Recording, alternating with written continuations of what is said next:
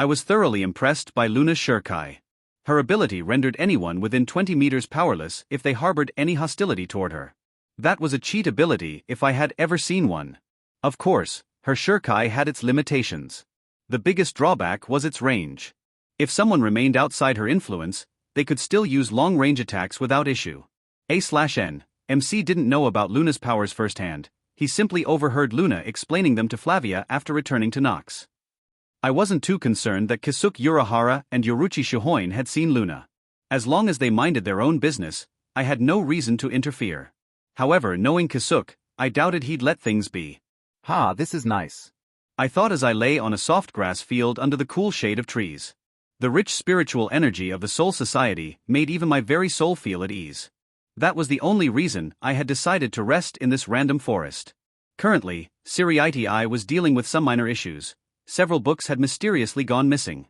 Some bold individual had even dared to steal from the captain commander, the captain of the 2nd Division, and even the personal collections of the 5th Division and the Kido Corps Library. A wisp of smoke appeared beside me, and Hela materialized before sitting down. This place is soothing. I feel a calming aura surrounding my soul, Hela murmured before laying her head on my chest. Yeah, the spiritual energy here is exceptionally rich, I replied, absent-mindedly stroking her hair. We stayed like that for hours, neither of us feeling the need to move. We had no pressing matters, and this world was far more complicated than what Death had initially told Hela. I glanced down at her peaceful expression and smiled. Hela was simple-minded in her own way. Give her things to kill and torture, and she would be perfectly content. However, my peace was abruptly interrupted when I sensed Luna leaving Nox alone. My brows furrowed in concern. POV Yoruchi. I hate that bastard. This was nothing short of animal cruelty. How was I supposed to find that strange blonde woman wearing a rainbow-colored dress with a wolf-topped hat? Damn it.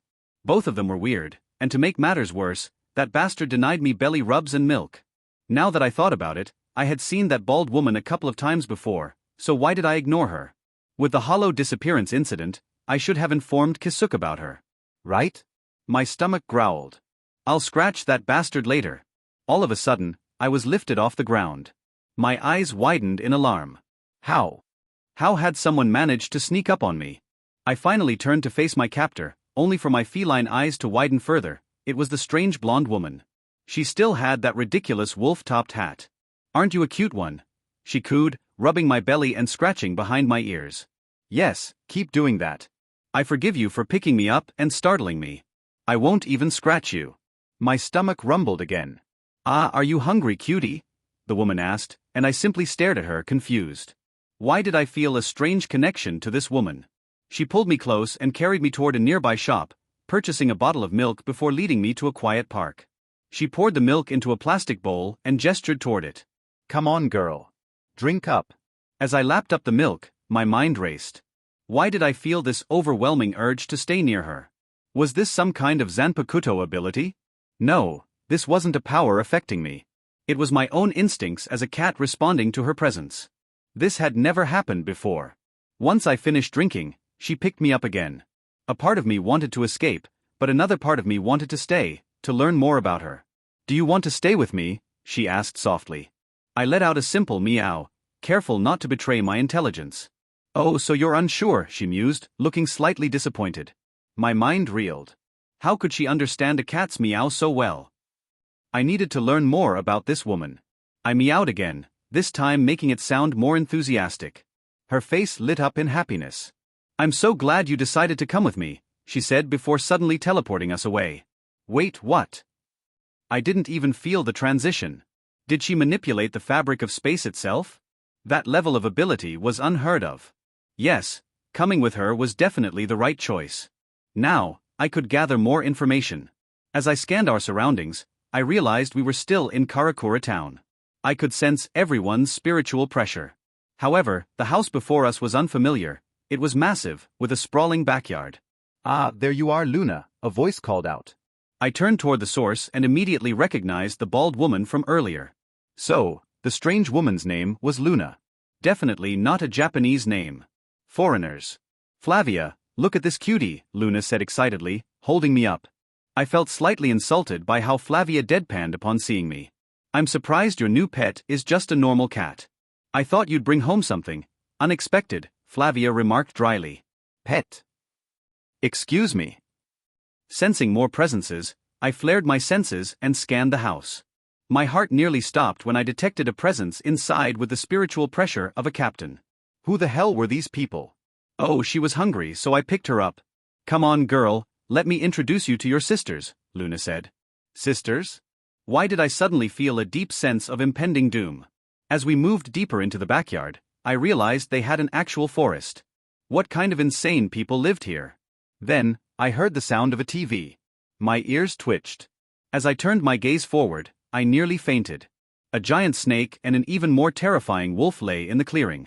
I felt death from the basilisk's gaze. As for the wolf, my instinct screamed at me to run. There was no way I could win against that monster. Cutie, meet your scaly sister, Attila, the basilisk. And this is your furry sister, Fenris, the god-killer Asgardian wolf, Luna introduced them cheerfully. I did the only logical thing. I fainted. A few hours later. Where am I? Screw that. I'm so comfortable. That must have been a crazy dream. Giant snakes, god-killer wolves?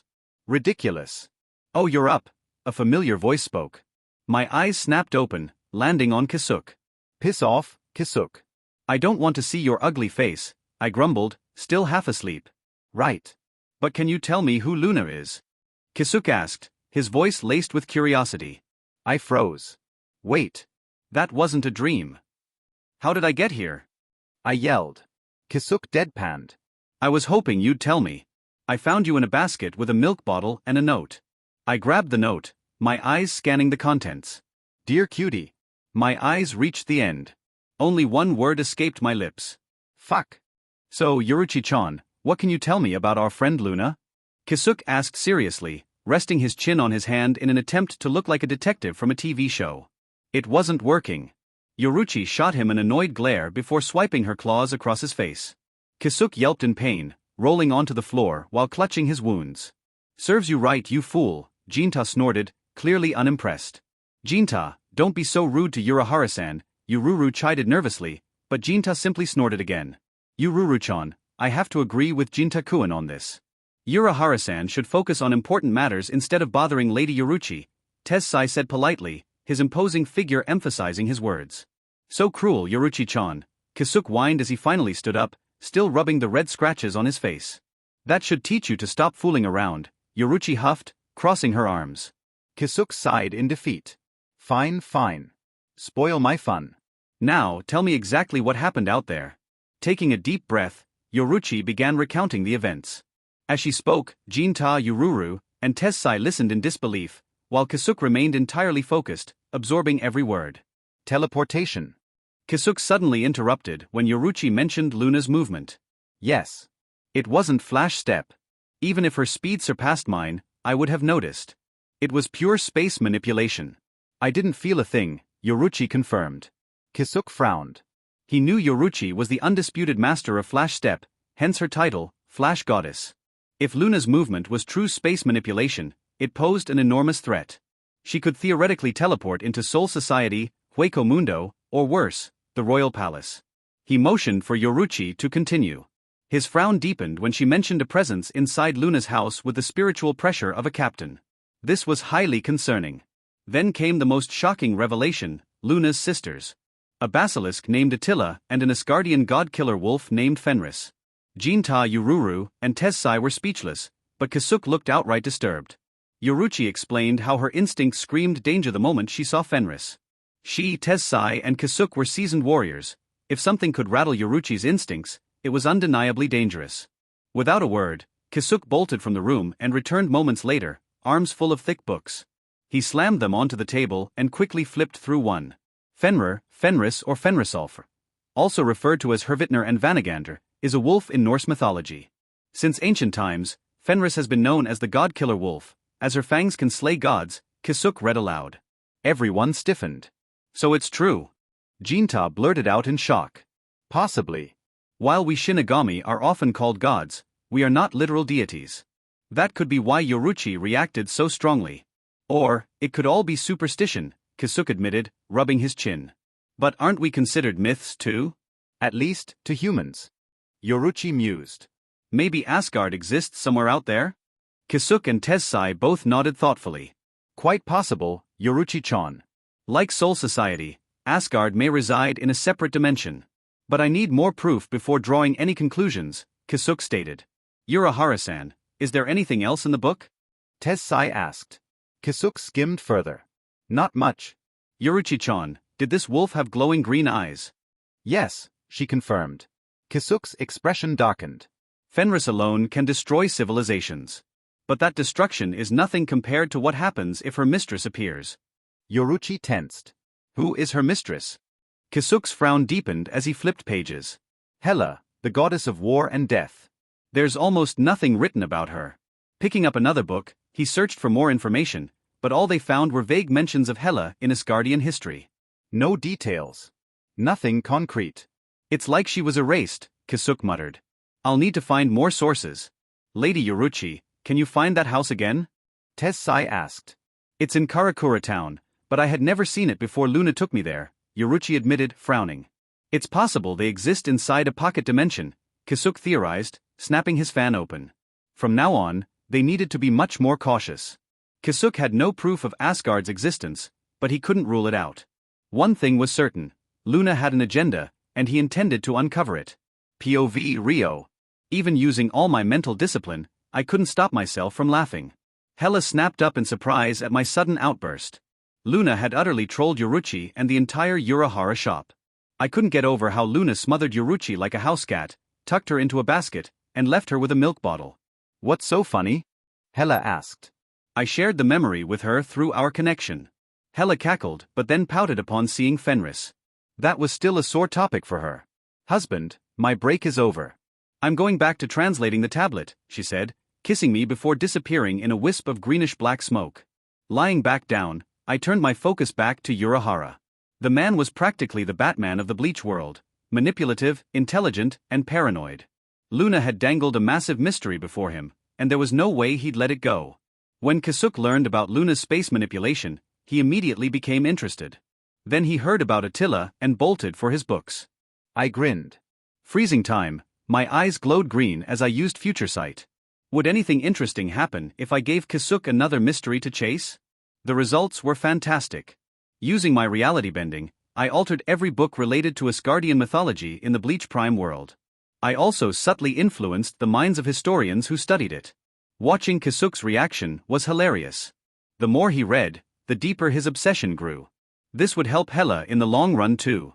Honestly, I could fix this world in an hour, but Hela wanted to handle things herself. Besides, the other girls wanted to learn cooking. A wry smile formed on my face. I had been expecting them sooner. Just as I finished that thought, two women materialized before me, clad in revealing armor. Though they looked human, I knew better. They had sealed their powers to avoid destroying this world. Without hesitation, they lunged at me. I didn't resist as they wrapped their arms around me, sobbing into my chest. If any omniversal gods saw these two like this, they'd probably have a stroke. I patted their backs. It's okay. I'm here. I'm not going anywhere. Please don't leave us again. We missed you so much, Hydriana sniffled. You're a big meanie. How could you leave us? Ardit pouted, glaring. You two know I'm not exactly Nemesis, right? I asked carefully. We know, Hydriana said softly. But you're still our family. And honestly, I like the changes. Ardit nodded. Yeah. And if you're uncomfortable, we can start as friends. I smiled. I'd like that. They beamed, excitement shining in their eyes. Like little kids. And just like that, I had my family back.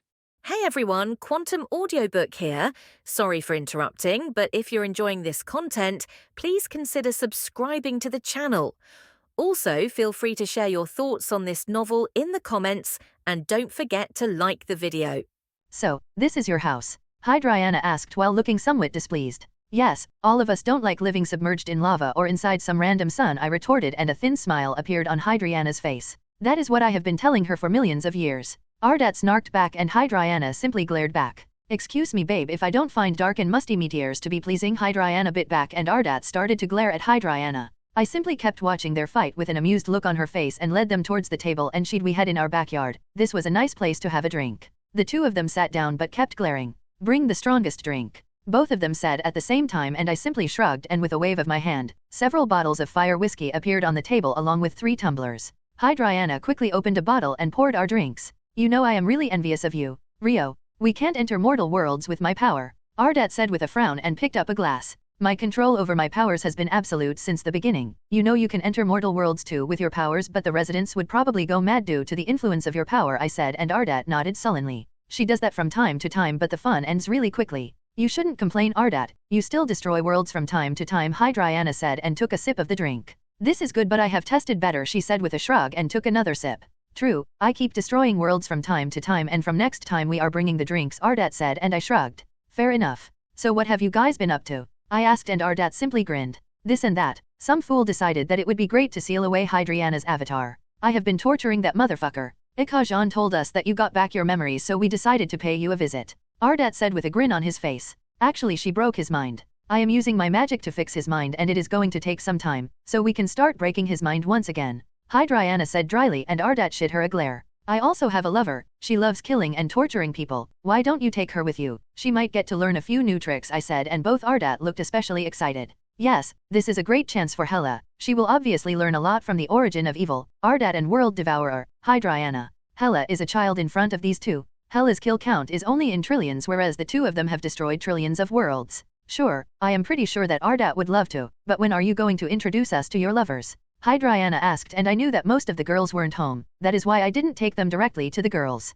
You guys are going to stay, right? I asked, and both of them looked at each other and shrugged. We aren't in any type of hurry, Ardat said with a smile. Yes, we can stay a couple of days, Hydriana said while nodding at Ardat's statement. Actually, some of the girls aren't home, I said sheepishly, and both of them smiled. So, Rio, how do you feel now that you are the strongest being in this omniverse? Hydriana asked, and I simply grinned.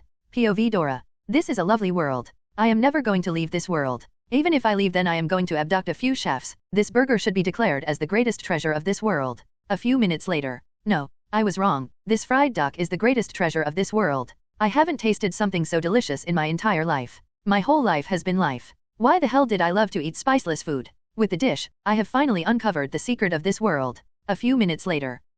How can I be so wrong? This tuna dish is the greatest treasure in this world. What was the name of that duck dish? Well, it can get buggered. Tuna is the best. Nemuri was right. Taking over the economic sector was the best. So, Dora, how was the lunch? Nemuri asked me, and I glared at her because she ruined my afterglow. Can I have another one of that tuna? I asked, and Nemuri simply snapped her finger, and only after a few seconds, the waiter brought another tuna dish. The food was lovely, Nemuri. I have never eaten something so delicious, Roomi declared. She finally finished her chicken soup. I am glad the two of you liked it, but I am going to be honest here, these chefs aren't even the best, Nemuri said, and I almost choked on the lovely tuna. Lies, I said, and slammed my fist on the table. Yes, I hired these guys from an average restaurant from somewhere in this city. I don't even know their restaurant's name, Nemuri said with a shrug. I felt my whole world shatter. This means I haven't reached the peak. I can still taste better food. I gulped in fear and looked down at my plate. This food made me euphoric. What is going to happen if I taste even better food? I might explode due to euphoria. Rio, you must put me back after I explode so that I can have your D and keep tasting even better food.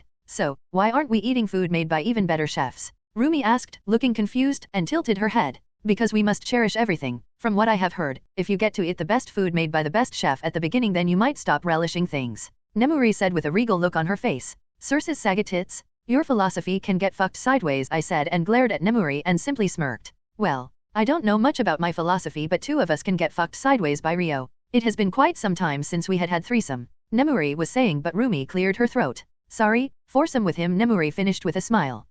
That offer is quite enticing. Maybe chocolate syrup sex. I always wanted to try that, and I know that Nemuri would never back away from any type of sex. How about we add chocolate syrup in the mix? I asked, and stars appeared in Nemuri's eyes. Wait, Roomi was saying, but before she could finish, she was cut off by Nemuri's sequel of joy. That would be lovely, Nemuri exclaimed cheerfully, and Roomi simply facepalmed. We aren't alone, you know, Roomi pointed out, and only now both Nemuri and I remembered that there were waiters and the chefs. There wasn't anyone else, as this was Nemuri's new office and she had hired them to make our food. They are under an illusion. They won't find anything out of the normal here, Nemuri said dismissively. Didn't you wonder why I had my ears and tails out? Nemuri asked, and both Roomi and I only noticed that now. Roomi also had her ears out, but apparently, she had forgotten about that. So, what are we going to do now? I mean, you have already acquired Tatsuki, Roomi asked and leaned back in her chair while twirling a glass of wine in her hand. That was just the beginning. For now, I need to collect some money from my accounts in the magical world. I have spent all the money I had brought from Marvel World, Nemuri said, and both Roomi and I nodded. She had to spend 3.6 trillion US dollars to acquire Tatsuki, and I never thought that I would see so many zeros in my entire life. That was a lot of money, you know. After the money is this world starts rolling in, we will start acquiring other businesses. We are in no hurry at this moment, Nemuri said. The three of us had to work really hard to legalize the money. I had to cast confundus, compulsions, and imperia so many times that my shoulders and fingers became sore. What about Luna's business? Roomi asked curiously, and I also became interested. It is almost ready. It took me some time to arrange everything due to the lack of funds, but her quibbler will be able to kick off from next week. She is pretty excited about that, Nemuri said with a smile on her face. It's good that Luna can write the original edition of Quibbler on her own days before using her power, or it would have been quite tiresome for her, Roomi pointed out, and both Nemuri and I agreed. You know, we need to learn those Shinigami arts, right? I asked, and Nemuri nodded her head nervously because was the one who had made the least amount of progress in that. Yes, or Rio will get really mad at us, Roomi said, but a perverted grin appeared on Nemuri's face. I can use that chance to propose angry sex. Nemuri muttered and flared her nostrils. Her cheeks acquired a red tint and she started to breathe heavily. Girls, meet two of my oldest friends. Well, more like my sisters, but it is really confusing with all these old memories, I said, looking towards the girls. This is Ardat, also known as the origin of evil, I said while pointing towards Ardat. She simply raised up her champagne glass when I introduced her. And this is Hydriana. She is known as World Devourer, then I said, pointing towards Hydriana. She also raised her champagne glass in the air when I introduced her. Hello, my name is Momo. Nice to meet you too, Momo politely introduced herself, followed by Jean, who was sitting beside her. Hello, my name is Jean Grey. It's nice meeting you too, Jean introduced herself with a smile. Watcher. I am Dora Tonks. You can call me Dora. Dora introduced herself in her usual bubbly nature. Hi, I am Nemuri Kayama. It's nice meeting you too, but are you perhaps stepsisters? Nemuri asked, and I simply facepalmed, and everyone other than Nemuri, Luna, Ardat, and Hydriana groaned. I should have expected that. Both Ardat and Hydriana tilted their heads in confusion and turned towards me. It was obvious that they didn't know about the reference, so I used my mind powers to send a telepathic message to them. Both of them gave me blank looks for a few seconds until the two of them burst out laughing. Now, Nemuri was one who looked rather confused because she was still waiting for their answer. Ardat and Hydriana finally calmed down. Sorry. I was simply unable to hold back, Hydriana said after calming down. Our relationship was never like that. The two of us aren't into men, to be accurate, Hydriana said, and Nemuri nodded her head in understanding. You are interesting, Ardat said with a smile, and Nemuri smiled at the statement. Let's move on with the others, I said dryly and shot a glare towards Nemuri, who simply blushed. Yes, I should have expected that too. I am Luna. Luna exclaimed with a bright smile on her face. Luna didn't say anything else and continued looking at the two of them with a dazed look in her eyes. Yes, that's just Luna. Hello, my name is Roomi. Nice to meet you too, Roomi introduced herself politely. Hi, you can call me Nat. Nat introduced herself. She was slightly nervous. I see, she is still having some problems with gods and stuff like that. I will have a chat with her later. Hello, my name is Fleur Delacour. It is a pleasure to meet you too, Fleur introduced herself in a regal manner. Hi, I am Aurora. It's nice to meet you, Aurora said with a smile. Greetings. My name is Hela. I am pleased to meet my husband's sisters, Hela said with a polite smile on her face. Ardat's head snapped in my direction. She is the one you were talking about, right? Ardat asked, and I simply smiled. Yes, you must be Death's avatar, right? I can feel her power oozing out of you, Hydriana said, and Hela nodded her head excitedly. Her bloodlust is quite strong too. I am impressed, Ardat said, and this surprised Hela, as wasn't releasing her bloodlust, but for someone like Ardat, sensing her bloodlust was a piece of cake even though her powers were sealed. Then their eyes finally turned towards the last member sitting at the dinner table. Hello, my name is Flavia. It is nice to make your acquaintance, Flavia introduced herself, and Hydriana stared at Flavia intently. Flavia shifted uncomfortably in her seat. I simply smiled, as I already knew what was going to come. Tell me, girl, do you want to learn magic from me? Hydriana asked seriously, and Flavia's eyes grew slightly at the sudden offer. Ardat whistled after hearing Hydriana's words. Both of us knew that if Hydriana is offering something like that, then Flavia must have a lot of potentials. I decided to elaborate on Hydriana's offer to Flavia. Flavia, this is a time chance. If you want to learn magic, then you can't get a better teacher than Hydriana here. She might be called the World Devourer, but she has another title, Hydra of Magic, I said, and Flavia simply dumbly nodded her head. Girl, even Rio here would lose against Hydriana in a pure magical fight. There is no one in the Omniverse who can win against her in a magical fight. Ardat elaborated from the side, and Flavia once again nodded her head. Hearing our words, the other girls looked slightly dejected. Hydriana noticed that and decided to speak up. I understand that most of you can use magic, but her magic is somewhat similar to mine, but unlike her, instead of dimensional energy, I use my own power, Hydriana explained, and the other girls nodded. Then Hydriana's eyes once again landed on Flavia. You don't need to make a decision right now. We are going to be here for a couple of days. You can give us an answer before we are going to leave, Hydriana said, and Flavia somewhat relaxed after hearing that she didn't need to decide right at this moment. And I call dibs on you, girl. I am going to show you some tricks while giving you some tips, Ardat gushed out excitedly while pointing towards Hela. Before answering, I would need to discuss with my husband, Hela answered politely, and Ardat's grin widened. Sure. Ardat waved off dismissively. Now that the introductions are over, let's eat, I said, and everyone agreed. Well, Hela didn't need to have a talk with me. I will obviously allow her to go with her, and I was the one who asked Ardat and Hydriana to train Hela, though Flavia is a surprise. I hope she accepts the offer. This is an offer no one should deny. Though I feel slightly bad for the other girls, as soon as they finish learning the Shinigami arts, I will show them the basics of the magical circle's magical system. I wonder if they still want to learn cooking after that. So, the dinner passed just like that, happily chatting with each other. Ardat and Hydriana kept telling the girls stories about our adventures, nothing too gruesome though. After all, we did have fun from time to time, we couldn't destroy worlds all the time. I used my powers to arrange a room for Ardat and Hydriana. Just as I had thought, Hela asked me if she could go with Ardat. I simply agreed, and I also told her that it was me who had told Ardat about her. Hela didn't mind since she was getting to learn. The next day the girls decided to take Ardat and Hydriana on a shopping trip. Shopping trip? What's that? Ardat asked with a confused look on her face. We might visit Mortal World from time to time, but it is mostly for drinks and stuff like that. So, we don't know much about mortal culture, Hydriana pointed out when she noticed the incredulous looks she and Ardat were getting. So, after that, Momo happily told them what a shopping trip was, and both Ardat and Hydriana agreed. Hela, do you join us too? Jean asked, and Hela simply tilted her head in confusion. To be honest, I don't know, Hela said with an unsure look on her face, but after some convincing from the other girls, Hela shrugged and decided to join the trip. The girls were going out on a girls' exclusive shopping trip where I wasn't included, so I decided to use my time to practice the Keto spells. I have fallen in love with those, so I decided to recreate them for the physical plane using the magical circle's magic system after I completely master their original versions. Even though the girls didn't invite me, I had my omnipresence, so the point was moot. All of a sudden I stopped my practice when I saw two guys trying to get handy with Jean and Fleur, but I didn't need to worry, and Hela was nearby. Nov, L, B /JNN. Since Hela was an evil, bloodthirsty, and educated woman, she simply knocked them out and in a wisp of greenish-black smoke, teleported the two of them into our dungeons. It was already night when the girls finally returned from their shopping trip.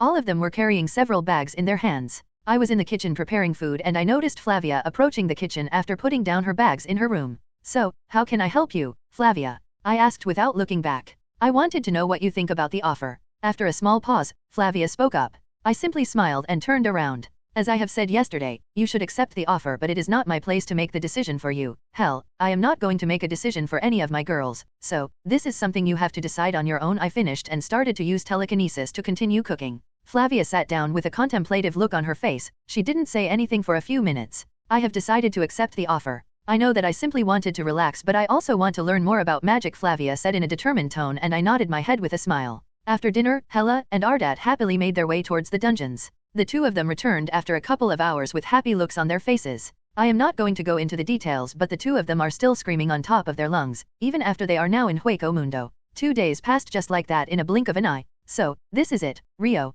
We will keep visiting from time to time. Hydriana said with a smile. Flavia was standing beside Hydriana as she was going with her. Sure, the two of you are always welcome in my house, I said with a smile. Kukiku, next time I will be bringing drinks. And tell that dem pigeon that I said hi when she comes around. Ardat said, and I simply smiled. Don't worry, husband. I will be back in a couple of months, Hela said and pecked me on the lips. Sure. I will be waiting for you, I returned with a smile, and Hela went to stand beside Ardat. Red miasma surrounded Hela and Ardat, and the two of them disappeared while two magic circles appeared under Flavia and Hydriana, and they disappeared too. Nearly 11 months have passed since Flavia and Hela have left with Ardat and Hydriana. I visit them from time to time, at least when the two of them are free. Flavia's training was going to take a few years because she could learn something worthwhile from Hydriana, but after watching Ardat's techniques and skills, Hela decided to continue learning from her. Hela readily agreed that she was just a beginner in front of Ardat. To be honest, I missed Hela, but there was no way that I was going to interrupt her training. Both Hela was immortal as long as she was Death's avatar. Even if Death dies, Hela will remain immortal. As long as the concept of death exists in the Omniverse and Hela is still appointed as Death's avatar, she will stay immortal. I was eternally youthful, so I wasn't worried about getting old, and a year won't mean shit in the long run. It's completely ignorable, everything considered. Luna also visits Flavia from time to time for their tea parties. Flavia has to work her fingers to the bone every day, though she didn't complain as she was getting to learn new things. She was completely determined, if anything else. The rest of the girls aren't idle. Fleur and Jean had prepared a timetable to manage their time. Even though the girls were learning the Shinigami arts, they didn't want to give up on cooking. I also kept improving my cooking skills as I didn't want to lose to the girls when I already had a massive head start. In these months the girls have become extraordinary chefs, at least the girls who were interested. It was more than enough for them to enter Tatsuki and breeze through their curriculum. Momo had decided to pick Japanese cuisine as her speciality, whereas Fleur had decided to go with French cuisine. Luna was Luna, so she decided to go with the sweets, cakes, and desserts route. Ororo had decided to go with the Mughlai cuisine, pretty odd but definitely interesting. Jean has decided to go with the medicinal cuisine, quite surprising, right? Yeah, I thought that too. Nat has decided to choose the versatile path. She didn't have any speciality like the others, but she had quite a few masterpiece dishes in her arsenal. Now, it wasn't like the girls were hopeless in the other cuisines. They were good at making anything, but they have decided to master a particular cuisine, except for Nat, of course. She had decided to take the versatile route. Well, it might seem like that the 6 of them became extraordinary chefs in just 11 months, but that wasn't the case. I had to accelerate the time around Nox multiple times to transform the girls into extraordinary chefs. I was also bringing them ingredients from a different world. Hands down, the ingredients from the world of Toriko were the best. That is why I only brought those ingredients from time to time, or the girls won't get to improve their cooking styles. I understand those good ingredients are necessary for good food, but there are other factors than good ingredients. I didn't want any of my girls turning into Mido Akumi and thinking that ingredients are everything. Nemuri, Dora, and Roomi were only interested in eating food, not learning. So, we had an odd number of judges who could rate our food. My food was always the best. I was finally reaching the realm of creating foodgasms. I was talking about normal people, perverts don't count. Cough Nemuri cough. While Momo, Fleur, Luna, Ororo, Jean, and Nat were busy with cooking, Nemuri, Roomi, and Dora were busy acquiring businesses and markets. Currently, the Kayama industry is the biggest business empire in the world, and there is no one who doesn't know about Nemuri Kayama. Dora and Roomi simply help Nemuri with the Kayama industry, as Roomi is the one who manages the entertainment sector of business, like the nightclubs, theaters, amusement parks, and stuff like that. Whereas Dora acts as a contact. With Dora's mimicking powers, it is pretty easy. Throughout these 11 months, Urahara and Yoriyuki have been looking through the Karakura town trying to find Luna or Nox, but they weren't able to find either of them. This frustrated the two of them, but there was something else that frustrated the two of them even more. Luna left some gifts and milk bottles in front of Urahara's shop from time to time along with a note, but they weren't able to catch Luna in the act. I found this whole thing hilarious. I couldn't believe that Luna kept pranking Urahara and Yoriyuki in such a manner. I was also giving bones to Urahara from time to time. The residents of Urahara's shop were now absolutely certain about the existence of Asgard at some point in time. I have been leaving some clues here and there, but I didn't give any information regarding Hela except for her name, which frustrated him even more. Enough about the others. It took me approximately 5 months to master all the Kido spells, and after that, I started to modify them. I started with Heido 96 Ido Kaso. I didn't want to lose my arm after the technique. That would have been pretty insulting. It took a whole month to modify Itokaso, so now I don't need to sacrifice my arm if I use that Heido, and Hanki was the hardest Kido spell to master, as it kept changing with the Kido and Bakudo spells I wanted to nullify. Now, I was remaking the Kido spells for the physical plane using the magical circles magic system. It was hectic, but it would definitely be worth it. I have also achieved my Bankai in these months, but it is going to be a secret for now. All the girls including Hela have achieved their Shikai and Bankai. I was so proud of them. Only Flavia hasn't achieved Bankai as she was busy with her magic training. A/N. I will slowly reveal their Shikais and Bankais with the progress of the story, so don't ask me to reveal them now, publicly. If you want to know, then you can DM me on Discord. Then my mind shifted towards a completely different topic. Only 2 days left until the Tatsuki entrance exam. Let's see how it turns out. Kayama Shopping District, Sumair Town. So, let me get this straight. You promised that we won't be going after their shop just because he blackmailed you with food. Dora hissed in anger. The black-haired woman sitting in front of Dora shuddered in fear. Usually, Dora was a nice and easygoing woman who was also a klutz. She did silly things and kept tripping around everywhere, but she also had a snapping point, and the woman currently sitting in front of Dora has reached that point. N/O/vel/b/in.c//om. Yaiko Minagazaki was an urban planner. Her team was hired by Kayama Industries to convince the shop owners to sell their shops to Kayama Industries so that they could expand their shopping district. Kayama Industries would have given a stall to the shop owners for free if they sold their plots. But the dumb woman had gone and promised that Kayama Industries aren't going to go after someone's shop, and Dora simply wanted to crucio that woman. Who the fuck are you to make a promise using our company name? Dora growled out and Yaiko shuddered in fear. Did you forget that we simply hired you? Dora hissed menacingly. Get the fuck out of my office. Dora said coldly after a few moments. Yaiko remained frozen in her seat. Seeing that Dora shot her a venomous glare, and Yaiko yelped in fear and ran out of the room. Dora released a sigh and started to rub her temples. She would never understand why some fool even hired such a stupid woman. If you are sabotaging a shop and asking for a particular dish, then you shouldn't even bother to taste anything else. Dora pulled out her phone and called Nemuri. Nemuri wasn't happy after hearing Dora's story. Nemuri simply told Dora to fire the people who have hired that woman. It wasn't a huge loss for them or something like that, but the stupid people can ruin your company. It wasn't anything personal, just business. Dora sighed once again after disconnecting the call. She said that the food was irresistible. I should have a look. Let's see if the woman was really dumb or the food is really that good, Dora thought and left the office. She could always fire the people after returning. Everyone greeted Dora through the office, but Dora didn't bother to pay them any attention. She was rather busy being careful, not wanting to trip and plant her face on the ground. Being haughty is understandable when you are a boss, but being clumsy isn't. Dora released a huge sigh after she was finally out of the office. Dora quickly made her way to the parking lot. She did trip several times because of that, and she even planted her face on the wall. It was one time, but it happened. Dora was hurrying so much because she was excited to ride her bike. After a lot of convincing, she was able to get Rio to buy a bike for her. She could have bought something on her own, but Rio would have confiscated it, so she had to take the hard route, and she didn't even have to spend her own money. Yes, she felt really good. I think I would have fallen in love if I wasn't in love with Rio, Dora cooed inside her mind, but she completely ignored the fact that she always kept falling. Dora climbed on the bike and picked up the helmet and put it on. She put in the key and the bike purred when she turned on the power. It was an electric bike, but the company has added some features to the bike to make it feel like a normal racing bike. Images here. Dora rode out of the Kayama shopping district. Her destination was the Sumayardari shopping district. It only took a few minutes for Dora to arrive in the said shopping district, as it wasn't that far from the Kayama shopping district. Dora finally located the diner. She did have to ask a couple of people for directions though. Dora got off the bike and noticed that the store was closed, so simply knocked on the door. She could sense a boy inside the store. Only after a few moments, a red-haired boy came out. The boy carefully watched the woman in front of her. The woman had bright purple hair and scarlet eyes. "Hello, how can I help you?" After a small pause, the boy asked Dora, "Is the store closed?" Dora asked, and the boy simply nodded his head. "Yes. I will be attending Tatsuki, so I can't attend the store," the boy said, and Dora nodded her head.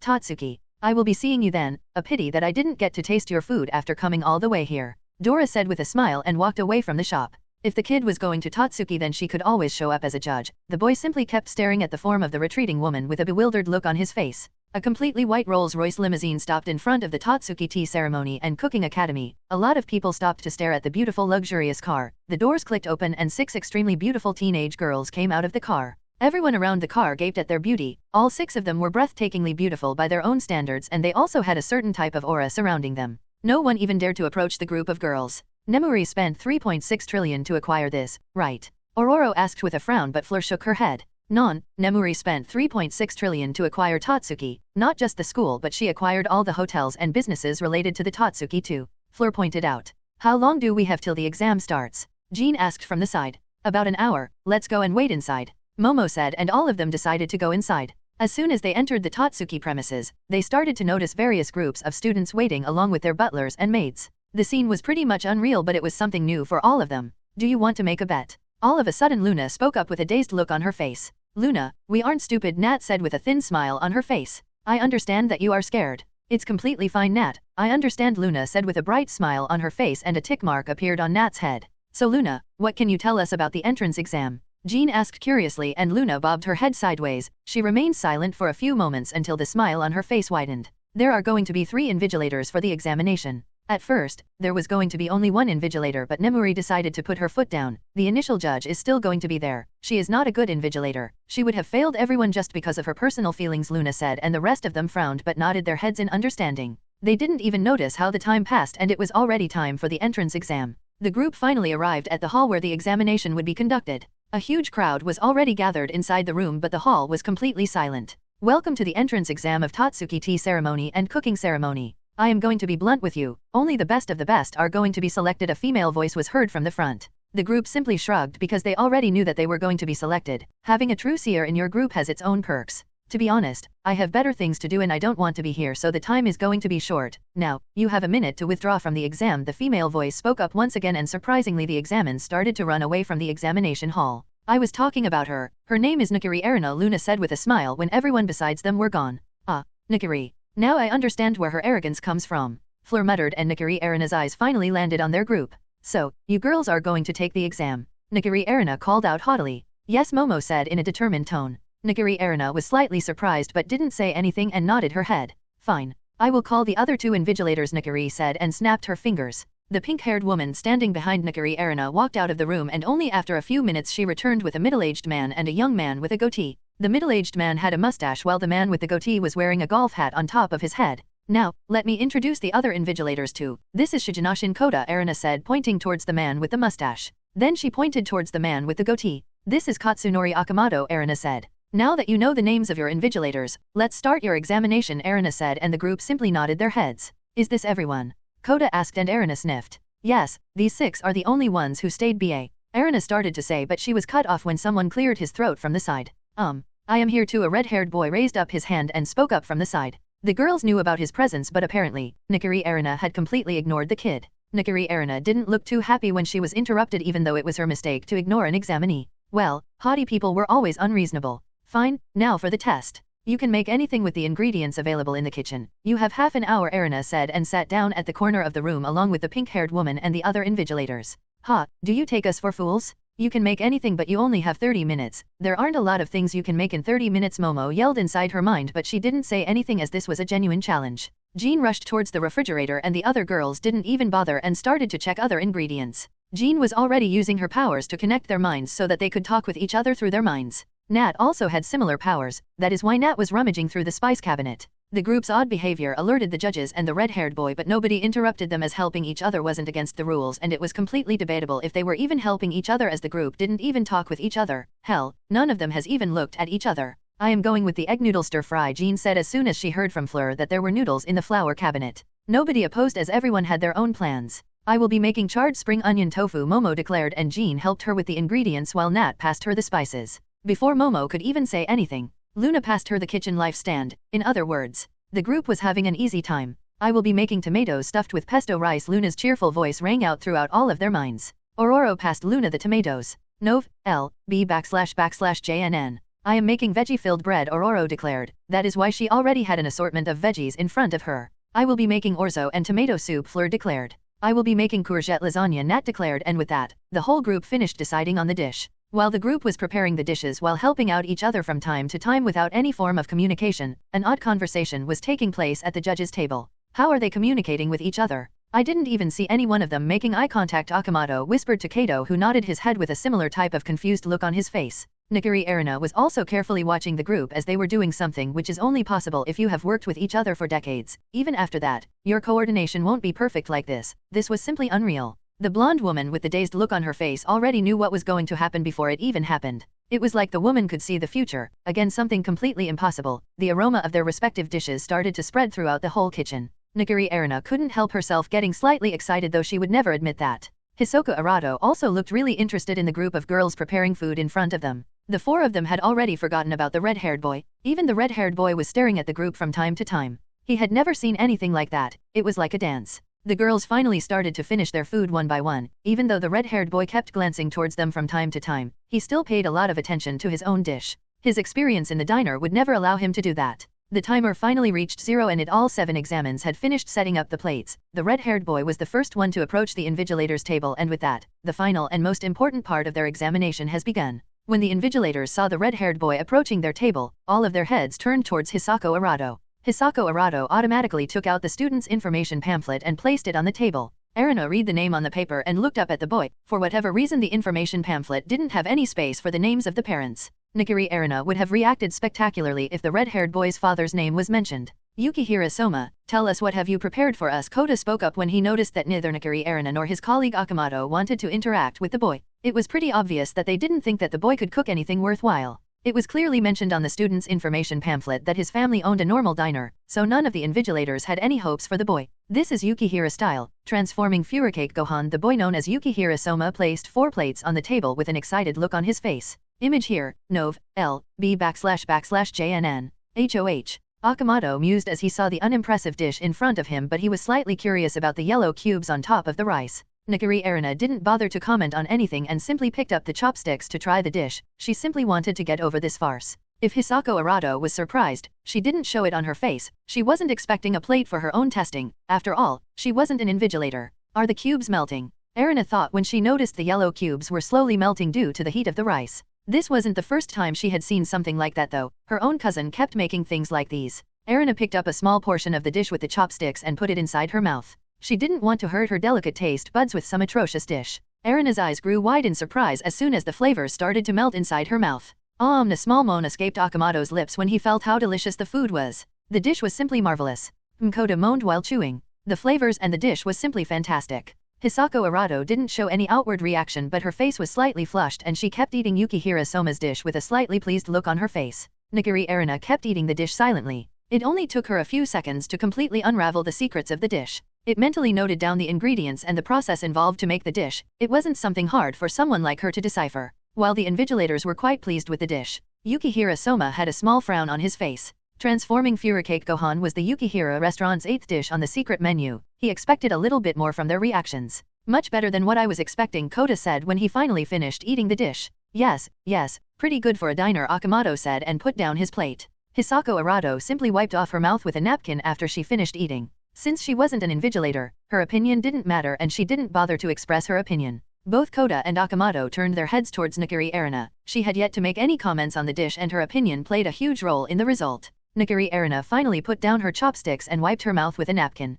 She was yet to show any expression on her face. Adequate. I hope you learn more in Tatsuki, Erina said, and only after that Kota and Akamoto turned their heads towards Yukihira Soma. The dish was pretty good. I hope that you grow more in Tatsuki, Akamoto said in a cheerful tone. Yes. I am also looking forward to your improvements, Kota said in a neutral tone. Yukihira Soma, you have passed the entrance exam, you may return now. We will post your acceptance letter, Hisako Arado said in a neutral tone without any change of expression. Yukihira Soma didn't even know if he should laugh or cry. He expected much from the dish, but their reactions were pretty bland. Next, Nagiri Erina called out without bothering about Yukihira Soma's expression. The red-haired boy finally came out of his trance and backed away. He decided to wait to see what the group of girls had prepared and how the invigilators would react to their dishes. Luna skipped towards the invigilators' table and placed down the tray. Please enjoy the Luna style, tomatoes stuffed with pesto rice, Luna said with a beaming smile on her face. Surprisingly, everyone gave her a sweet smile, including the stoic-looking Nagiri Erina and Hisako Arado. Image here. All 4 of them picked up a plate and started to cut the tomatoes with a fork and knife. All of them ate a small portion at the same time and immediately a smile appeared on their faces except for Nagiri Erina, but she wasn't able to hide a small smile forming on her face. None of the invigilators said anything and continued eating the dish with a smile on their faces. Yukihira Soma was quite surprised to see their reactions. They didn't react in such a manner when they tasted his dish. He clenched fists in determination. He was going to work harder from now on. When his father had told about this school, he had scoffed off at the beginning, but when his father has told him that he had failed to graduate from this school, he had decided to graduate from Tatsuki to surpass his father, and now, he was assured that he was going to face a lot of challenges in this school. He eyed the rest of the girls. All of them were relaxed and none of them were bothered. It meant that they were quite confident about their dishes. Your dish was lovely, Akamoto said with a beaming smile on his face. Yes, I am already looking forward to your future, Kota said with a smile. He looked really satisfied. It is quite clear that this isn't your specialty, but your dish was still able to impress me. I will be looking forward to your dishes, Erina said while wiping her lips. Hisako Arado's eyes grew wide in shock. Such a compliment from Nagiri Erina meant a lot. Luna Lovegood, you have passed the entrance exam, you may return now. We will post your acceptance letter, Hisako Arado said, and Luna beamed at them. Glad you liked it, Luna chirped cheerfully and everyone smiled. It was a happy atmosphere. Luna returned to her initial position and Jean started to approach the invigilator's table with her dish. Jean placed down her tray on the table with a polite smile on her face. I have made stir-fried egg noodles. Please enjoy, Jean said politely, and the invigilators quickly picked up their own plates. Hisako Arado also picked up her own plate. Image here. The invigilators slowly put some noodles in their mouths and immediately their eyes grew wide, but Hisako Arado was the one who was the most surprised. So hot. Akamoto exclaimed loudly but didn't stop eating. Instead, his speed increased. So spicy? But I can't stop. Kota exclaimed and continued to slurp the noodles. If Luna's dish was lovely, then Jean's dish was impactful. Luna's dish was sweet and sour while Jean's dish was spicy. It was a punch of spiciness, but that wasn't all. Your dish is really spicy, but at the same time, your dish is also soothing. I am impressed with how you have used the medicinal herbs, Erina said when she finally finished her food. Jean's smile widened after hearing her words. Jean Grey, you have passed the entrance exam, you may return now. We will post your acceptance letter, Hisako Arado said with slight uneasiness in her voice. Jean simply smiled, but she very well knew why the pink-haired woman felt uneasy. Jean simply nodded her head and returned to her station. Just as Jean started to return, Fleur started to head towards the invigilator's table. She placed the tray on the table. Her tray contained 4 white cups filled with some kind of tomato soup. I have prepared orzo and tomato soup. Please enjoy, Fleur said regally and started to place the cups in front of the invigilators. All of her actions were completely regal. All of her actions were very ladylike. Image here. The invigilators picked up a spoon from their unending cutlery and started to eat the soup. Kota and Akamoto started to slurp the soup with a gleeful look on their faces while Nagiri Erina continued to sip the soup normally. Even if she was surprised, she didn't show it on her face. Hisako Arado continued eating the soup with a small frown on her face. This is the second dish where I have tasted medicinal herbs. Both of them have used the herbs quite brilliantly too, Hisako Arado thought with an uneasy smile on her face. Hisako Arado was a much better cook when medicinal herbs were involved, but for whatever reason, she felt uneasy and she knew that these girls didn't go all out. They noticed this when they tried Luna Lovegood's dish. All of these girls were holding back significantly and that scared her. Marvelous! Akamoto exclaimed loudly and put down the cup, but Fleur's expression didn't change. It seemed like she was assured of this kind of reaction. Fabulous? There is nothing I can say about this dish, Kota proclaimed loudly and happily nodded his head. The texture of your soup was smooth but not too smooth, quite perfect. It wasn't too thick or thin, it was right there in the middle, perfect for a soup like this. Impressive, Nakari Erina said in an impressed tone, but inside her mind, she was also frowning. None of these girls had any kind of experience in a kitchen, and such perfection wasn't possible if you haven't worked in a professional kitchen. It looked like these girls were working together for years, their coordination was simply absurd. Fleur Delacour, you have passed the entrance exam, you may return now. We will post your acceptance letter. Hisako Arado's voice brought Nakari Erina out of her deep thoughts. Fleur returned to her station with a small smile on her face, and Aurora was already making her way towards the invigilator's table with a tray in her hands. Aurora politely placed the tray on the table and started to place the plates in front of the invigilators, and lastly, she placed a plate in front of Hisako Arado. Veggie-filled bread, please enjoy, Aurora said with a polite smile on her face and took back a step, not wanting to get into their faces. Image here. The invigilators slowly started to cut the bread, then they dipped the bread in the sauce and finally they placed the bread in their mouths, a pleased look on their faces as they started to chew. The flavors of the vegetables started to spread through their mouths and they couldn't stop themselves from smiling, including Nakari Erina. So soft, all of the vegetables are perfectly cooked, Kota said with a smile on his face. Yes, the bread isn't too thick and the vegetables are perfectly sliced, Akamoto said while breathing heavily and continued eating Aurora's dish. You have used various types of vegetables but none of them have an overbearing flavor. All of them are perfectly complementing each other, Erina said when she finally finished eating the dish. She wasn't going to admit it but she was quite satisfied with the dish. Aurora Monroe, you have passed the entrance exam, you may return now. We will post your acceptance letter. Hisako Arado and Aurora returned to her station with a cheerful smile on her face. When Aurora finally returned to her station, Nat started to head towards the invigilator's table with a tray in her hand.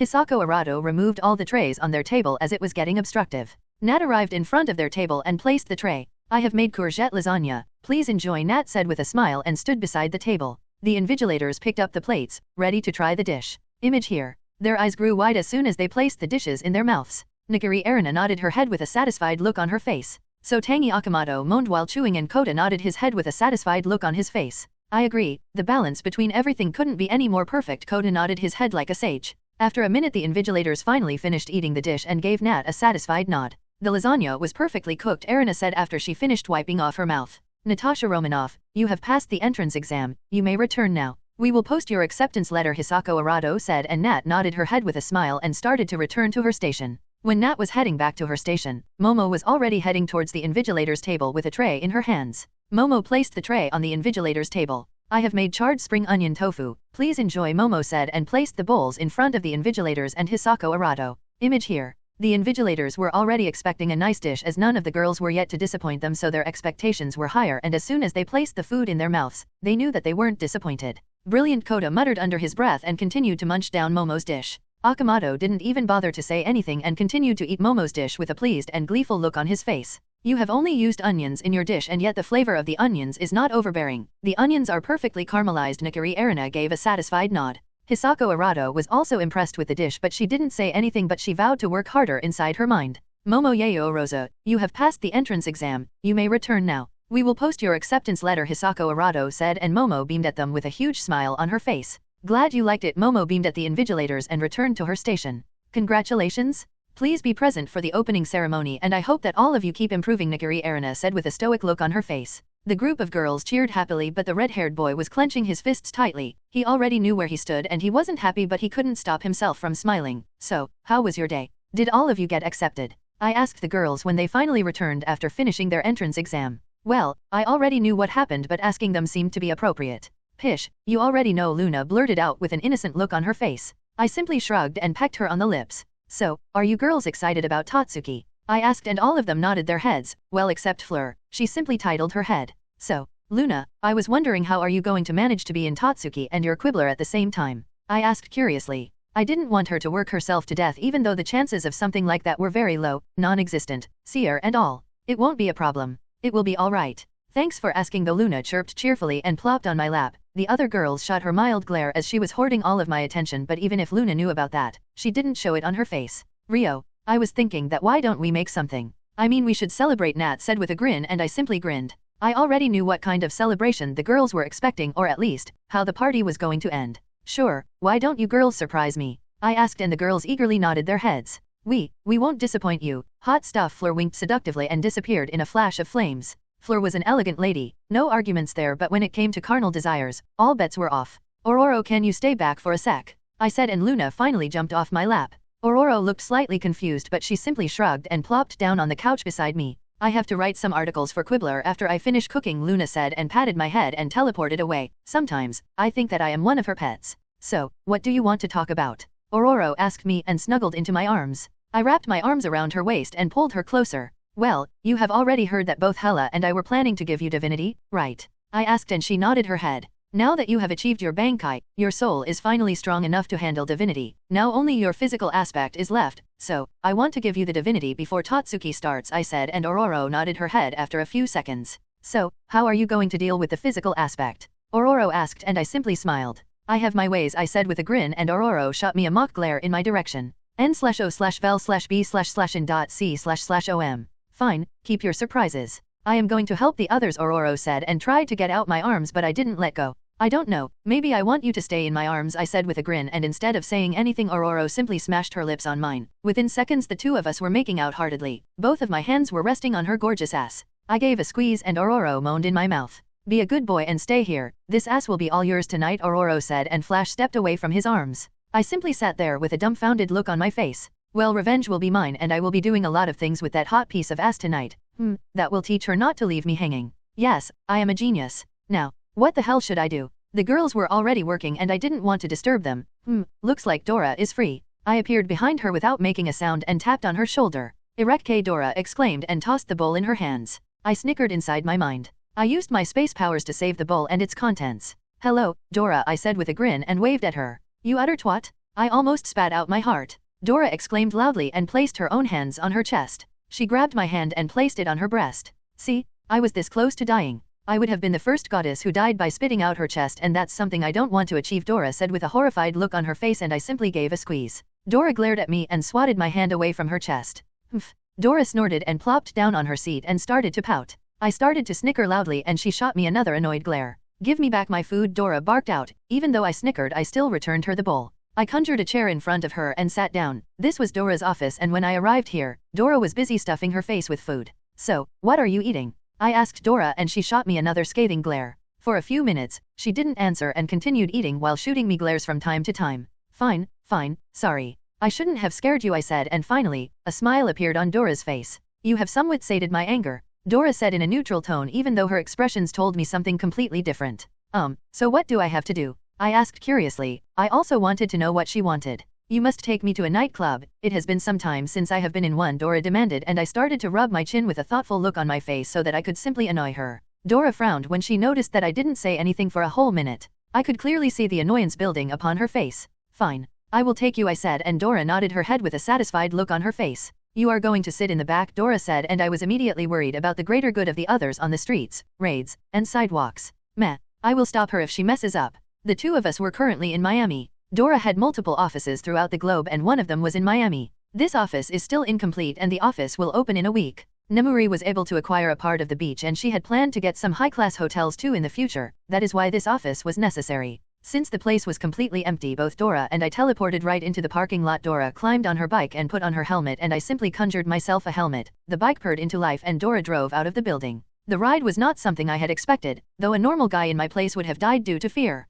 Dora was not an ideal rider. Dora had brought me to one of the biggest nightclubs in Miami. She had brought us to the basement. The bouncer simply allowed us to enter when he saw Dora. I think Dora was already planning something like this but I simply shrugged and followed her. The music was pretty loud and the whole dance floor was filled with guys and skimpily dressed women. Dora led me straight to the bar. 2 OMFG margarita, please, Dora said and the bartender nodded his head and started to prepare the drinks. So, how long have you been planning this? I asked and she rubbed the back of her head sheepishly. For quite some time, Dora said while laughing nervously, and as soon as we got the drinks she chugged down her drink and started to stare at me intently. I chugged down my drink and she started to lead me to the dance floor. After dancing together for a few minutes, Dora spoke up. You know, I was wondering if you want to play a role with me. I mean in the bedroom. Dora winked at me. I placed my hands around her waist and pulled her closer. So, what do you have in mind? I whispered into her ear. I was wondering about forced BDSM. Dora trailed off and licked my earlobe. Yes, the night was going to be really wild. My eyes opened and I pulled myself out of the tangle of female limbs.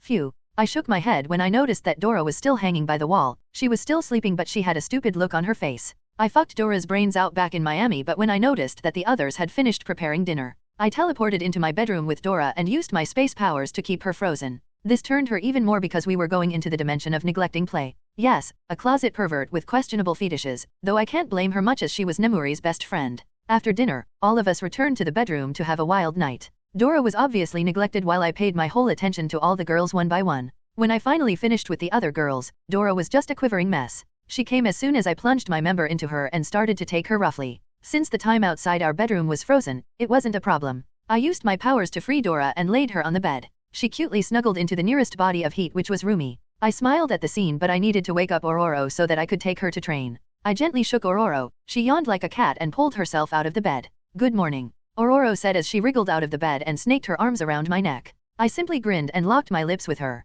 I grabbed her butt and gave a squeeze. Ororo moaned into my mouth and ended the kiss. She smirked and raised her eyebrow. Looks like you still want to play with my ass even after last night, Ororo said, and I shook my head. I will never get enough of it, I declared proudly and gave her ass another squeeze. Ororo simply chuckled after seeing my antics. So, when are we leaving? Ororo asked curiously. As soon as we finish breakfast, I said, and Ororo was already dragging me towards the shower. After a quickie and shower, both of us found ourselves in the kitchen. Ororo decided to prepare some sandwiches. I am so glad that the Food Wars world is merged with this world or girls would have never learned how to cook. Ororo finally placed the sandwiches in front of me and sat down beside me. So what should I expect? Ororo asked while eating. Fighting, of course, I said like it was the most obvious thing in the world. Ororo gave me a stink eye and snorted in amusement. It only took us a few minutes to finish our breakfast and the rest of the girls were only coming down now. I quickly greeted them and pecked them on the lips one by one. All of them were still basking in the afterglow. So, when are you guys going to return? Roomi asked me while sipping tea. Don't know, everything depends on Ororo, I said with Ororo, and she also shrugged when she noticed that everyone's attention was on her at this moment. I don't even know where I am going, so. Ororo trailed off and other girls decided to leave her alone since she also didn't know where we were going. With a wave of my hand, a portal appeared beside Ororo and me. Let's go, I said while pointing towards the portal. Ororo nodded her head and quickly stepped into the portal. I waved at the girls and entered the portal too. The two of us were now standing inside a wide hallway. The walls were lit up with blue lights. This place seems to be quite depressing, Ororo pointed out. You won't see me arguing with that, I said in a bland tone. Yes, this place looked really depressing. I feel several life signs ahead, though, they don't seem to be human, Ororo said, and blue lightning started to crackle around her hands. Only after a couple of seconds, a group of goblins appeared down the hallway. They were rushing towards us with primitive weapons in their hands. Goblins? Ororo asked me, but her eyes were focused on the group of goblins rushing towards us. A lighting whip appeared in Ororo's hand. With a loud crack she bisected all the goblins into two from the middle. We are in a dungeon, right? Ororo asked me and I simply grinned. Yes, we are inside a dungeon. A dungeon is the best place to level up, isn't it? I asked and Ororo nodded her head with a confused look on her face.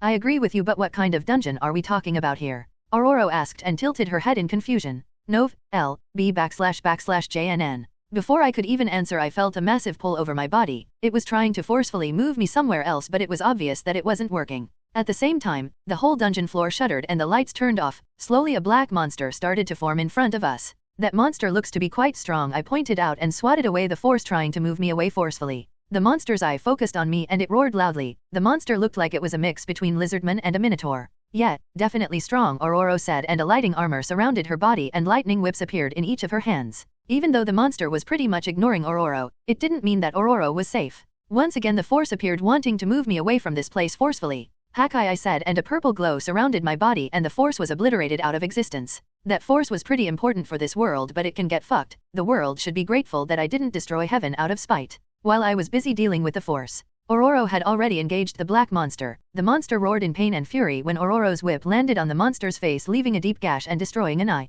The monster clawed at Ororo, who simply jumped back using the more than impressive speed. Her speed might be already in the SSS rank. The monster also had some sort of regenerative ability as its wounds were getting healed, but its eye wasn't healing. With a shift lunge, Ororo was finally to get close enough so that could wrap her whip around the monster's neck. With a strong yank, the monster lost its head. The huge monster's body dropped to the ground with a loud thud and its head dropped only a few feet away from the main body. That was tiring, Ororo pointed out, but she didn't have to work that hard to kill the monster. It would have been easier if she had used her Zanpakuto. I still remember when the girls hounded me to make a storage ring for them. The lights finally returned in the dungeon. That wasn't a normal monster, right? Ororo asked and I shook my head. No, it was a special type of monster which only appears if a god steps foot inside the dungeon. Since I am here with you, the monster was spawned, I said, and Ororo nodded her head in understanding. With a wave of my hand, Ororo's fauna appeared in front of me. Usually, it is only visible on an adventurer's back, but with the use of my reality powers and my mind powers, it became visible to me in such a manner. The laws of heaven were already weak as I had destroyed the heavenly force.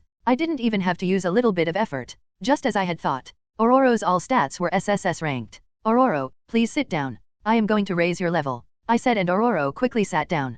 Is it going to hurt? Ororo asked and I shook my head. No, but it could make you dizzy, I said, and tapped the upgrade button on the screen in front of me. Ororo was surrounded by a blue light and her level changed from 1 to 2. All her stats went to 10, or I rank, but it was fine as she didn't lose her stats, but they became her invisible base foundation. I have decided to bring Ororo to the world of Danmachi so that she could level up to finally receive her godhood. We were inside the Dungeon of Babel, or the dungeon located beneath the Tower of Babel. These 70 floors will be enough for her, since she isn't a god, yet, she could still get strong by absorbing Excelia. Wow, I feel awesome. Ororo exclaimed loudly and I simply smirked. Good, let's go and kill some monsters, what do you say? I asked and Ororo eagerly nodded her head and both of us started to head down the hallway. It took us only half an hour to arrive at the entrance of the 5th floor. I know we could have rushed, but I told Ororo to kill everything. Ororo's basic stats were slowly increasing. Her growth rate was slightly more than the average adventurers of this world. We finally descended the stairs and the lights changed from blue to green. I don't think that we are going to see new types of monsters on this floor, Ororo mused, and I nodded my head while rubbing my chin. No, we aren't, I said as Ororo started to slay goblins and kobold with a lighting sword in one of her hands while in the other she had lightning whip. Her whip was the primary weapon, but since we had to pass through narrow corridors too, she decided to make a sword in case if a monster is able to get close to her. We finally finished clearing the 7th floor too. We were yet to meet any other adventurers though. Even though these 3 floors were filled with goblins and kobolds, these monsters were a lot stronger than the goblins from the 1st to 4th floors. We also got a couple of new types of monsters. Frog Shooter, a frog monster, War Shadow, a dark humanoid monster, Killer Ants, a red ant monster, Purple Moths, Needle Rabbit, a rabbit monster with a horn, Blue Papilio, a butterfly monster, though there were only a few instances when these monsters made an appearance. Goblins and kobolds were the common monsters. I waved my hand and Ororo's stats appeared in front of me. She is doing quite well. Her agility and magic finally reached the H rank while the rest of her basic stats were still in I. Even the 8th and 9th floors were filled with goblins and kobolds but stronger than their predecessors. The 8th and 9th floors were much wider and bigger than the previous floors. There was a thin line of grass under our feet while the walls were covered by moss. Unlike the previous floors, these 2 floors were lit by phosphorus. It was almost similar to the sunlight. The kobolds are much faster here, Ororo muttered as she beheaded a kobold with her sword. The kobold was able to dodge her whip to reach her. Once again there were a few instances when monsters like Frog Shooter, War Shadow, Killer Ants, Purple Moths, Needle Rabbit, Blue Papilio, made their appearances, but they weren't common. If you haven't noticed, the goblins are stronger too, I said dryly, and Ororo simply shrugged. I haven't noticed. Ororo shrugged as she continued killing the monsters. Of course, you won't notice as you kill them as soon as they appear. I decided to take another look at her basic stats and her magic has reached G while all of her other stats were H ranked. Even her agility was still H ranked. Her lightning powers are being considered as magic in this world, that is why it is progressing so quickly. She is constantly using her lightning powers to kill the monsters. We finally descended to the 10th floor and met the first group of adventurers. The 2 only received odd looks from them, but both of us simply ignored them. As we ventured deeper into the floor, we quickly noticed that the mist was getting thicker, but Ororo wasn't bothered because of her sharp senses. Finally, new monsters started to appear on this floor. Orcs, giant bipedal pigs, and they smelled revolting. I would never look at pork the same. I am gonna avoid pork for some time. Ororo spoke up as she killed the group of orcs. Looks like I wasn't the only one who was disturbed. You have my full support, I said, and choked due to the disgusting smell. I am the strongest being in the whole Omniverse and here I am being defeated by orcs. I really wanted to erase orcs from the Omniverse. We only found orcs on the 10th floor. I simply used my space powers and dematerialized. Ororo shot an annoyed glare in my direction, or where I was before dematerializing. It was never mentioned in the canon that the orcs smelled so disgusting. Oh, it's only in this particular universe. I should have checked before coming to this universe. I simply chose a random Danmachi reality for Ororo. Oh well, it's not a big deal. We finally descended to the 11th floor and both Ororo and I released a relieved sigh. That wasn't nice, you know, Ororo said and gave me a stink eye for abandoning her. It was instinctual, I said with a straight face. I would have hugged her to sate her anger, but she wasn't smelling that good at this moment. Yeah sure, Ororo said dryly and scourgified herself to get rid of the smell, and I immediately pulled her into a hug. Yes, my anger is sated, can we continue? Ororo asked in an amused tone and I nodded my head. Thankfully the 11th floor didn't have any orcs. I used my powers and a smug grin appeared on my face as I noticed that there were no more orcs after the 10th floor, another thing I should have checked sooner. The 11th floor was filled with monsters like Imp, a small demon monster, Bad Bat, a dark bat monster with sharp fangs, Silverbacks, a large monkey monster, and Armoreds, an armadillo monster. None of these monsters except the Armoreds gave Aurora a problem. The Armoreds' armors were really strong. We finally descended on the 12th floor and the mist on this floor was way thicker than the previous floors. I sensed 2 more groups on this floor but they weren't anywhere near us so it won't be a problem. They were probably near the entrance of the 13th floor. Aurora made quick work of all the monsters on the floor as we kept looking around. All of a sudden Aurora jumped back and a very rare monster landed where Aurora was previously standing. I noticed this monster since we had entered the 11th floor. The monster squeaked towards Aurora. She immediately activated her lightning armor. Her instincts were quite good. Well, I would have been very disappointed otherwise. The monster expanded its wings and launched fireballs in Aurora's direction. The infant dragon is a level 2 monster which is rarely seen on the 11th or 12th floors. Aurora's whips landed on the infant dragon's scales and it wailed in pain. The monster might be strong but Aurora was way stronger as she had killed a black monster on her own. It took Aurora only half a minute to slay the monster. That was the second strongest monster that I have faced in this dungeon, Aurora said while deactivating her lightning armor. Don't worry, this is just the 12th floor. There are stronger monsters in this dungeon, I said, and Aurora nodded her head in agreement. That's good then, Aurora mused, and both of us started to head towards the 13th floor. Aurora has also gained some battle junkie traits but unlike Roomi or Hela, her traits were very mild. It was a side effect of training with Roomi for so long. Most of the time Aurora would try to avoid a fight but if a fight breaks out then she won't back down, even her battle junkie traits would start to show up. We finally arrived on the 13th floor or the middle floors of the dungeon. This part of the dungeon was also known as the Cave Labyrinth. I decided to check Aurora's stats. Her magic was nearly E ranked while all of her other stats except her agility were peak G ranked. Her agility was F ranked. Can you feel if you are getting stronger or not? I asked Aurora and nodded her head with a grin on her face. Yes. My lightning powers and my agility have increased. I can also feel improvements in other departments too but those two are the most noticeable, Aurora said with a thoughtful look on her face. Nov, L, B /JNN. The two of us finally descended to the 14th floor. Both the 13th and 14th floors only consisted of tunnels, and this part of the dungeon is called Cave Labyrinth so the 15th, 16th, and 17th floors must be the same. Aurora faced various types of monsters like the Wyvern, a pink dragon wyvern, Crystal Mantis, Lamia Mormus, a small version of Lamia, Hellhound, dogs with fire-breathing ability, Almira, a rabbit monster, Minotaur, Liggerfong, a tiger monster. These monsters were way stronger and faster than the monsters we have seen on the upper floors. Even though the monsters were stronger, Aurora didn't have too much trouble with them. As soon as she started having trouble she would activate her lightning armor and it won't be a problem for her any longer. Like this, the two of us finally arrived on the 17th floor. We also met the two groups on our way down here and they simply gawked when they saw Aurora slaughtering the monsters. As soon as we arrived on the 17th floor, the two of us were attacked by Goliath, the monster Rex of the 17th floor. The Goliath was a level 4 monster. This was surprisingly a weak monster even though it was a level 4 monster. The Goliath's base stats must have been very low. It only took Aurora a few minutes to bring down the 7 meters tall monster. None of the other monsters posed any threats to Aurora so it took us a few minutes more to reach the 18th floor, the Rivera. Aurora, let's take a break here, I said, and Aurora gave me a confused look. I immediately understood what she meant to say. Don't worry, monsters don't spawn on this floor, I said casually, and Aurora nodded her head in understanding. I pressed the astral button in front of me and Aurora was surrounded by blue light. When the light finally dispersed, Aurora's level increased from 3 to 4. It has been a couple of days since we left the 18th floor Rivera. 19th to 24th was something completely new. It seemed like we were inside a giant tree. The ground, ceiling, and walls were made of wood, and the floors were lit up by glowing moss. Yes, definitely something new. These floors were filled with insect-type monsters, and most of them were poisonous even though poison was completely useless against the two of us. Aurora can only be hurt by magical attacks. These floors were a treasure trove for herbs and ingredients but since neither of us needed any healing potions or stuff like that, we simply ignored it. The 24th floor was significantly larger than any of the floors we have been to. While Aurora was busy slaying monsters, I went around collecting gems around the 24th floor. I wasn't going to sell these gems for money. I wanted to make something for the girls in my free time and it was good that these gems came in various colors. It wasn't a big deal as I could always change their colors using my reality powers. The two of us finally descended to the 25th floor and decided to enjoy ourselves for a few hours before descending to the 27th floor. To descend from the 25th floor you must navigate your way through the water pathways. Floors 25th to 27th are also known as the Water City and it is also known as the second line.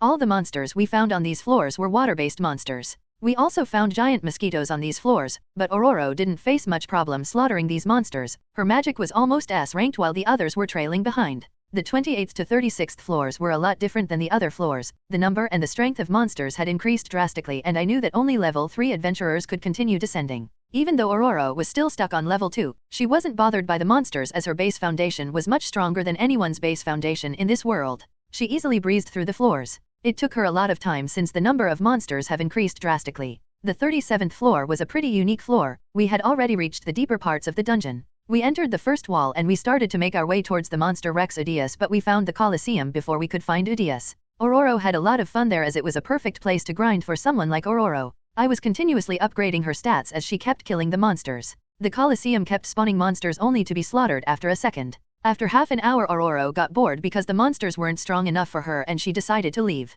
She used lightning powers to teleport right outside the Colosseum. We finally decided to leave and after another hour we finally located Udius. The fight was quite long since Aurora wasn't using Zanpakuto or her stronger attacks. Slaying Udius gave a massive boost to Aurora's powers and all of her basic stats became SSS ranked and I decided to increase her level after descending to the 39th floor as it was a safety point. A/N. I didn't want to expend any more into the dungeon as it would get boring since there is only the one-eyed dragon that could pose any kind of threat to Aurora. The other monsters are completely useless against her. Now, the two of us were on the 63rd floor and even after facing so many monsters Aurora was finally able to reach level 4 and even if we finished this dungeon, Aurora wasn't going to get any profits. So, are we going to continue? Aurora asked and I simply shook my head. No, it won't bear any fruit for you. This dungeon only has 70 floors and we are currently on the 63rd floor. 7 floors more but to be honest it would be boring I said while shaking my head and Aurora looked slightly dejected but she still nodded her head. Is my physical body now strong enough to handle divinity? Aurora asked expectantly and I simply grinned.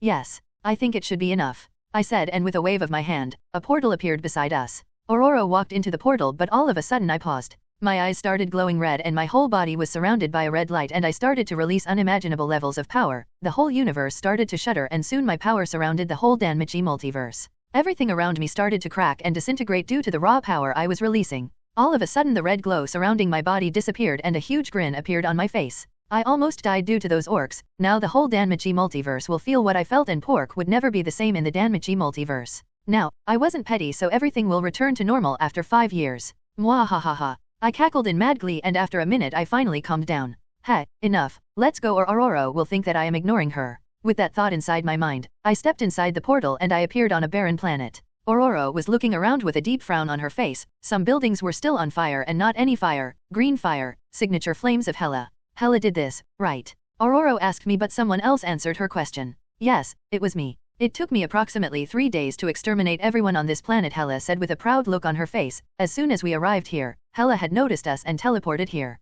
Aurora didn't know what to say but I pulled her into my arms and planted my lips on her. Husband, I have been missing that Hela said when we finally separated. But why? Aurora asked weakly. She was still having problems wrapping her head around the fact that Hela had just killed everything on a planet and she could proudly admit that. The other girls knew about Hela's nature and hobbies but hearing and seeing are two different things. They had found a way to escape their mortal coil using technology. Death wasn't happy and here I am. Hela said with a shrug like it was an obvious fact. It was an obvious fact for beings like us. I mean if a race found out how to escape their mortal coil then it was something obvious that death would be displeased and they weren't doing that by gaining bloodline or becoming strong or something like that. They were doing it by butchering their own bodies. There are vampires who are immortal. There are various races around the omniverse that are immortal. Death didn't go after them because it was their lineage. Some even became immortals by gaining strength like the cultivators or ascending gods. Death spared them too because they weren't abandoning their souls. But the beings of this world were becoming immortal by shedding off their souls and becoming robots. That was a big no-no for death. After some time Aurora finally understood what Hela meant. Hela, I think she is ready to get the divinity I said and Hela nodded her head. Yes. I have noticed, she is a lot stronger now. I think 4 times stronger than she was Hela mused with an impressed look on her face. Aurora blushed when she heard the compliments. Let's change the scenery, you follow me Hela said and disappeared in a wisp of greenish black smoke. Both Aurora and I appeared on an astral ship floating in the sky. Do you like this? I learned it from Ardat. Hela exclaimed proudly and I was impressed. The ship looked like death. After all, it was a skull. This is unique and unexpected I said in a dry tone and Aurora almost laughed out loud but Hela didn't seem to get my sarcastic remark and she took it as a literal compliment. It is, isn't it? Hela gushed out with an excited look on her face. Come here Aurora, lay down here Hela said, pointing towards a platform. Surprisingly the platform had a skull too. Aurora laid down on the platform with a nervous look on her face. Hela pulled out a blue orb out of her shadow. Small lightning bolts could be seen crackling around the orb. Oh, this is going to hurt like a bitch Hela said and Aurora's eyes grew wide. n/o/vel/b/n.c//om. Way. That was all Aurora was able to say before Hela slammed the orb on Aurora's chest. Aurora's body arched up and she gritted her teeth in pain. That wasn't nice, Hela. I said while giving her the stink eye, but I couldn't blame Hela after all, she wasn't responsible for the pain. I started to use my mind powers and soul powers to lower her pain. Lightning bolts started to erupt from Ororo's body. The bolts landed on both Hela and I, but I wasn't bothered in the least by the lightning bolts. Her whole body was surrounded by lightning bolts and she finally landed in front of us and opened her eyes. Her eyes narrowed on Hela and glared at her. That was rude, Ororo said, and the lightning bolts disappeared, but Ororo didn't notice, but her clothes were gone. Well, that was a good thing. She looked a lot more beautiful. Sorry, but I couldn't give up the chance. Here, take this, Hela said and handed Ororo the Mjolnir. A smile appeared on my face. Ororo kept watching the hammer with awe in her eyes. Thanks, I guess, Ororo said cheerfully, but gawked when she found that Hela was somehow naked. Enough, now let's fuck, Hela said, and I only had one thought going through my mind. I am the luckiest bastard in this omniverse. Another month passed in a blink of an eye and once again I found myself lazing inside Nox on my own. The house was completely empty and I was bored as hell. Nov, L, B /JNN. Yes, I could work on the keto spells, but I needed a break. I am not good at making things. I am good at destroying things. So working for too long on something constructive irritates me. Roomi, Dora, and Nemuri have left since early in the morning, while the others left only an hour ago. Tatsuki was starting today, so they had to go. Now, why did I decide not to attend Tatsuki? Yeah, I would have snapped and killed someone. Honestly, I don't have the patience to go through most of the crap that goes on inside Tatsuki. I released a long sigh and decided to pay a visit to Roomi. She has been working hard in this world. Roomi always worked hard, but this time it was something different. She was sitting behind a desk managing business and I was impressed with how she was learning things. With that thought, I appeared in the chair on the opposite side of Roomi's desk. This is a surprise, Roomi pointed out, but her eyes were still stuck on the laptop screen in front of her. Ah, yes, I thought that I should pay you a visit since you didn't seem to be busy, I said with a grin, and Roomi released a sigh and finally lifted her eyes from the computer screen. I don't know how you reached that conclusion, but regardless of that, I am busy, Roomi bit out with a grumpy look on her face. I had a very good idea about why she was being grumpy in the morning. Ah, don't be like that. Are you perhaps unhappy that you aren't getting enough time to train? I asked in an amused tone and wrapped my fingers on the edge of the table. For a few seconds, Roomi kept giving me blank stares until her shoulders sagged as she leaned back in her chair. You have no idea. You know, when I have accepted Nemuri's proposal, I have no idea that I would end up like this, Roomi muttered in a defeated tone. Blasphemy. I gasped in complete surprise. The mighty warrior Roomi Usagi-yama, ultimately defeated by paperwork. I continued and Roomi simply rolled her eyes. Yes, this mighty warrior was taken down a peg or two by the paperwork, Roomi grumbled with an annoyed look on her face. Though, I might have a solution for it, I said in an unsure tone, but Roomi was already interested. We could go on a date, you will get a break too, I said, and Roomi seemed to contemplate my words. Fine, it better be a good date, Roomi slightly growled, and I grinned. Oh, don't worry, this will be one of your most memorable dates. I stood up and closed the lid of her laptop and extended my hand towards her. Roomi grabbed my hand with a smile on her face. The next second the two of us were standing outside a stadium. People could be seen heading inside the stadium, but none of them noticed us. Did you bring me to watch baseball? Roomi asked and raised her eyebrow towards me. I didn't know that you hated baseball, I pointed out, and Roomi shook her head with a grin. Well, it's not like I hate baseball, but at the same time I don't like it, Roomi said, and the grin simply widened. Then it is a good thing that I didn't bring you to watch baseball, I said, and the two of us appeared over the VIP box. I brought you to see football, rugby, I said, and Roomi nodded her head with a satisfied look on her face. It was an obvious fact that Roomi would like a brutal game like rugby, so I took a leap of faith and brought her here. Roomi has never mentioned if she liked some sport or not. Using my space powers, I got ourselves some beer and snacks. Only after a few minutes, the game started. Roomi had a lot of fun. She started to shout and cheer whenever someone was taken down brutally. Yeah, that is what she was enjoying in the game. I think I should take her to watch ice hockey sometime. That game is also brutal. So are you having fun? I asked Roomi. After hearing my question, she became pensive. It is good, but I would have liked if there was more action, Roomi said while nodding her head. Oh okay, I said, and laid down my head in her lap. Roomi raised her eyebrow towards me, but the corners of her lips rose upwards. She started to run her fingers through my head while she continued watching the game. The game finally ended, and even though I wanted to continue the date, Roomi had to go back to finish her paperwork. You know I need to finish that blasted paperwork or I won't be able to train, Roomi asked. But I could freeze the time, you know. Our date could continue, I said, trying to entice Roomi, and she simply chuckled. No need to do that. Now, I am finally motivated enough to finish the paperwork. If you pamper me anymore, then I will again lose my motivation, Roomi said with a smile on her face and smashed her lips over mine. After a quick makeout session, Roomi bid me farewell and Flash stepped into her office. I released a sigh and noticed that the people in the stadium were also leaving. With that thought in my mind, I appeared inside the Forest of Soul Society. I stretched my body and laid down on the grass. This was my usual stop where I came to relax from time to time. This place was pretty relaxing. With a wave of my hand, my notes on the keto spells appeared in my hands. No one ever said that someone can't work while relaxing. Just like that, a couple of hours passed away and all of a sudden I paused as I furrowed my brows as a frown appeared on my face. I wasn't expecting something like this. Should I stay or leave? POV Jean. Come on. I don't think it's going to be that bad, I said and rolled my eyes. It is for you to say. You have training experience while I only know how to slit people's throats while they sleep, Nat grumbled with an annoyed look on her face. After arriving at Tatsuki, we were told that we have to give a short speech after the director introduces us to the whole student body, and that is why we were currently busy preparing the speech. Yay, Nat, don't worry. I will prepare a speech for you. You don't need to say much, Momo said dismissively and started to prepare a short speech for Nat as she was done with her own speech. It's starting. All of a sudden Ororo spoke, bringing us out of our trance. We were currently in the backstage, but we clearly saw the director of Tatsuki heading towards the stage. How the hell did that old guy retain so much muscle mass? Must be because of food energy. Firstly, I want to congratulate all of you for making it into the high school section of Tatsuki. You are the 92nd generation of Tatsuki, and as the director of Tatsuki, let me welcome all of you. But the director started to speak, but all of a sudden he paused. The director looked around the whole crowd in a dramatic manner and clenched his fist. But that will be all for the pleasantries, the director said and raised up his hand pointed towards the crowd. 99% of you are the sacrificial stepping stones so that we could polish the remaining 1% gems from among you, the director said in a serious tone, and we could also feel the dark atmosphere that just descended on the student body. But that doesn't mean that you should give up. Giving your best won't do, so go beyond that and keep surpassing yourself until you find yourself among the 1% gems I just talked about. I wish you all the best, the director finished in a deep tone, and a small smile graced his face when he noticed that he got his desired effect from the speech. Now, let me introduce you to the 7 extraordinary students who were able to pass the entrance exams and join the high school section of Tatsuki, the director exclaimed excitedly. That's our cue, I said, and all of us started to head towards the stage. The red-haired boy was also here, but he was standing on the other side of the backstage. The 7 of us finally arrived on the stage, and I could see that some of the students were watching us with complicated looks on their faces, while some of them looked completely aloof, like we weren't even worthy of their time. I sighed internally. Why are they so arrogant?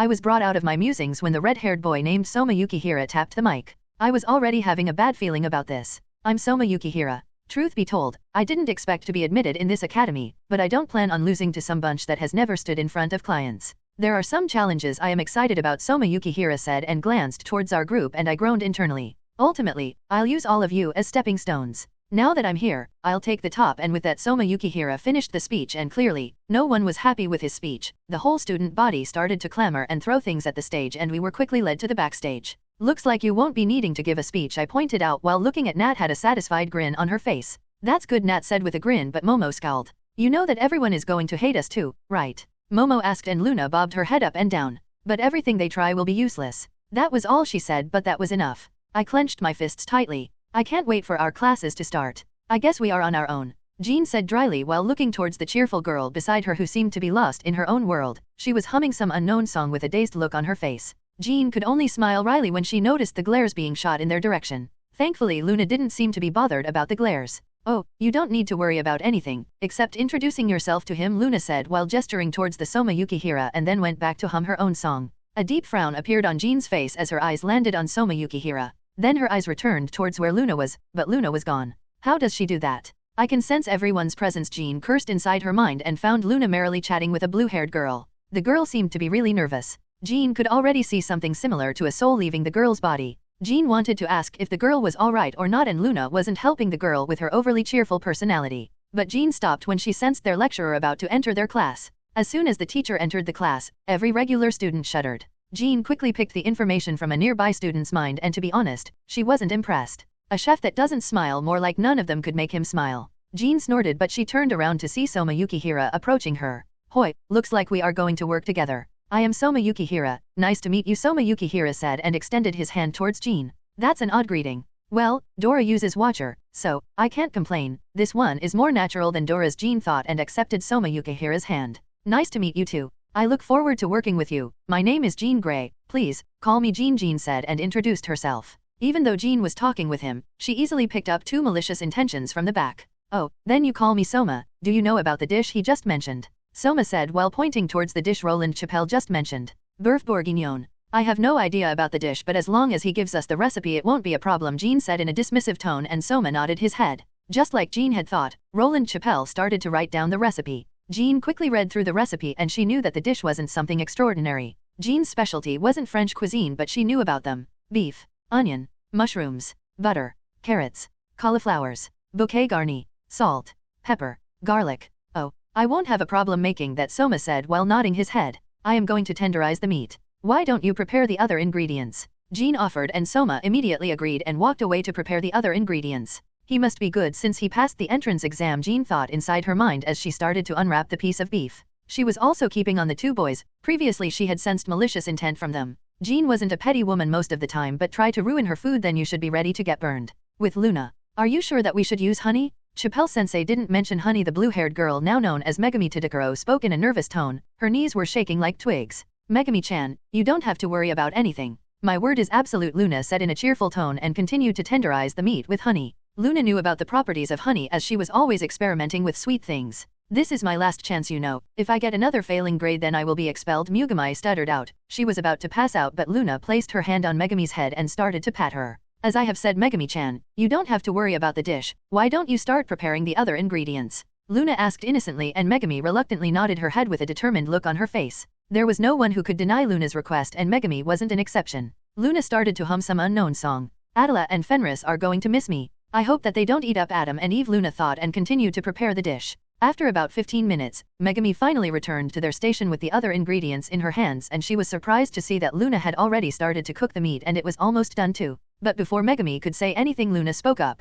Oh, it's good that you are back. Please hand me the ingredients, Luna said and extended her hand towards Megami. Megami nervously handed the ingredients to Luna. Luna accepted the tray and started to place the chopped onions and carrots on another frying pan. n/o/vel/b/in.c//om. Megami-chan, can you fry the mushrooms while I frying the vegetables? Luna asked, and Megami nodded nervously and started to fiddle with a pack of butter. It took a minute, but Megami started to fry the mushrooms with butter and Luna was finally done with the meat. So, she gently placed the meat inside the pot and kept frying the onions and carrots. As soon as she was done with the vegetables, she placed them in the pot along with the meat. She added some seasonings and decided to wait for Megami to finish. After a few minutes, Megami was done too. Megami handed the fried mushrooms to Luna, who beamed towards Megami with a bright smile on her face. Luna quickly placed the mushrooms inside the pot and set the flames at a low setting. Everything is ready. Now we only need to prepare the sauce while waiting and keeping an eye on the dish, Luna said with a bright smile on her face, and Megami didn't even know what to do. Are you sure about that? Megami asked nervously, and Luna started to pat Megami.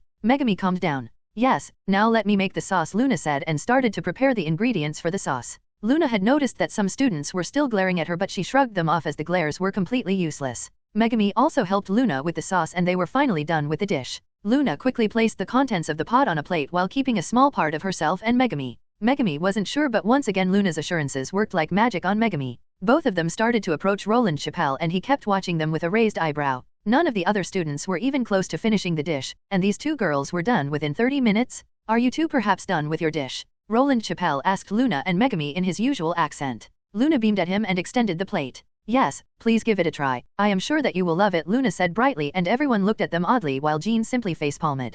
Ho! Roland gave a questioning look and stared at the dish in front of him. If he was being honest, then the smell was simply marvelous. Image here. Roland Chappelle picked up a knife and fork and started to cut the dish and slowly placed a small piece of meat in his mouth. Roland Chappelle slowly placed a small piece of meat in his mouth and he felt his world explode in the color of flavors. He forgot about everything around him because none of them were important for him at this moment. He simply wanted to get lost in the flavors of the food he has been presented with and never come back. But the reality was truly disappointing for him, as he had to eat again if he wanted to get lost in the world of flavors. Only now he remembered that he had to grade the students standing in front of him. The same students who have presented him with such a marvelous dish. I regret. Roland Chappelle started to speak and Megami Tadakuro's eyes grew wide in fear and her whole body started to shake in fear while Luna was still smiling like a loon. I regret that I don't have the ability to give you a higher grade than A. I am truly sorry for disappointing you, Roland Chappelle said, and for a few seconds, no one except Luna, Jean, and Soma Yukihira were able to register the words Roland Chappelle just spoke. Impossible n/o/vel/b/in.c//om. Am I dreaming? This can't be happening. This must be a dream. Yes, punish me. Mob M in the class. Words like these rang out throughout the room while all of the regular students in the room gasped in surprise and shock. Jean was watching Luna with a small smile on her face. You shouldn't expect any less from Luna. I knew that you will like the dish, Luna beamed with a smile, but no one bothered to notice how odd her words were. It was like she knew for sure that he would like the dish. What? Megami stuttered out in surprise. Her brain was yet to understand the whole situation. For a few moments, she was sure that she had failed. She was already thinking about running away as she didn't want to disappoint her mother, but the reality was completely different. This dish is truly marvelous, one of the best I have ever tasted, Roland Chappelle said and started to smile brightly. This shocked the already shocked students even more. More like none of them had the ability to make him smile. Jean snorted as she saw the scene from her own station. Can we wait in the class? My friend is still cooking, Luna asked, and Roland Chappelle gave her permission without bothering much. He was busy eating Luna's and Megami's dish. Luna and Megami returned to their station. While Luna was skipping, Megami returned to the station with a dazed look on her face. She still couldn't comprehend the things that just happened. With Jean, she must have used honey. There is no other way that she was able to tenderize the meat so quickly. But how did she know about honey? Soma Yukihira thought out loud. Oh, then I am not surprised. She keeps experimenting with sweet things, so it is pretty understandable that she knew about the properties of honey, Jean pointed out, and Soma nodded his head with an understanding look on his face. We should have done that too. Soma spoke up and Jean simply shook her head. It doesn't matter anymore, we are already halfway done, Jean said, and Soma bobbed his head up and down. Should I start frying the vegetables? I think the meat will be done in a few minutes, Soma asked, and Jean nodded her head. Yeah, go ahead, Jean said as she continued to cook the meat from both sides. After a few minutes, she was done while Soma was frying the onions and carrots. Only after a few minutes, Soma was done with the vegetables while Jean was still cooking the meat, so Soma decided to prepare the mushroom. So, Soma put the vegetables into the pot. Jean noticed the two boys she had noticed were planning to drop a salt sprinkler into their dish, so she simply used her telekinetic powers to open the salt sprinkler when they were seasoning the meat and vegetables. What? You should have been careful. No, I have checked the sprinkler. What are we going to do now? Two loud voices were heard from the side of their station, but Jean's face remained completely stoic, but internally she gave herself a pat for the good job. Jean was finally done with the meat, so she carefully placed the meat into the pot. Soma was also done with mushrooms, so he quickly added them in the pot too. Jean set the flames at low so that the meat and the vegetables could simmer. Let me make the sauce too. You keep an eye on the pot, Soma said, and Jean agreed. Soma quickly started to prepare the sauce for the dish. After half an hour the two of them were finally done with the dish. They were currently giving the dish some finishing touches. Some other students were also presenting their dishes to Roland Chappelle, but none of them were able to impress him like Luna's and Megami's dish had done. Jean and Soma finally made their way towards Roland Chappelle, who was sitting behind the desk with a bored and dismissive look on his face. Roland Chappelle cut into the meat with a bored look on his face. He put the small piece of meat in his mouth and his eyes grew wide in surprise. He hurriedly took another bite and finally Roland Chappelle started to smile once again. Once again the students were shocked. Again. How are they making the dish? Tisk. They must have changed the recipe. They are also transfer students. Words like these rang throughout the classroom. Roland Chappelle didn't say anything and continued eating the dish with a bright smile on his face. Both Jean and Soma patiently waited for Roland Chappelle to finish eating their dish. Roland Chappelle finally gathered back his wits when he finally finished the dish. He wiped his mouth with a napkin and looked towards Jean and Soma. Once again I am regretting the fact that I can't give you a grade higher than A. Your dish was also one of the best I have ever tasted, Roland Chappelle said with a small smile. Jean nodded her head politely with a smile on her face. Soma untied his bandana with a huge grin on his face. Happy to serve. Soma yelled excitedly while Jean calmly approached Luna. Since they were done with their dish, they could leave, and with that Jean's and Luna's first class in Tatsuki came to an end. Class 1B. You know, I would have appreciated it if all of us were together in the same class, Fleur said in a disapproving tone, but there was nothing she could do about the fact. At least you have me. Nat muttered with a sigh. The glares were getting annoying even for someone like Nat. Nat's instincts were screaming at her to slit everyone's throats. I am quite surprised that we have our examiner with us in here, Fleur said while looking towards the other side of the room. Nat had already noticed Nakiri Arena and her pet Pinkat as soon as she had entered the class. This was something drilled into her mind. Nakiri Arena looked completely aloof and stood away from any other students. She had a skill named God's Tongue that has earned her a place on the Elite 10 Council, Nat said in a bland tone. HOH? Elite 10 Council? Is this something like the Students' Council? Fleur asked curiously, and Nat nodded her head. Yes, you can say that. Most of the events in this school are arranged by the 10 of them. They also have a hand in hiring lecturers. They have a lot of power, but that's not important for now, Nat said, and a small smile appeared on Fleur's face. So, if we can get on the Elite 10 Council, we will have all that power, right? Fleur asked, and Nat nodded her head. Since they are still students, they could be challenged to a Shokujuki, right? Fleur asked, and Nat stared at Fleur for a few seconds. Yes, you can, but you must best something of equal value, Nat said, and Fleur nodded in understanding. Say a 5-star restaurant in Tokyo would be enough, right? Fleur asked with a raised eyebrow. Yes, it would be enough, but I think we shouldn't challenge any of them at this moment. We have no idea about their capabilities. Losing a 5-star hotel isn't a big deal, but that doesn't mean that we should go in blind, Nat said, and Fleur had to agree that Nat had a point. Fleur knew that she was a good cook, but she had no idea how good these Elite 10 were. They must be way better than any of the regular students, as they must be the best this school has to provide. Teacher en route, Nat said, and Fleur tilted her head in understanding. Only after a few moments, a man in his 40s entered the classroom. The man was dressed like any other chef. He stopped behind his desk and scanned the crowd of students in his class. For those who don't know me, my name is Andreas Kaminata, OC, the man said while looking towards Fleur and Nat. Andreas Kaminata turned towards the blackboard and quickly wrote down the ingredients. 4 large red potatoes, thinly sliced. 3 cups Swiss cheese, shredded. 4 tablespoon butter. 1 cup chicken broth. Salt and pepper, to taste. Today all of you will be preparing Swiss potatoes. There will be no groups or teams, all of you have to prepare your own dish, Andreas Caminata said and looked around the room to check everyone's reaction. If someone wants to help another, I won't mind. After all, they will be using up their own time. You may start now, Andreas Caminata said blandly and sat down in his chair while intently staring at the students. So, how are we doing this? Fleur heard Nat's voice inside her mind. You heard him, he has no problem if we help each other, so we will be doing it the usual way, Fleur returned with a shrug. Nat didn't say anything and picked up 8 potatoes from the crates and brought them towards their stations, while Fleur brought the Swiss cheese from the freezer. Both of their stations were side by side, so they won't be having any problems coordinating with each other. Andreas Caminata quickly noticed that Fleur and Nat were helping each other, but he didn't do anything. He was really surprised too when he saw the two of them working so seamlessly. N/O/vel/B/in.C//om. It was like the two of them have worked together for decades. The two of them were functioning like two limbs of the same body. Nat, prepare the potato slices and remember that we need thin slices. I will shred the cheese, Fleur said, and Nat immediately started to peel the potatoes. Only after a couple of minutes, Nat was slicing the potatoes. Fleur didn't even need to examine the slices as she had full confidence in Nat and kept shredding the cheese. It took them a few more minutes, but both of them were done. Fleur, get the chicken broth, I will preheat the oven, Nat said, and Fleur was already heading towards the freezer. Nat quickly leaned down in front of the oven and turned it on. Every student had their own ovens, but they were going to need only one because the oven was big enough for both of their dishes.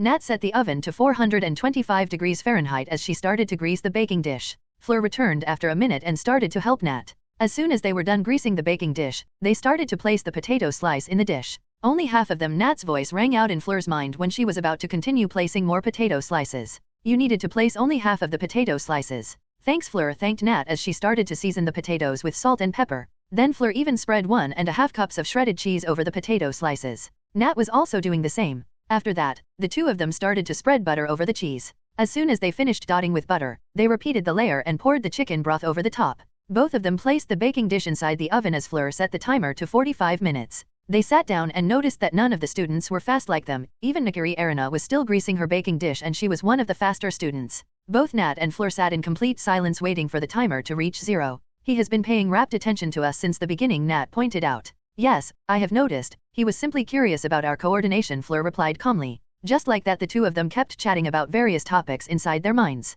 The timer finally hit 0 and the two of them pulled out their baking dishes. Image here. Fleur and Nat calmly placed their dishes on plates for better presentation. Both of them noticed that they were getting odd looks from the other students. Nakiri Arena may act aloof, but the two of them have caught her too while the former was staring at them from time to time. Fleur was the first one to approach Andreas Caminata. She stopped in front of his table and placed the plate. I have noticed that you and your friends' coordination. For how long have the two of you been working together? He asked curiously. Since we were small, Fleur replied with a polite smile on her face. Ah, it's good then. Now, let's see how your dish is, Andreas Caminata said and picked up a knife and fork. He quickly placed a small portion of the potatoes in his mouth and his eyes grew wide in surprise. Fantastic! Andreas Caminata exclaimed and continued to eat more. Nat was patiently waiting behind Fleur with her own dish in her hand. After a couple of minutes, Andreas was finally done, so looked up at Fleur and gave her a bright smile. The dish was simply marvelous. I am already looking forward to this school year, Andreas said and gave Fleur an A. I am glad that you liked it, Fleur said with a small smile on her face and returned to her station.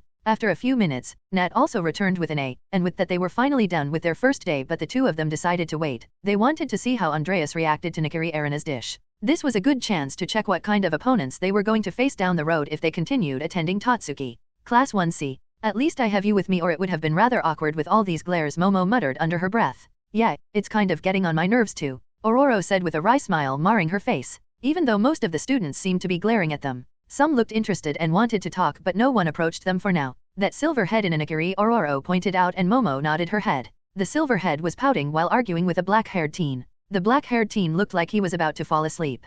I think our instructor is approaching, Momo said as the instructor opened the door. Momo had super senses because she kept nourishing her body with the energy of the sun. It was a woman in her mid-70s. The woman was walking with the help of a cane. The woman silently approached her desk and sat down. Ah, forgive my old bones, the woman said and chuckled. Then her eyes moved towards Momo and Ororo. You must be the transfer students I keep hearing about. My name is Roomi Kurihara, OC. The woman trailed off in a gentle and polite tone. Then her eyes moved towards the rest of the class. Now that the introductions are out of the way, let me tell you about today's assignment. Her eyes snapped towards a nervous boy in the front. The boy nervously pointed at himself and Roomi nodded her head. Yes, you. Come here, Roomi said, and the boy nervously approached the woman. Roomi handed him a list. This is the list of your groupings. Please write them down on the board, Roomi said, and the boy hurriedly wrote down the list of groups. All of you will be working in a group of 5, you will be making a Japanese-style 3-course meal. I leave the options to you. Surprise me, Harumi said and leaned back in her chair. Looks like we are working with Nikari, Momo said dryly as she read that she was in a group with Nikari and her aide as the two of them seemed to be approaching them.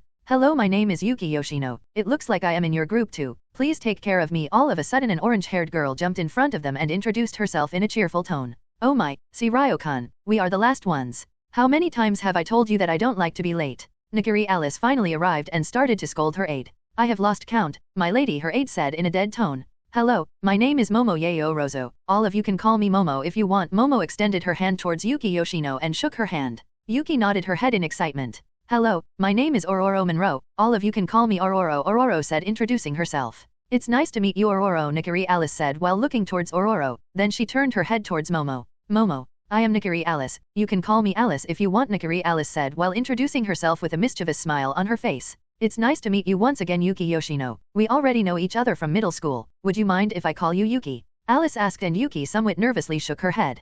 Kurikai Barayo, Alice's aide said in a dead tone. Alice immediately pouted and started to poke her aide. Ryo-kan, you should show more energy. You are ruining my name, Alice said while poking Kurikai Barayo. Sorry, my lady, he uttered in a similarly dead tone. Alice humphed and stumped her foot on the floor. The scene was pretty amusing, but they had to cook a 3-course meal. Ahem, Momo cleared her throat, getting everyone's attention. Now that we are done with the introductions, we should start cooking. Momo spoke and everyone nodded their heads. So, what are we going to make? Yuki asked nervously. I say we go with seaweed salad, curry rice, and for dessert, mochi ice cream, Momo offered, and everyone contemplated for a few seconds. We could have done better, but we don't have time to argue. Leave the ice cream to me. Ryu-kun, you go on and help them, Alice said and skipped away. All right, my lady, Ryu said in a bored tone, and he didn't even notice that her lady was already gone. Okay, I will be preparing the salad. Momo said. Mamakai, I will prepare the meat, Yuki exclaimed excitedly. Momo nodded her head and she didn't even bother about the nickname she just got. I will prepare the rice, Ororo declared, and everyone's eyes finally turned towards Kurikai Ryu.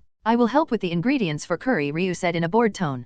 Momo and Ororo didn't know anything about Ryu, but he must have good skills as he was Nikari Alice's aide. Then let us surprise Harumi, Kurihara, Momo declared, and everyone went to fulfill their tasks. Kurikai Ryu calmly pulled out his red bandana and slowly put it on. Immediately his whole aura changed, eyes grew sharper, and it was like he was a completely different person now. Both Ororo's and Momo's eyes grew wide in surprise when they felt the change. They weren't even looking towards him, but they still noticed the change. The change was more than impressive. He quickly gathered the necessary vegetables while scaring away everyone near him. Kurikai Ryu returned and stood beside Yuki as he started to chop the vegetables angrily. This wasn't the first time Yuki had seen this, but no matter how many times she had seen this, she was still unable to get used to it. Her whole body was shaking in fear and she was unable to prepare the meat. Do you need any help? Ryu asked angrily when he noticed that Yuki wasn't making much progress with the meat. Eek! Yuki shrieked in fear and jumped back. Ryu, why don't you continue preparing the ingredients while I help her with the meat? Ororo asked from behind. Kurikai Ryu's words stuck inside his throat when he noticed Ororo's eyes. He could swear that he saw literal lightning eyes crackling in her eyes. Ororo's eyes were dead serious. Ryu gulped and nodded his head. Yuki, let me help you, Ororo said politely, and her demeanor was back to normal. Ryu once again swore inside his mind. He has never been scared so much in his life. Yeah sure, Ororo, sorry for bothering you, Yuki said nervously. The whole scene was somewhat surreal. She gathered back some of her courage when she noticed that Ororo cowed Kurikai Ryu with just some words. As the three of them got busy with their own things, Momo was busy preparing the salad on the other side of the table. She saw the whole scene but didn't say anything. Is this something like a split personality? Momo thought as kept soaking the seaweed. After 5 minutes she was done soaking the seaweed. She gently squeezed the seaweed to rinse out the excess water. After that, she started to mix the seaweed with vinegar, sugar, soy sauce, sesame oil, ginger, and garlic. Then she added some carrots and cilantro with the seaweed. Finally she sprinkled some sesame seeds from the top, and voila, she was done. Momo quickly took the salad and placed it near Ryu. Keep an eye on it. I am done with the salad. I am going to check if Alice needs some help, Momo said, and Ryu simply nodded his head. Momo quickly found Alice, who was working on some advanced machine. Do you need any help? Momo asked, and Alice was slightly surprised that Momo came to help her. No, I am almost done with the ice cream. How is the salad? Alice asked, and Momo simply smiled. I finished the salad and asked Ryu to keep an eye on it, Momo said, and Alice nodded her head in understanding. After a couple of hours, the whole group finally approached Harumi Kurihara. Oh, you are already done? Then show me what you have made, Harumi said in an excited tone as the group placed the plates on the table in front of her. Kurikai Ryu was the one who uncovered the dishes, finally revealing them to Harumi. Harumi's eyes glittered in excitement. They smell absolutely brilliant, Harumi said, and picked up a chopstick. Images here. She picked up some seaweed and put it in her mouth. So fresh, Harumi said as her face brightened and a pink tint appeared on her cheeks. This salad is brilliant. Harumi exclaimed, but she then moved towards the curry rice. As she had to taste all the dishes, she refrained from finishing the salad, though she seemed to be rather reluctant. She picked up a small portion of rice along with a piece of meat and started to blow air so that she could cool it down. Slowly she placed the portion inside her mouth and Harumi found herself inside a lush forest. There she was continuously assaulted by the flavors of the vegetables, rice, and meat. When she finally returned to the real world, she felt younger and stronger. The whole group smirked when they saw Harumi's reaction. With shaking hands, she picked up the ice cream. She was unable to hold back her anticipation. She finally picked up a piece of ice cream and placed it inside her mouth, and once again she found herself in a land filled with flavors.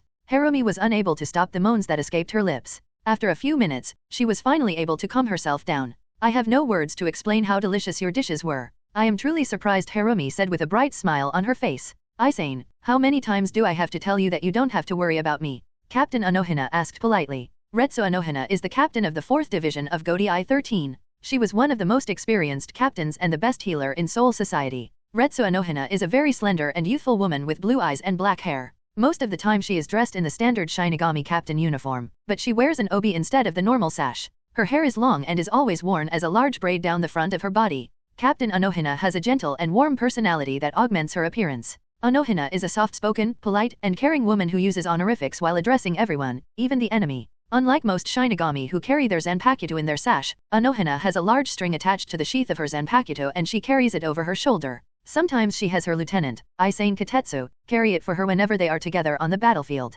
Unohana has always shown a great sense of duty as a healer. She would heal anyone on the battlefield, even the enemy. Even though she is kind and graceful most of the time, she will let others know quietly that while she may be soft, she is not to be taken lightly. Despite her gentle nature, several members of the 11th Division and even her fellow captains fear her. Image here. Bulletin, but as your lieutenant, it is my duty to follow you, Isane protested. Unohana simply smiled gently. No, as my lieutenant, it is your duty to take the reins of 4th Division in my absence, Unohana said, tilted her head kindly. Isane wanted to protest but she couldn't, her captain was completely right.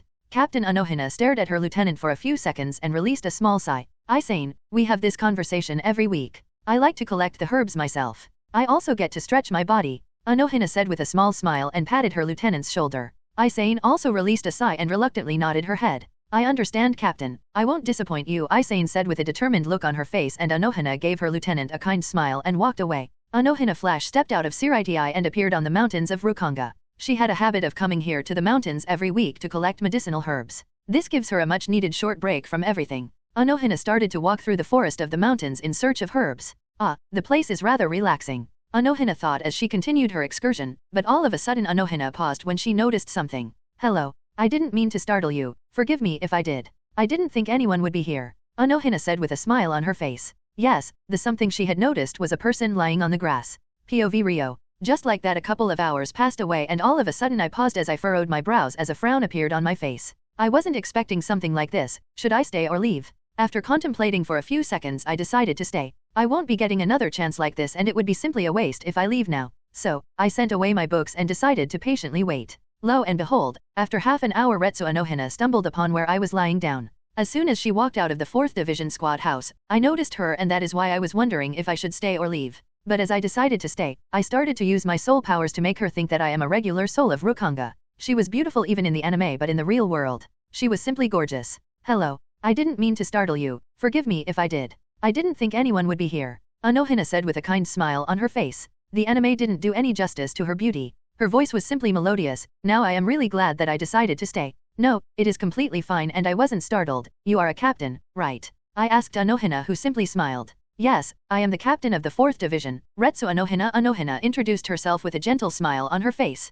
Nice to meet you, Unohana-san. My name is Itsuki Rio, you can call me Rio. I introduced myself and shook her head with a smile. Nov, L, B /JNN. It's nice to meet you too, Rio-san, though I have to say that your clothes are pretty unique, Unohana said as she looked at me. Ah, yes. I only recently arrived here, I said. Technically it wasn't a lie, so it is fine. Though forgive me, Rio-san, I have to cut this short. I need to collect some medical herbs for my division, Unohana said with a smile and waved at me. No problem. Maybe next time we could chat some more, I asked, and Unohana tilted her head in confusion, but the smile on her face didn't disappear. Sure, I would love to, Unohana said with a smile and walked away. Like I have said, I am the luckiest bastard in this omniverse, I mused as a smile made its way to my face. A few hours later, I was still lazing in the forest with a book in my hand. It was almost dark and Unohana had returned to the Siriti a couple of hours ago. I didn't want to return to Nox as it was completely empty. The girls who have decided to attend Tatsuki are going to live inside the campus. Nemuri had arranged an abandoned mansion for them. Even if I didn't want to leave, I wasn't going to spend my night in a forest no matter how relaxing the forest is.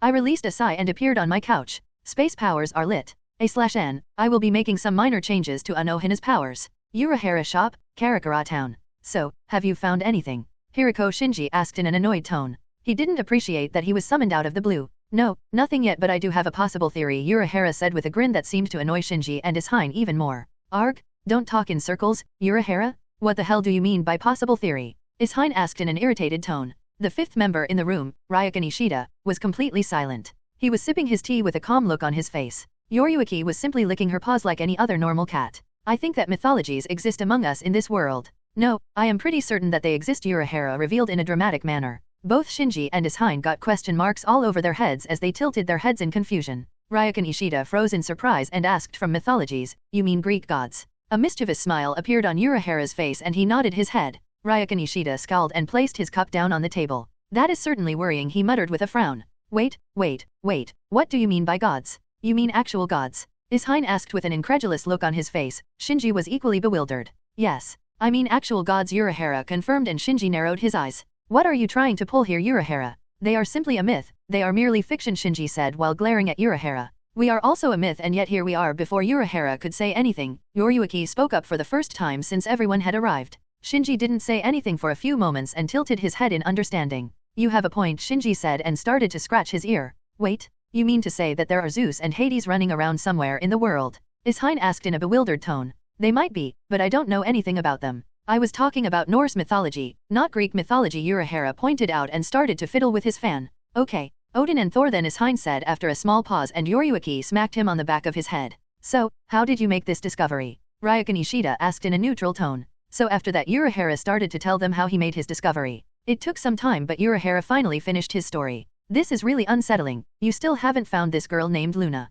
Shinji asked while tapping the table in front of him. So, Yoriyuki, how many toys do you have now? Ishine asked with a lopsided grin on his face which earned him several scratches on his face. No, Yoriyuki answered Shinji's question. But you think this Luna is actually Hela in disguise, as she had said that this Fenris is her pet? Ryukin Ishida asked with a frown, and both Urahara and Yoriyuki nodded their heads with a serious look on their faces. Hela, goddess of death and war, if her title holds any meaning, then I hope that you are wrong, Urahara, Shinji said, and once again Urahara nodded his head in agreement. I agree, but I don't think that we should ignore this. We should look for more information, Ryukin said. Everyone in the room agreed with him unanimously. How is the tea? Unohana asked when she saw that I took the first sip. When I offered for another chat, I wasn't expecting her to bring tea along with her. Yes, women are mysterious beings. The tea is pretty nice, but to be honest, I didn't expect you to bring tea. I gave her my honest opinion. I thought it would be pretty rude of me if I didn't offer you tea while we were having a chat. Do you not like it? Unohana asked as her smile lessened, and I shook my head with a smile. No, it's not that. It was simply surprising, I said, and the smile returned on Unohana's face.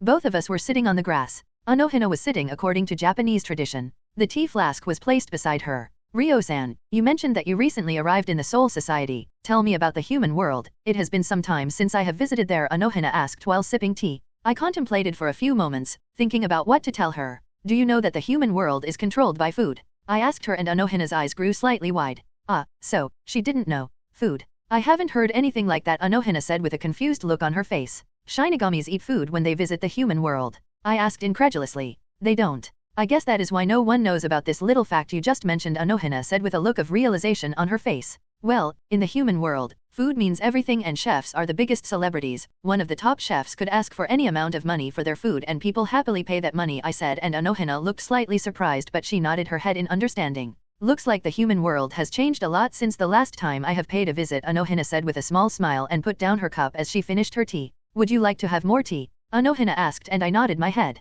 Unohana picked up the flask and poured some tea for both of us. So, what kind of food do you like? I asked curiously, and Unohana seemed to think for a few seconds until her blue eyes peered into my black eyes. I don't like bland food. I want my food to have punchy flavors. Strong flavors are always good, Unohana said with a smile. Can I ask you something? I asked her, and she nodded her head without much of a thought. Aren't you a captain? Why did you decide to have another chat with me? I asked her curiously, as I really wanted to know the answer. I mean, she is a kind woman, but I am a stranger she met in a forest. Unohana seemed to ponder for a few seconds before she gave a small nod. As you mentioned right now, I am captain, and no one in the Siriti would have a normal conversation with me. It gets really tiring, Unohana said and tilted her kindly. N/O/vel/b/in.c//om. Well, she isn't lying. My soul powers would have detected if she was lying. My lieutenant, Isane, is the only one who talks with me normally, but she has her limits too. Unohana finished and I nodded my head in understanding. So, what is your favorite food? I mean before you died. Unohana asked while changing the topic.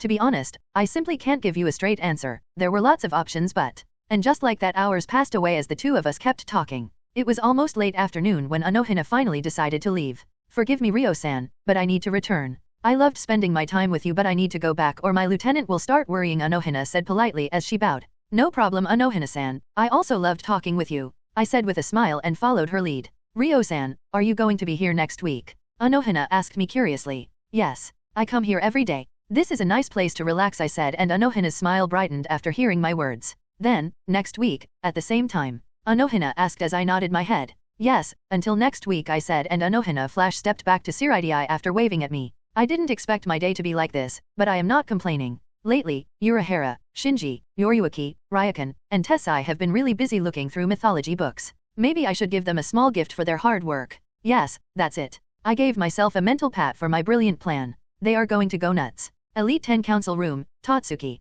What is the meaning of this? Erina asked as she slammed a pamphlet down on the table. Izan Etsuya was sitting beside Nikiri, who frowned and looked at the pamphlet and a grin appeared on his face. Betting association? I don't see a problem with this, Etsuya said, and Erina shot him an annoyed look. You don't see a problem with this? How can you say that? With this, betting became legal in Tatsuki, Erina said with a scowl on her face. You are seeing the whole situation from the wrong angle. We might have betting legal, but we have also stopped the background dealings and betting, and now that betting is official, we will be able to keep a close eye on the betting, Kinokuni Nene said as she pushed up her glasses. If you are wondering, then we have already discussed this with the director and he agreed with us on this. Betting isn't something new in Tatsuki, Satoshi Ishaiki said with a small smile on his face. Natasha Romanoff's idea was simply brilliant. Izan said in a reluctant tone. He believed himself to be a business genius, but Natasha Romanoff's idea was simply brilliant but risky at the same time. It was a huge gamble on Natasha's side as she was using her own funds for the betting. From the outside, the betting association was your run-of-the-mill betting hub, but they didn't know about the mastermind pulling the strings from behind. And what about this pudding domination club? Erina asked, and Izan simply shrugged and clicked his tongue. What about it? Izan retorted in an annoyed tone. She wanted to open a club, so we simply gave her permission. If you don't like it, then you can close it down as you usually do, Kunokuni Nene said in a neutral tone. Fine. I will take care of it, Erina snarked in an annoyed tone. She wasn't happy. At first, she had to find out about the betting association from Arato, who came to her when she noticed students betting in the open. Nikiri Erina immediately made her way towards the said place so she could expel them, but she was humiliated in front of so many students when they produced the Elite 10 Council permission. Erina didn't even know what to think. Erina wasn't a happy camper, so she asked Arato about any new clubs, and then she found out about the Pudding Domination Club. What the hell was going on in Tatsuki? A legal betting club and a pudding club popped up, but she didn't even notice. Then Akumi had to go and lose against a nobody, a transfer student, a student who worked in a diner. Erina simply wanted to punch the living daylights out of everyone responsible for annoying her. If your complaints about the clubs are over, we would like to start discussing more serious topics like the training trip of first year. Tasuke Magishima spoke up for the first time. Erina simply nodded her head and swallowed any more complaints she had. This year it is going to be different with Nemuri Kayama breathing down our necks, Kunokuni Nene said as she pushed up her glasses. She has no right to. My grandfather is still the director of Tatsuki, Erina said while gritting her teeth. She hated Nemuri Kayama with passion. That woman stole their family's legacy and they couldn't do anything. Erina-chin, you might haven't noticed, but your grandfather's hands are tied too, as Nemuri Kayama literally owns Tatsuki. Teranori Kyuga spoke for the first time since the meeting started. Nemuri Kayama will be looking for a blunder. As soon as we mess up, she will come down on us like a shark who smelled blood. Satoshi Ishaiki said with a frown on his face. What does she even want? Erina asked with a scowl. From what the director has told us, she simply wants to be smug about it, Izan said in an annoyed tone and clicked his tongue. All of that aside, we are going to invite Tatsuki alumni like every other year, but everyone except Erina-chan has to work really hard to avoid any type of incident. Satoshi Ishaiki said, and everyone agreed unanimously. Fucking finally! I exclaimed loudly as I finally finished redesigning all the Kido spells into magical spells. Now, I will be able to use them in the physical plane too. Now, I can finally stop doing boring stuff like research. Redesigning the Kido spells wasn't something important. It was a self-imposed task because I had nothing better to do. That seems to be legit, right? Well, now I need to practice these spells or it would be simply a waste. I had spent a lot of time redesigning all these spells, but before doing any of them, I decided to take a small break. It has been some time since I have treated myself to ice cream. I appeared in an empty alley. I strolled out of the alley and started to walk towards the ice cream parlor on the opposite side of the street. I got myself something called Respiro del Diavolo, which means breath of the devil. I have never tried spicy ice cream and I really wondered if they were any good.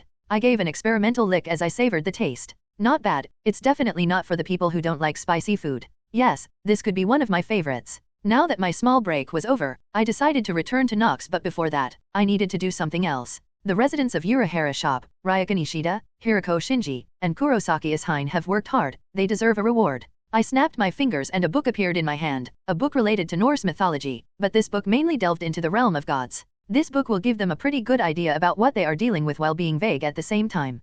POV Roomi. Please tell me you are joking, I said while glaring at the woman sitting in front of me. My ears twitched in annoyance, but the woman simply grinned. Ah, don't be like that, Roomi. For someone like you this will be a piece of cake. You just need to keep an eye over everything. Nemuri finished with a mischievous grin as her tail kept swishing behind her. You missed the fact that I will be on babysitting duty, I pointed out dryly. Nemuri reluctantly nodded her head. But you are getting to meet the others. Nemuri retorted weakly as I deadpanned. They visited us this weekend and it's not like they can't come to visit if they want. They are only a flash step away. I released another sigh. Fine. I will do it, I said as I got up from my seat. Nemuri beamed at me with a brilliant smile on her face. I really hate that grin. I gave her another glare and used flash step as I arrived in front of the Tatsuki resort. She should have informed me sooner. It is completely useless to complain now as I am already here.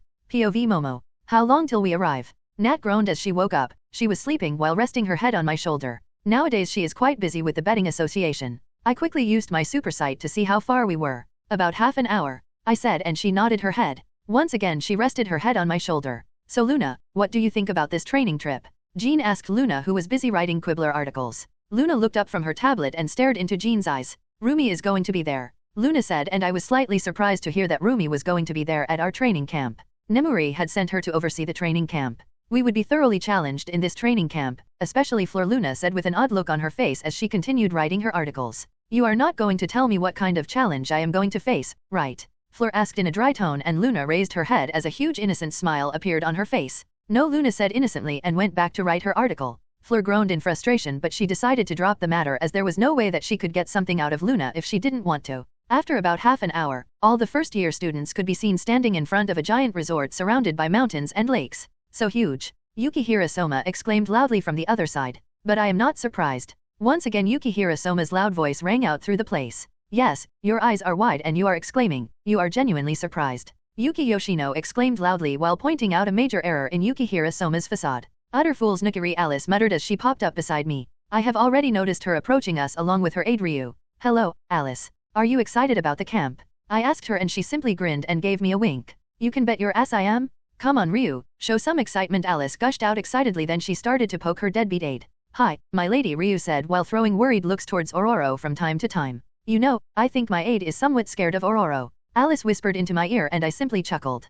Kurakaiba-kun, you don't have to be worried about her. She is a lovely person, I said, and Ryu wasn't convinced but he still nodded his head. Mama Kai, I am so glad you are here, Yuki Yoshino exclaimed as she jumped into my arms. Come here, let me hug you. You are already hugging me. I rolled my eyes in amusement but I still hugged her back. Momo, we need to head inside, Jean called out from the front. I slowly separated from Yuki. She was one of my new friends even though I am an adult woman now. I really liked her cheerful and bubbly nature. Yuki, your friends are looking for you. I will meet you later, I said pointing towards Yuki's dorm mates who were looking for her. Sure, Mama Kai. I will take you to play cards after we finish our tasks, Yuki said excitedly and ran towards her dorm mates. I quickly approached our group as we finally ended up in the reception hall. The hall was packed with first-year students but everyone was completely silent. That was until Yukihira Soma arrived. He is almost adorable with how negligent and naive he is. Alice chirped in while looking towards Yukihira Soma. Yes, Yukihira Soma wasn't liked in most circles because of his eccentric speech during the opening ceremony. Come on, Alice, cut the poor guy some slack. I think he doesn't even know what he did wrong, Ororo said, and Alice humphed, but she reluctantly gave a small nod.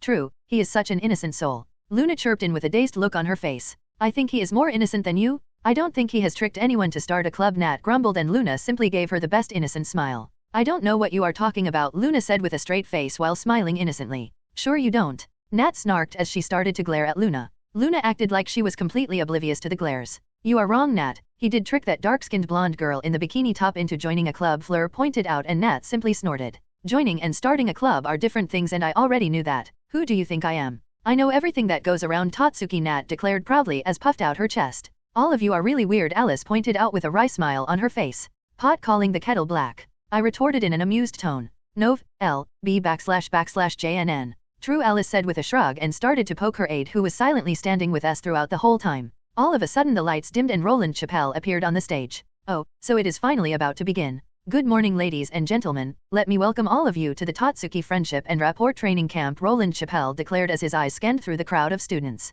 Pay attention to the stage as I am going to explain the outline of this training camp, Roland Chappelle said as he started to explain the outline of this training camp. We already knew most of the things from the brochure. The camp was going to last for 5 nights and 6 days. Every day we will be given assignments related to cooking. We also got some new information like we are going to be separated into 20 groups. Each day we will be shuffled around while completing various tasks. As soon as the explanation is finished we will be divided into groups as we have to present ourselves at the appointed locations to finish our task. If you don't please your examiner, then you will be expelled. Obvious things like that. I simply rolled my eyes in annoyance. As for the judging, we have invited guest lecturers, Chappelle said as he moved aside. Slowly the curtain behind the stage rose up as several people in chef clothes came into view. As busy as they are, today they have gathered here for the training camp. Let me introduce you all to Tatsuki Academy's alumni, Roland Chappelle introduced as the hall was completely frozen in shock. Even Alice was frozen in shock. A pink-haired man stepped ahead and sniffed the air. You, on the 9th line starting from the front, the boy with the scar on his eyebrow, the man said as I turned my head to see that he was talking about Yukihira Soma.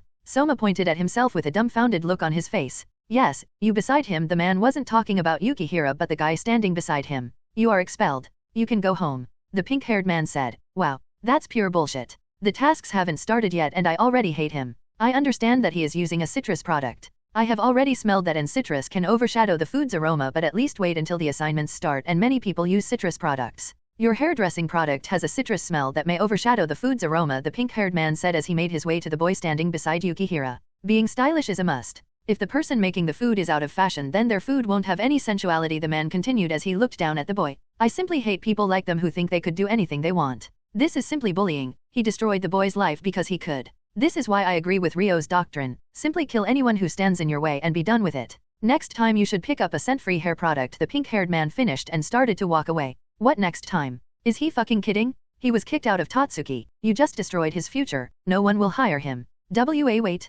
Please? What? Expelled? Just because? Oh. The boy started to beg but he was cut off when the pink-haired man paused and gave the boy a dark and scary look. You can lose customers just because of that. Do you want to shut down my shop? The pink-haired man asked darkly. He was daring the boy to make any kind of retort. So this is Tatsuki alumni? I am disappointed. He doesn't even know that this isn't his small-time restaurant. A voice rang throughout the hall. The temperature in the hall dropped by several degrees. After sorting out everything else I appeared on a random planet. The planet didn't have any intelligent life form but it did have the ability to sustain life. I quickly looked around to see if the location was good and not, and after a few seconds, a satisfied smile appeared on my face as I nodded my head. My eyes started to glow red and blue as the area around me started to transform. Image here. Yeah, this will do. I thought out loud as I looked around. To be honest, I wanted to do more, but doing more would have destroyed the planet's atmosphere. Terraforming a planet could have very dangerous consequences. Additionally, I am not known for creating things. The gods from Dark Faction would die due to shock if they saw me try to create something. I shrugged my shoulders and snapped my fingers and a couch appeared behind me.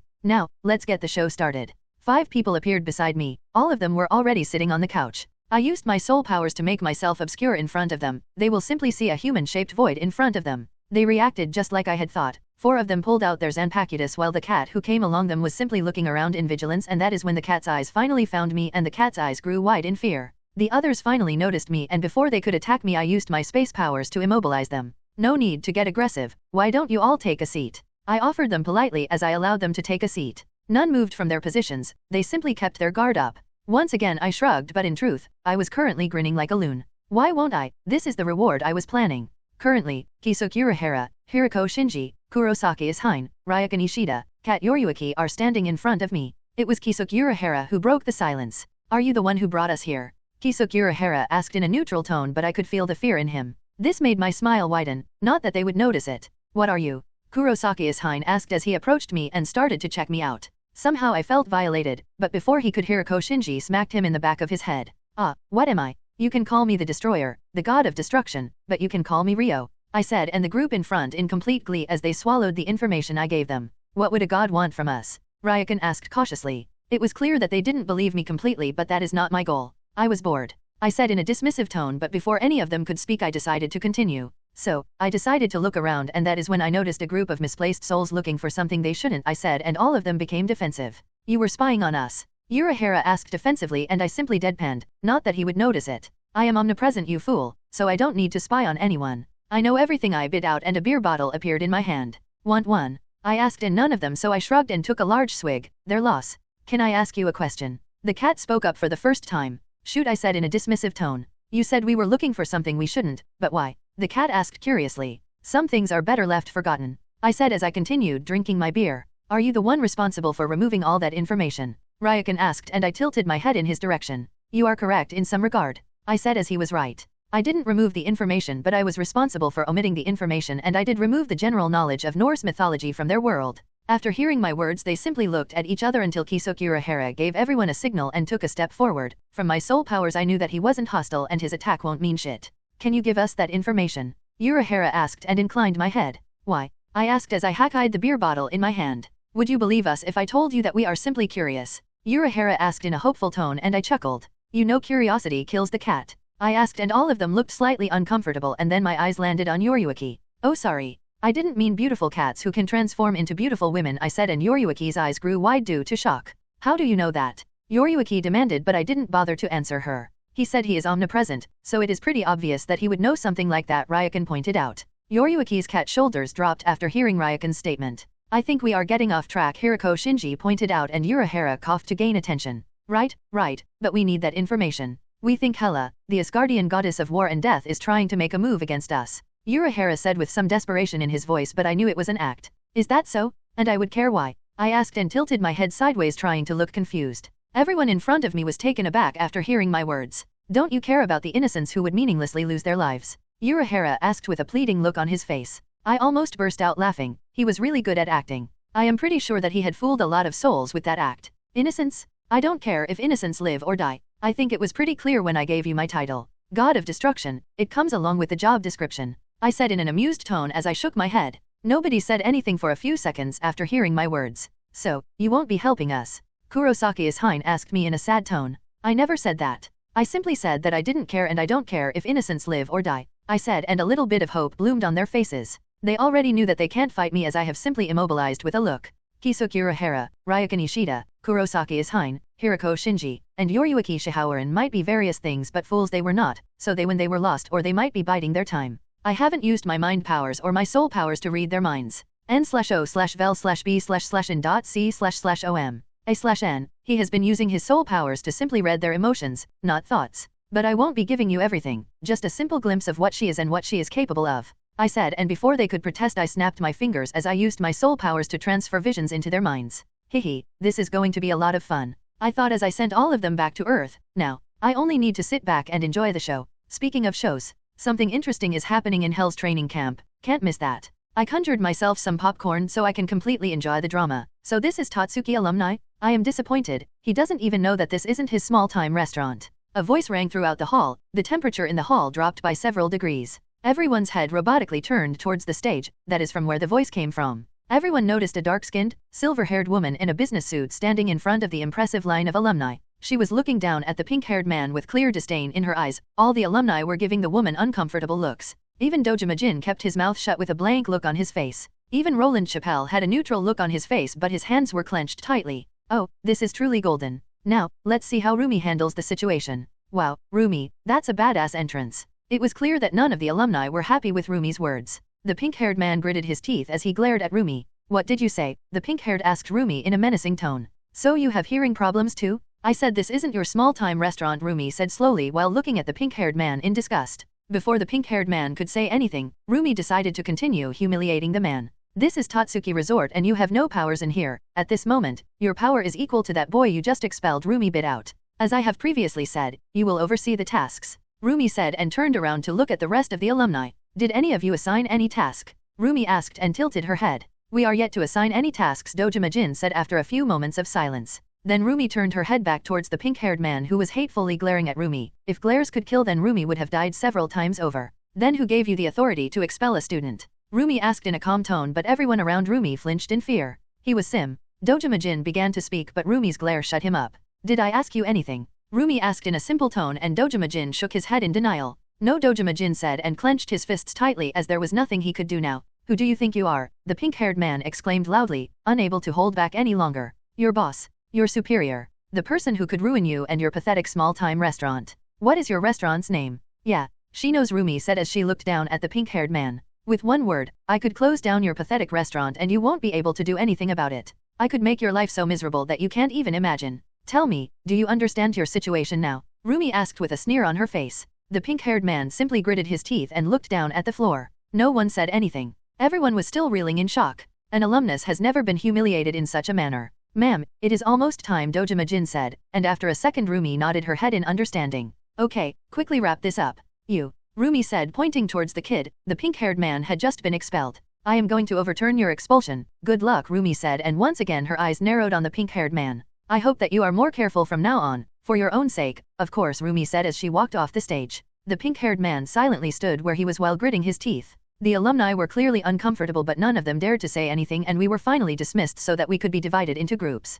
Roomi was totally badass. I gushed out excitedly as soon as we walked out of the hall. Yeah, I hate men like him, they are simply disgusting, Fleur bit out as she gave another look towards the pink-haired man. I have never thought that I would see a day when Roomi would use words instead of her fists. Ororo pointed it out and all of us laughed. His name is Kojiro Shinomiya, if any of you are wondering, Nat said when we finally arrived in front of one of the many notice boards. Looks like all of us are going to be together for this training camp, Jean said in a cheerful tone. That is definitely good news. So, where do we have to report? Ororo asked from the back. Fuyamai Mizuhara is going to be our judge. Luna's voice rang out from the side. You heard her. Let's go, I said, and everyone nodded their heads as we left the reception hall. I wonder what our task is going to be. I thought out loud when we finally arrived at our appointed location. I think it will be something related to fish, with the waterway and all, Nat said as she pointed towards the small waterway which was filled with various kinds of fish. I looked around and found that most of the place was already crowded with students. This was an open area. I could see several small packets of spices and cooking utensils placed under the shade of a tree, but there was no cooking equipment anywhere around us.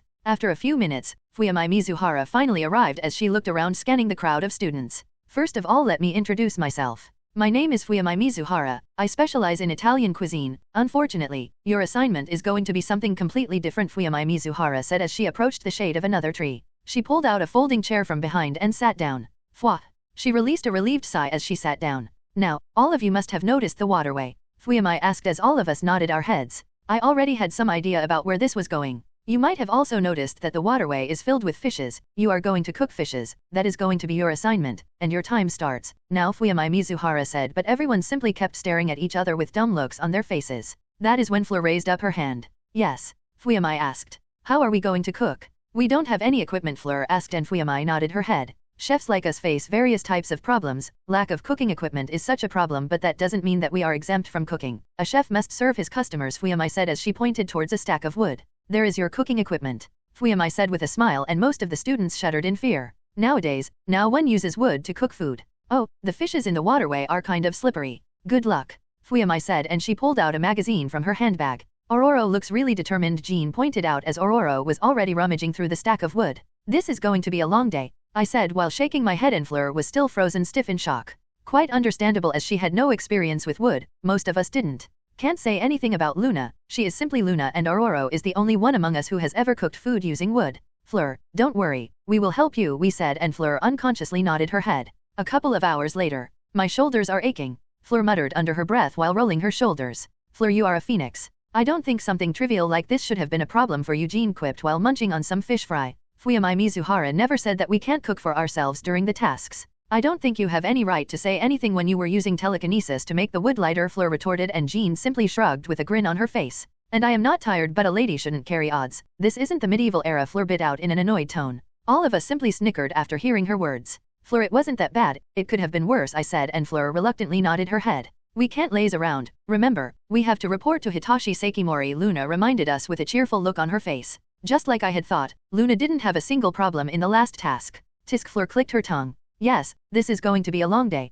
We finally arrived inside a giant hall and we found that Hitachi Sekimori was already waiting for us there. I looked around the hall and found that all the remaining students from the initial 20 groups were here. My name is Hitachi Sekimori and I will be the judge of your next assignment. Each of you will be cooking 50 beefsteak meals for our hotel's guests. Hitachi Sekimori's words rang throughout the hall like thunder and many students collapsed after hearing his words. I, along with several other alumni, will be keeping an eye on your dishes, so, if the meal isn't properly cooked or if the portions are lacking, then you will have to prepare the meal again until it is perfect. I wish all of you good luck, you will need it, Hitachi Sekimori said as he started to walk out of the hall. Oh, after finishing your task you can make your own food, Hitachi said as I heard several breaking noises from around the hall. Where is our promised deluxe meal? Yuki's voice was heard from the other side of the room. There will be nothing like that, Hitoshi Sekimori said in a bland tone and walked out of the hall. A shriek of terror was heard from the other side of the room. Yuki seemed to be going through a comical breakdown. Are those tears of blood? I wonder if she is fine. Okay, let's get this over with, Ororo called out and cracked her knuckles. I simply want to soak in warm water,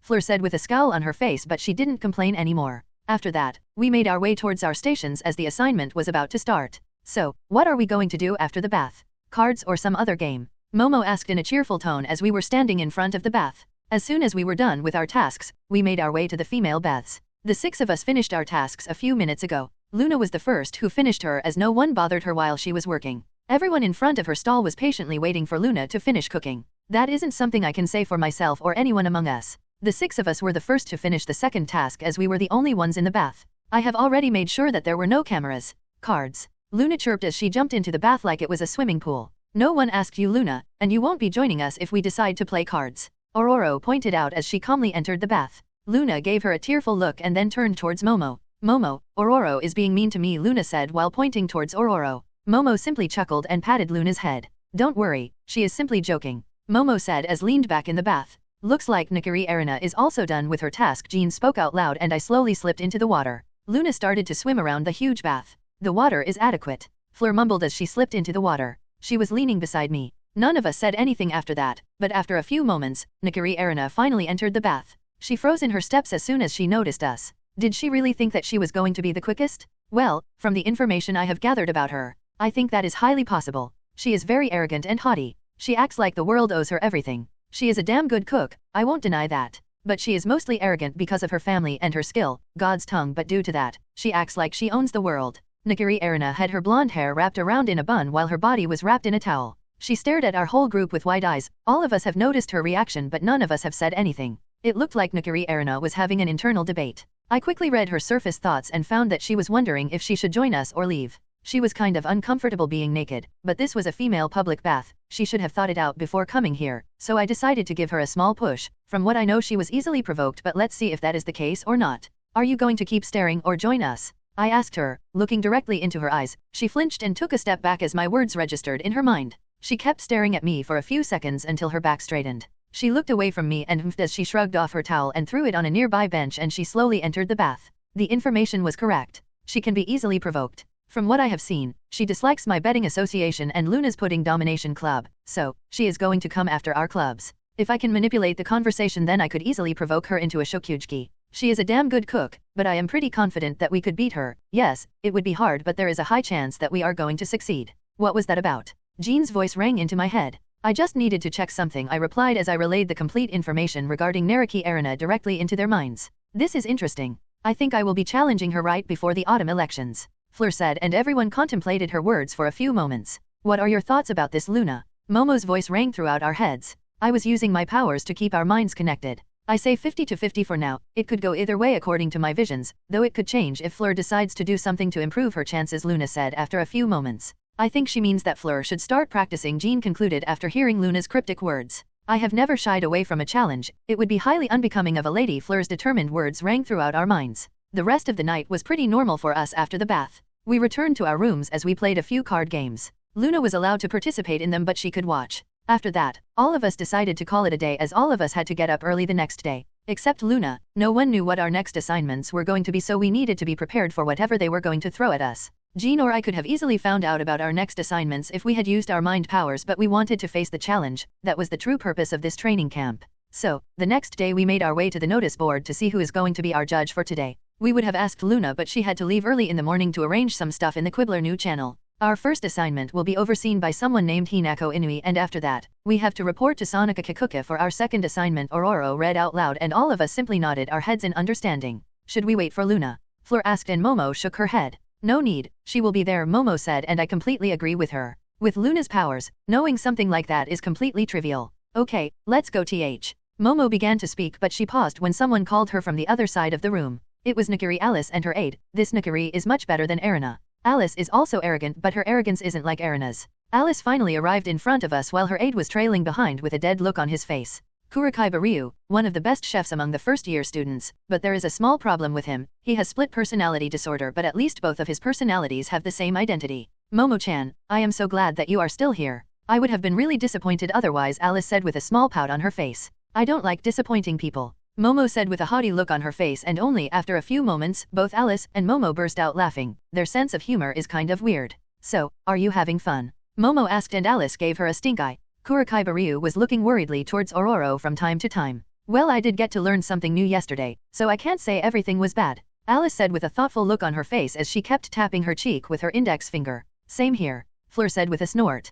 She is still itchy about the fact that she had to cook using wood. Come on Fleur, it wasn't that bad, Jean said as she rolled her eyes. Fleur bit back a retort when she remembered that Alice and her aide were still here. So, what are you guys doing after the assignments? Alice asked excitedly after she finished giving us weird looks. Come on, we aren't that bad and you are weird too. I guess that's why she continues to hang with us. Last night we played cards. If you want you could join us tonight. We are going to invite some other friends too, Momo said, and Alice happily nodded her head. Of course we are going to join, aren't we, Ryu-kun? Alice asked and started to pat her aide. Hi, my lady, Kurakaiba Ryu said in a bored tone. He looked like he was about to fall asleep. Okay, good luck Alice, Kurakaiba-kun. See you both tonight, Momo said, and she waved towards Alice and Kurakaiba Ryu. Yeah, same to you guys, see you all tonight, Alice said while she walked away while waving at us. She also kept dragging Kurakaiba Ryu with her. We should head out too, Jean pointed out as all of us made our way towards our appointed location. POV Roomi. I was looking through yesterday's reports when something caught my eyes. It was a report of a few students wanting to register complaints against a certain pathetic pink-haired man. I was immediately interested, but for whatever reason, the complaints were not registered. I immediately summoned the staff who were on duty yesterday. 2 young women arrived after a few minutes. Both of them were dressed in Tatsuki resort uniform. You summoned us, ma'am, one of them asked me in a nervous tone. Both of them seemed to be quite nervous. Don't need to be nervous. I simply wanted to ask the 2 of you some questions, I said as I gestured towards the seats in front of me. After a few moments, both of them sat down. N/O/vel/B/in.C//OM. I saw that a couple of students wanted to register a complaint against Shinomiya Kojiro. Did they change their minds? I asked, and both of them shook their heads. No, they wanted to complain, but Dojima Gunsama told us off, the other woman said, and my eyes narrowed. HOH, did he now? I asked curiously, and both of them nodded their heads. He told us that there was no need for that and we would simply waste our time as all of those students have been expelled. He is our superior, so. The woman trailed off with an unsure look on her face.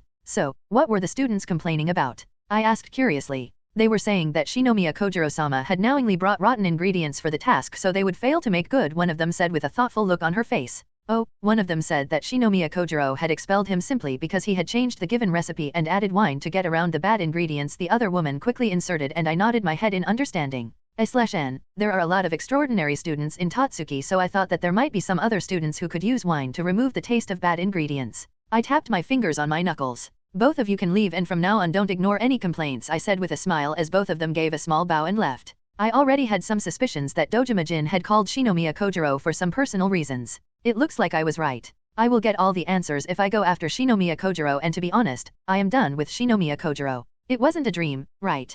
Kurosaki Ishine muttered as he got up from the floor. He felt really dizzy. If you are asking about our meeting with a god, then no, Hiroko Shinji said in a bland tone while rubbing his temples. Did any of you see glimpses of a woman dressed in a green and black bodysuit? Cat Yoriyuki asked curiously as the cat shook her head. Yes, that is why I wanted to know if everything was a dream or not, Ishine grumbled as he crossed his arms over his chest. Then you should have said that clearly, Ryokan Ishida said in a bland tone. Kisuk, what are you thinking? The cat noticed that her friend seemed to be really silent. I think that the woman in our visions was Hela, and I don't know what Ryo did, but I need to conduct some tests before I can reach any conclusion, Kisuk Urahara said while rubbing his chin. That's good and all, but I wanted to ask if this means we can stop looking for more information. Hiroko Shinji asked curiously, and everyone in the room answered negatively. Fine, be a spoilsport, Hiroko Shinji grumbled in annoyance. POV Roomi. I quickly made my way towards where Shinomiya Kojiro's appointed station was. I wasn't surprised to find Dojima-jin was hiding nearby. He must be waiting for the perfect moment to show up, so I also decided to wait outside.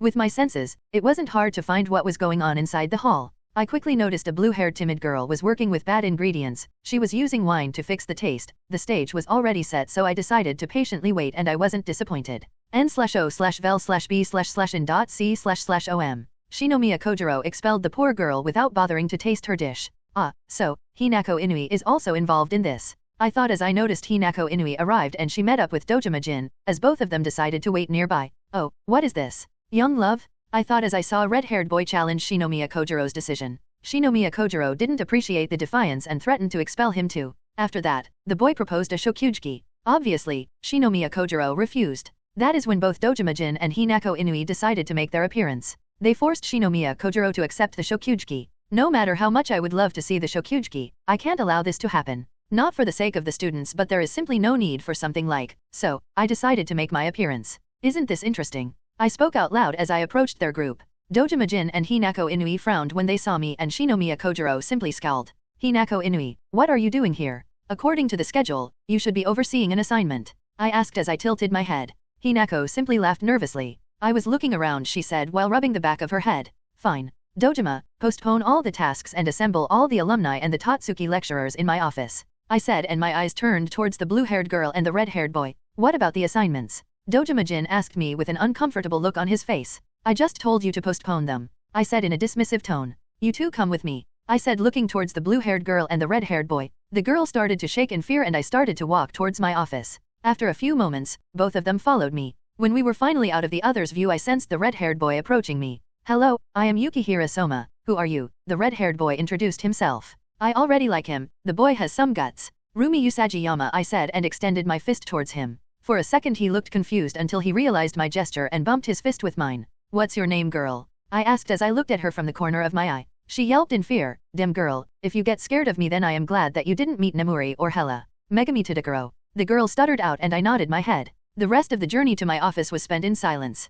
Whoa, your office is massive. Yukihira exclaimed loudly as we entered my office. The girl was also looking around in awe. Please take a seat and tell me what happened from the beginning, I said and gestured towards the seats. Yukihira excitedly sat down while the girl took the seat, but she was a nervous wreck. After that, the boy started to tell me the story when he noticed that Megami wouldn't be able to say anything. The whole thing went down just like I had thought. So when I was finally finished with their story, I decided to send them back. I didn't want any alumni targeting these two. I decided to patiently wait in my office for the others to arrive. The Tatsuki lecturers were the first ones to arrive. Why did you postpone the tasks and call us here? Roland Chappelle questioned as soon as he arrived. I will explain everything when everyone is here. Why don't all of you take a seat and make yourself comfortable? I offered and they reluctantly went along with it. After some time the alumni also started to arrive. Within half an hour, all the alumni were here. All of you might be wondering why I have called all of you here, so let's get this started. Shinomiya Kojiro, please have a seat, I said in a calm tone. Shinomiya Kojiro approached my desk with a haughty and defiant look on his face, and Dojima-jin didn't have any noticeable expression on his face. Both of them sat down and leaned on my desk. Now, let's start with this. Dojima-jin, why did you recommend Shinomiya Kojiro for the training camp? I asked in a neutral tone. He is one of the best chefs to graduate from Tatsuki. Dojima-jin began to say, but I cut him off. That's enough. Now, Shinomiya Kojiro, did you knowingly bring bad ingredients for the assignment? I asked, and a lot of alumni started to murmur. Yes, I did, Shinomiya Kojiro admitted with a defiant look on his face. More alumni started to murmur, even the lecturers gave him weird looks. So, you knew that someone would have to use those ingredients, right? I asked and he nodded his head. Roland Chappelle, you are a Tatsuki lecturer who has taught Shinomiya Kojiro, right? I asked and nodded his head. Then tell me, what would you do if you found yourself in that student's shoes? I asked and his answer was instantaneous. Depends on the recipe, but I will probably use wine. After all, my specialty is French cuisine, Roland Chappelle said like it was an obvious thing. Before I could say anything, Shinomiya Kojiro decided to speak up. They changed my recipe, Shinomiya Kojiro said while gritting his teeth. Oh, so not only are you knowingly giving a student bad ingredients so that they would fail, but you are also denying their efforts to fix their dish.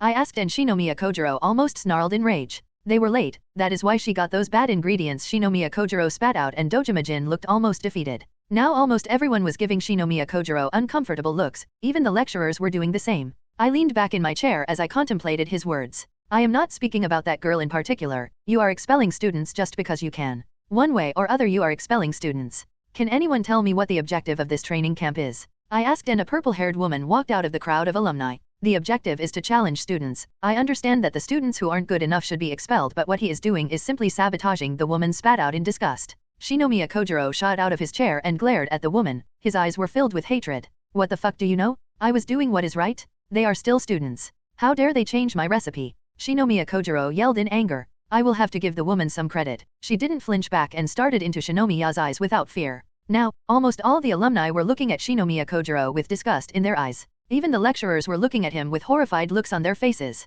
Roland Chappelle stared at Kojiro like he was the worst trash in society. Sit down, I said in a calm tone. Shinomiya's head turned towards me as he kept glaring at me. Sit down, I said slowly as I started to release some of my bloodlust. Shinomiya Kojiro's eyes widened in fear as he started to sweat. Everyone in the room shuddered in fear, even though my bloodlust wasn't directed towards them. Shinomiya Kojiro dropped in his chair, his legs failing to support his weight any longer. I stopped releasing my bloodlust. Now that you are calm, let me tell you what is going to happen. Tatsuki no longer requires your service, I said, and both Dojima's and Shinomiya's eyes grew wide in surprise and shock. You may leave. I am also going to blacklist you from anything related to Tatsuki, I said, and several gasps were heard throughout the room. Then my eyes turned towards Dojima. From now on, if you want to help someone, then don't do it at someone else's expense, I said as I dismissed the meeting. You know, there is a really interesting rumor going around. It seems that Yukihira Soma has challenged Shinomiya Kojiro to a shokyuji. Nat pointed out when we finally gathered in our room. Oh, is that so? That is really interesting. So what did that bastard do this time? I asked coldly. I don't like Shinomiya Kojiro at all, and that is saying something.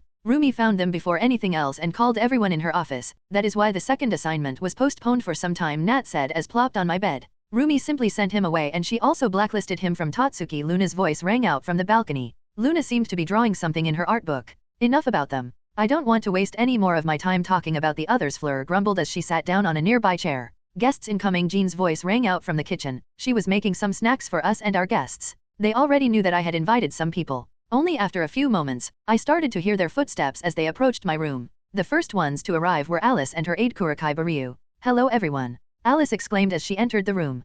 Kurakaiba Ryu entered the room followed by her while carrying a huge box. I brought some snacks and drinks, Alice gushed out excitedly. Oh, let me help you, Kurakaiba-kun, Ororo said as she approached Kurakaiba and took the box from his hand. Kurakaiba simply handed her the box with a fearful look on his face. Ryu-kun, you are being bad. Strong boys should help out girls, not the other way around. Alice started to scold Kurakaiba. Hi, my lady, Kurakaiba said with a bored look on his face. Alice, you don't need to be so hard on him, it is completely fine. This box is pretty light, Ororo said while chuckling as she carried the box towards the kitchen. Before Alice could say anything more, Yuki knocked on the door. Their group was already here. Oh, Yukihira Soma is still here, which means Roomi had overturned Shinomiya Kojiro's decision. Mamakai, you have no idea what happened today, Yuki exclaimed as she jumped into my arms like a lost puppy. I received her in my arms with a smile on my face. Yes, I have heard. Your friend here has challenged Shinomiya Kojiro to a shokyuji, I said calmly, and Yuki looked at me with wide eyes. News travels really fast here. Now, Mamakai, let me introduce you to my dorm mates, and I also want to know your friends too, Yuki said as she pulled a red-haired girl in front of me. Meet Ryoko Sasaki, one of my best friends, Yuki said as Ryoko waved at me. Hello, nice to meet you. I have heard a lot about you, I said with a smile. After that, we continued with the introductions. All of us spent the rest of the night having a small party. The next day passed in a blur. None of the tasks were anything hard or complicated like the previous ones. The third day ended pretty quickly, but that was until an unexpected announcement was made summoning us to the main hall. By this time, the news of Shinomiya Kojiro being blacklisted from Tatsuki had spread throughout the training camp. There was simply no one who didn't know about that. Most of the alumni were clearly indifferent. When we finally gathered in the main hall, we found Dojima-jin was already there waiting for us. Now, you must be wondering why I have called all of you here. I won't be taking much of your time, Dojima-jin said and took a small pause. Ladies and gentlemen, your next assignment is to create a new breakfast item befitting our guests here in Tatsuki Resort. Breakfast is the face of our hotel. It is an important meal that represents the start of our guest's day. It represents something that gives the table an air of invigorated radiance, something that cannot be ignored or forgotten. Make a single dish, one that gives a sense of wonder for the day. Your main ingredient would be eggs, Dojima-jin declared, and a lot of students broke down in horror. Now, you can use any of our facilities, but I hope that all of you finish quickly. Now, you can go and sleep, I won't mind. Now, best of luck, Dojima-jin said and left. We simply released a sigh and decided to start working. The 6 of us stayed up the whole night working and perfecting our dish. All of us could go on without a single problem without sleep for a couple of days. We thought that the assignment would be easy. It was easy, I am not going to lie, but it wasn't easy for Fleur. Her dish wasn't suited for the buffet. Fleur had overlooked this small fact while creating the dish. It wasn't a major problem, but in this situation, the problem was devastating for Fleur. Her dish didn't seem to be appealing to the guests. She had to make some changes to her dish on the fly. She only finished serving 200 meals just before the deadline. That was the hardship Luna had mentioned during the bus ride. Fleur came this close to failing. If she was late by a couple of minutes, then she would have failed to complete the task. The assignments after that breakfast assignment were pretty easy. Yes, if we were normal humans then we would have been dead tired, but since none of us were humans, we didn't face a problem in that department. So, I think this is going to be another task, right? Ororo asked as once again we made our way towards the main hall. Looks like they won't allow us to rest until the camp is finally over. Jean thought out loud. They might give us a task after we board the bus. That would be hilarious. Nat exclaimed in an amused tone as the students around her shuddered in fear. Today was the last day of the training camp and most of the students including us have thought that there won't be any more tasks. Looks like all of us were wrong. Nov, L, B //JNN. But I don't think this is going to be a task. I have noticed that the alumni were busy preparing ingredients. They were also discussing something about a menu. Nat's words rang throughout our minds. How do you know something like that? I asked and Nat simply smirked. A real would never give away her secrets. Nat proclaimed. That's reasonable, I guess. We finally arrived in the main hall and I noticed that some of the students have already broken down in despair. Can't blame them, the training camp was very intense for most of the students. My eyes scanned through the whole crowd as my gaze lingered on a few notable students. The first one was a silver-haired boy. Nat has told us that his name is Hayama Akira and he extremely sharp nose for a human. Next was Nakiri Erina. She was pretty obvious as she was one of the Elite 10 council members. The Nakiri Alice and Kurakaiba Ryu. While cooking he became a completely different person and none of them had any problems in the training camp. Then Yukihira Soma. He also breezed through the training camp with ease. And lastly the Aldini brothers. The two of them were pretty good too. Nat has already started collecting data on the good students as we would be facing them in the autumn elections. There was another guy. Mimisaka Subaru. He was a certified stalker and creep. He was known for a skill called perfect profiling. He would stalk his prey until he can copy all of his actions perfectly. For his own sake, I hope he avoids stalking any of us. Finally, Dojima Jin arrived with a mic in his hands. I appreciate that all of you gathered here on such a quick notice. After that Dojima Jin continued with a motivational speech. By the end of the speech, most of the students were fired up. Now, to conclude the training camp, we have arranged a final task for all of you. Dojima Jin said and all the students who were previously motivated felt like they were being cheated. The doors behind Dojima Jin opened with a loud bang as all the alumni walked in carrying various dishes in their hands. The last task for you in the training camp is to lie back and enjoy a full-course meal prepared by the Tatsuki alumni. Dojima Jin exclaimed loudly as all of the students including us cheered loudly. Just like that, the training camp ended in a blink of an eye. We learned a lot of things in the training camp while having a lot of fun with my sisters and friends. I am glad that we have decided to attend Tatsuki or we would have missed all this fun. Regardless of your beliefs I can protect myself. Isane Unohana Retsu spoke with a kind smile on her face. Isane wanted to protest, but she swallowed her words when her captain narrowed her eyes. Isane swore inside her mind. Most of the time Captain Unohana was most kind, gentle, and caring but there were a few instances when she was scary as hell. I understand, Isane said in a sullen tone and Unohana Retsu's features softened. The gentle and kind smile on her face was already back. Take care, Isane. I will be back before dark, Unohana said and she used flash step and disappeared. Isane kept staring at the place where Captain Unohana was standing a few seconds ago. After a few seconds, Isane released a defeated sigh. It has been a couple of months since she had noticed some minor changes in Captain Unohana. The changes were really minor but Isane noticed them as she spent most of her time accompanying the said woman. Captain Unohana's smiles were brighter after she returned from her usual herb collection excursions, but this wasn't the most worrying change. Captain Unohana used to have these excursions only once per week but now she would go out 2 or 3 times per week. That was a drastic change, something Isane failed to ignore. Isane was really worried for her captain. So, she decided to chat with other women but none of them were able to give her anything solid, though one of her fellow lieutenants had said that Captain Unohana had found someone special. Even if the scenario was quite surreal, the chances were pretty high. All the signs were there but who could have caught Captain Unohana's eyes, or was it the other way around? They were curious but they weren't suicidal. They knew that Captain Unohana was a kind and gentle woman but sometimes she can be really scary. So, all of them decided to drop the matter. While Isane was stewing in curiosity, Unohana Retsu appeared in the middle of the forest and found a man was already waiting for her. The man turned towards Unohana Retsu and gave her a brilliant smile. Unohana Retsu approached the man and sat down beside him. Sorry for being late, Ryo-kun. Once again Isane was worried about me, Unohana Retsu said in her usual tone. No problem, Retsu-san. She really cares about her. Now, I feel somewhat guilty, Ryo said with a smile and Retsu simply shook her head. You don't need to, it is completely fine, Retsu said as she started to pour tea for themselves. Ryo accepted the offered cup as both of them started to sip tea in complete silence. They found the silence to be really comforting. Even though Ryo wasn't a fan of tea, he relished the flavors of the tea. There was something about the whole atmosphere, both of them felt completely relaxed. After a few minutes, both of them finally finished their tea. Ryo returned the cup and Retsu was about to pour another cup but Ryo stopped her. I have brought something new today. Have you ever tried an ice cream? Ryo asked and Retsu tilted her head, but she nodded her head. I have. It is available in Siriti, though I won't deny your offer, Retsu said with a smile as a small portal appeared beside him. Ryo pulled out 2 ice cream cones from the portal and offered one of them to Retsu. Retsu accepted the dessert with a bright smile on her face. She took a small bite to ascertain the taste.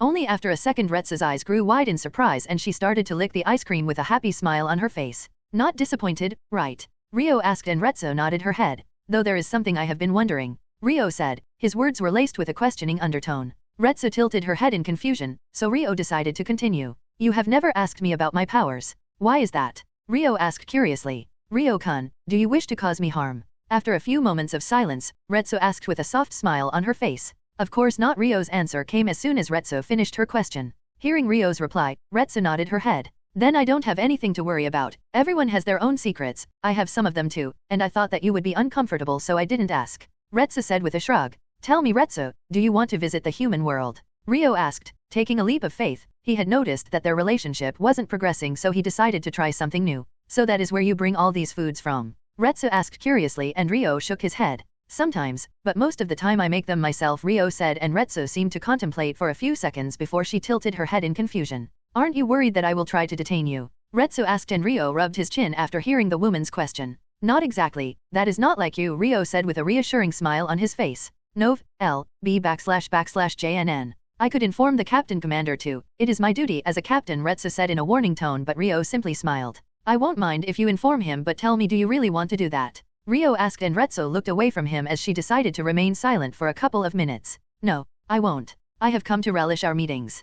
Captain Commander or someone else might notice my absence, so I would have to deny your offer, Retsu said as her usual smile returned to her face. You don't have to worry about that. No one will notice anything, Ryo said, and Retsu agreed after a few moments. The next second the two of them found themselves on a street filled with street food stalls. For a second, Unohana Retsu thought that it was an illusion. So she started to look around carefully. This isn't an illusion. Everything around me is real. I am in the human world. But how did he bring me? I didn't feel anything, Retsu thought with a thin smile on her face. Did you use some kind of forbidden spacetime Kido spell? Retsu asked and gave Ryo a questioning look. She was accusing. She was simply curious. Ryo chuckled after hearing her words. No, it was space manipulation, pure and simple, Ryo said, and Retsu nodded her head. She accepted my reasoning just like that? Her priorities are messed up, Ryo thought as he noticed Retsu was eyeing the food stalls. So, Retsu-san, did any of these stalls catch your attention? Ryo asked and Retsu pointed towards the tacos from Hell stall. Ryo simply smirked as he led Retsu to the stall. Retsu's eyes grew wide in shock when Ryo started to interact with the stall owner like he was a normal human. How is he doing that? The human doesn't even have an ounce of Ryatsu. So how? Retsu wondered. Ryo paid the money and walked away from the stall with Retsu. She didn't miss the fact that the stall owner started to ignore him as soon as Ryo paid the money. How did you interact with him? Retsu questioned. She really wanted to try the food, but she was curious too. It's simple. I simply wanted to interact with him, so he interacted with me, Ryo said, and questions marks appeared on Retsu's face, but she decided to give up the stupid questions as she had something more important to do. She needed to taste the food in her hands. Ryo could only smile wryly seeing her act like that. Why am I only interested in eccentric women? Ryo questioned, but no one answered him. I envy humans. They get to eat so many delicious foods every day, Retsu said when she finished her taco. I can bring you food every day if you want, Ryo offered, but Retsu quickly denied the offer. It's not that I don't want to see you, or meet you. It is the opposite, but if you regularly bring me all these delicious foods, then I will lose the ability to eat normal food, Retsu said with a grin. I guess I understand where she is coming from. So, what's next? Retsu asked and Ryo simply waved his hand and several types of visions appeared in front of Retsu's eyes. I wonder how many of them I will be able to try before I need to go back. Retsu thought, but her facial expressions were completely neutral. Why don't you surprise me? Retsu asked after a few moments, unable to decide what she wanted to eat. Everything looked delicious. Sure, Ryo said and started to lead Retsu through the food stalls, and Retsu was obviously surprised. Ryo and Retsu returned to Soul Society after a few hours and it was almost dark in the Soul Society. I had a lot of fun today, Retsu said with a gentle and kind smile on her face. I had a lot of fun too. We can do it some other time if you want. Ryo offered and Retsu eagerly nodded her head. Ryo-kun, forgive me but I have to cut it short. I need to return, Retsu said while waving at Ryo. Ryo looked sad but he still nodded his head. Retsu gave him another smile and used Flash Step to disappear from Ryo's view. Unohana Retsu could be seen sitting near the window basking in the moonlight, her Zanpakuto resting in her lap. She was dressed in a loose white shiakusho and she was slowly undoing her braid with a calm look on her face. She finally finished undoing the braid, revealing a scar right in between her collarbones. She traced the scar and her demeanor flickered for a moment. For a moment the calm look on her face was gone, replaced by a menacing look. Image here. She turned towards the moon as her hands started to trace the hilt of her Zanpakuto. I have changed and I didn't even notice. Retsu thought, staring towards the moon. Today, I decided to put aside my duty as a captain so that I could keep meeting Ryo-kun. This is the first time I have done something like that and I can't bring myself to regret it, Unohana Retsu thought as she stopped tracing her Zanpakuto. She picked up her Zanpakuto and pulled it out. She stared at the edge of the blade. Old friend, what is happening to me? Is it good or bad? Retsu asked, but no one answered her question. A gentle smile appeared on Retsu's face as she kept staring at the blade of her Zanpakuto. I feel happy when I am with him. I feel free from all the burdens, but do I deserve this? Retsu asked and the smile on her face faded away. He only treats me like that because he doesn't know me. Retsu thought with a serious look on her face. He will run away in fear as soon as he learns my true nature. I am a monster, Retsu declared inside her mind. He might stay. You will never know until you try. A new voice was heard inside Retsu's head. Retsu frowned, but she still smiled as her Zanpakuto finally answered her. I don't know what is going on with me, but whenever I think of Ryo-kun leaving me, I feel a pang inside my chest, Retsu said and heard a laughter. That is because you care about him, that is because you want to continue spending time with him, Retsu's Zanpakuto answered. That I do. I have never felt anything like this. I love how he brings new types of food for me. I don't want to lose any of this, that is why I ignored my duty today, Retsu said with a kind smile, but by the end, her smile faltered. And I am proud of that. You have served the Godai 13 for more than 1,000 years, don't you think it is about time that you do something for your own happiness? Her Zanpakuto asked, and even though Retsu wanted to refute, ultimately, she didn't. She knew that her Zanpakuto was right. But you know I can't. I can't get any closer to him. My destiny is to die, Retsu said with a longing look on her face. Ha, I know you might have fooled the others, but you can't fool me. I know all of your secrets, you simply lost because you wanted to lose, you simply wanted to pass on the title, her Zanpakuto retorted heatedly. Once again Unohana Retsu had nothing to say, she simply smiled. You know me too well. Retsu trailed off. You know, you are simply lying to yourself, right? Her Zanpakuto asked and Retsu reluctantly nodded her head. I know, and spending time with Ryo-kun has taught me to be free, Retsu said, and once again a cheerful laugh rang throughout her mind. Then why are you still trying to suppress your desires? Her Zanpakuto asked and Retsu didn't answer. You don't need to be afraid, the Unohana I knew was never afraid. That woman followed her desires, her Zanpakuto answered, and Unohana Retsu felt the presence of her Zanpakuto disappear from her mind. Follow my desires. Retsu mused as she sheathed her Zanpakuto. Once again she started to stare towards the moon as she once again traced her scar.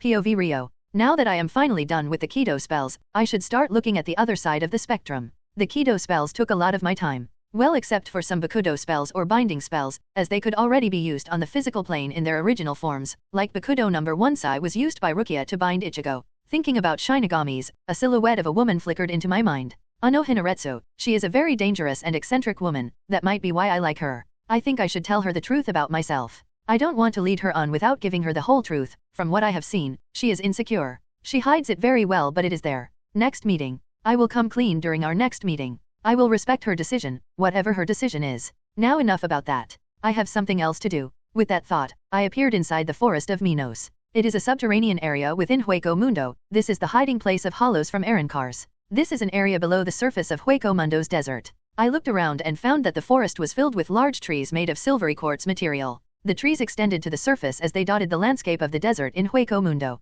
Countless Jillian-class hollows live here and they follow the commands of the guardian of the forest of Minos and his followers. The Ajichas in charge of the forest of Minos are under the command of Sosuke Aizen. There is also a Shinigami who lives in here. His name is Ashido Kano if I am not wrong. He had been stranded in here since a planned assault on hollows who had invaded the Soul Society. Now enough about history. I appeared in front of Jillian who was loitering around the forest aimlessly. As soon I arrived in front of the Jillian, it noticed me and turned its head towards me. A red orb appeared in front of the mouth of the Jillian and after a few seconds, the Jillian launched a red beam in my direction. I didn't bother to defend myself, the beam didn't even leave a scratch on me or my clothes. I could see that the Jillian was confused, but after a few seconds, it decided to attack me again. Once again a red orb started to form in front of its mouth and after a few seconds, the Jillian launched the crimson beam towards me. Once again I didn't bother to defend myself but I kept analyzing the Zero. I wanted to know how to use Zero. I am not a Shinigami but I can still use the Shinigami arts, it won't hurt to try the hollow arts too. Once again the Jillian was confused when it noticed that I wasn't hurt.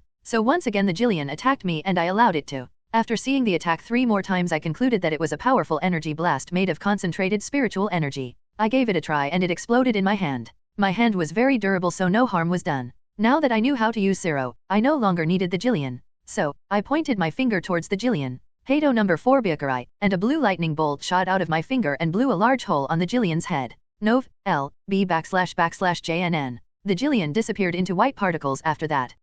My Heido No. 4 is much stronger than Byakuya Kukaki. Once again I tried Zero and once again it exploded in my hand. This is going to be hard. I returned to Nox as I made my way to the backyard. I started to practice Zero and it kept exploding in hand, but I started to get better control over it. Hollows don't learn Zero by practice, it comes to them instinctually. After a few hours, I finally succeeded in casting a Zero. Now that I got a hang of it, Zero was pretty easy and simple. Just collect some spiritual energy outside your body and then release it towards your desired target. It is simply hard to control the concentrated spiritual energy outside your body. Hollows can do that instinctively. After you release the energy, you simply need to keep it pointed in a certain direction. Not that hard when you get a hang of it. Just like walking, it isn't hard after you get a hang of it, though Dora is an exception. Now that I know how to use Zero, I decided to increase the power output. After another couple of hours, I was finally satisfied with my Zero. Now, I needed to work on the charging time. I want it to be instantaneous. I also wanted to use Zero without a gesture, like Coyote Stark.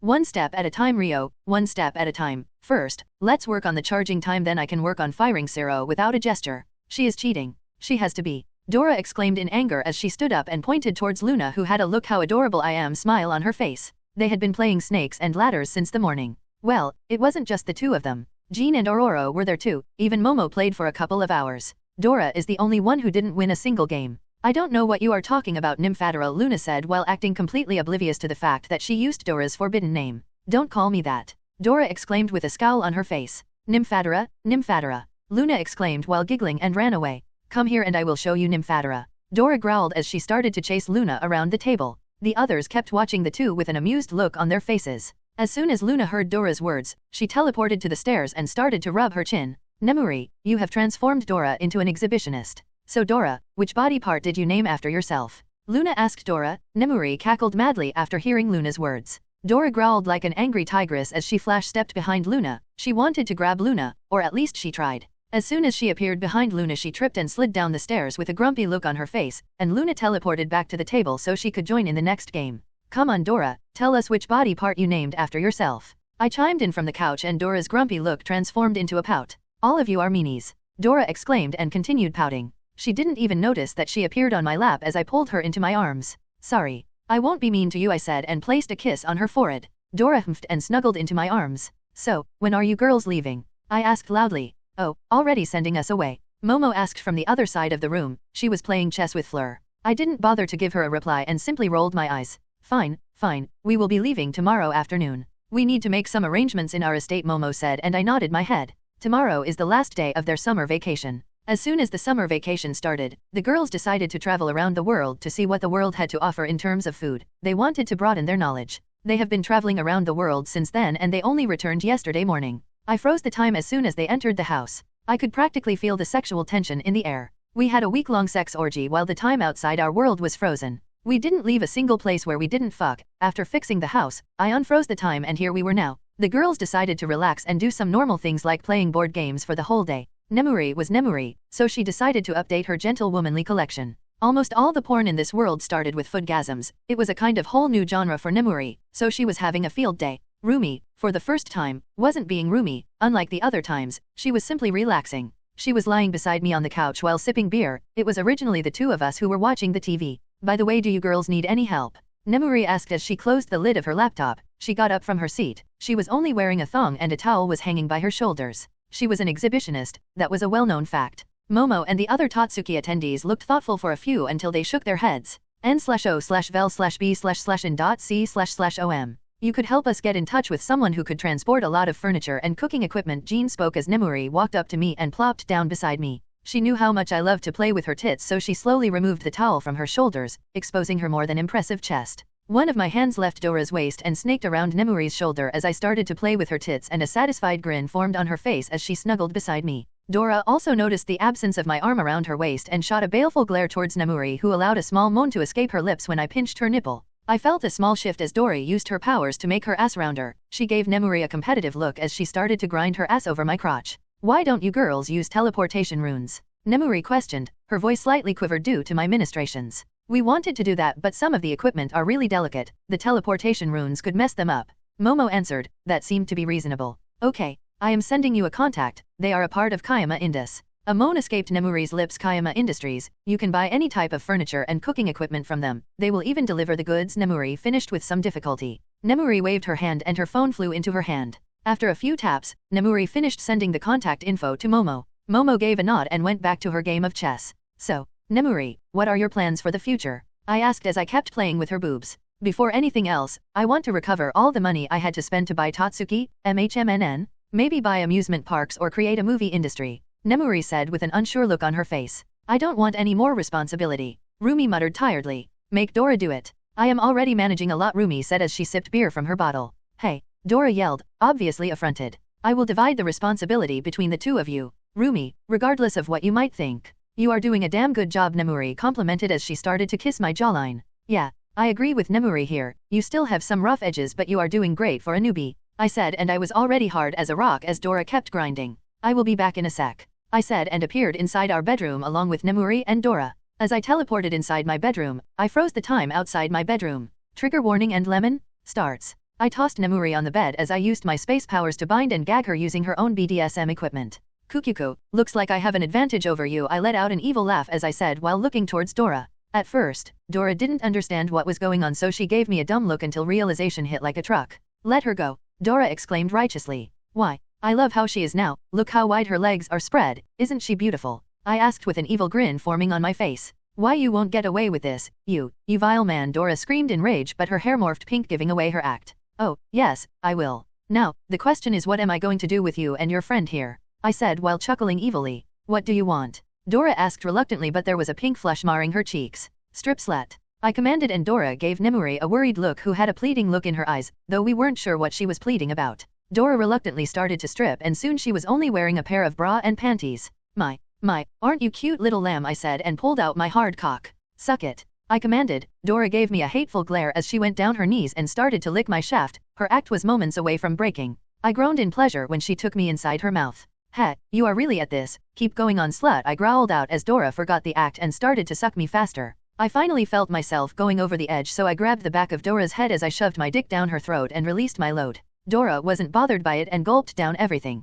He, aren't you a good girl? You drank everything, I said, and Dora finally remembered that we were role-playing, so the passionate look in her eyes turned into a hateful glare. Cuckoo, I love that look in your eyes. I wonder if you still glare like that after I fuck you, silly, I said with a grin and vanished my clothes. I highly doubt that, Dora said. Her voice was hopeful and hateful at the same time. I slammed down Dora on the floor and tore off her bra and panties as I plunged my whole length inside her. Dora gasped. Way. Dora stuttered out as I started to piston into her in reckless abandon. Dora let out a guttural moan as she reached her first orgasm and her insides clamped down on my length. Aren't you enjoying this, slut? You even came, I said, and I slapped her ass leaving a red handprint. Dora moaned and sputtered something. I looked towards Nemuri. I could see juices dripping down from her honey pot as she kept giving me a pleading look. Look at you, partner, screaming and moaning like a slut, I said while pointing towards Dora, who could only moan. I kept slapping her ass as I kept pinching her boobs. Ple please, Dora muttered. Please what? I asked and twisted her nipple. Fuck me harder, Dora stuttered, as I rammed my length inside her. Beg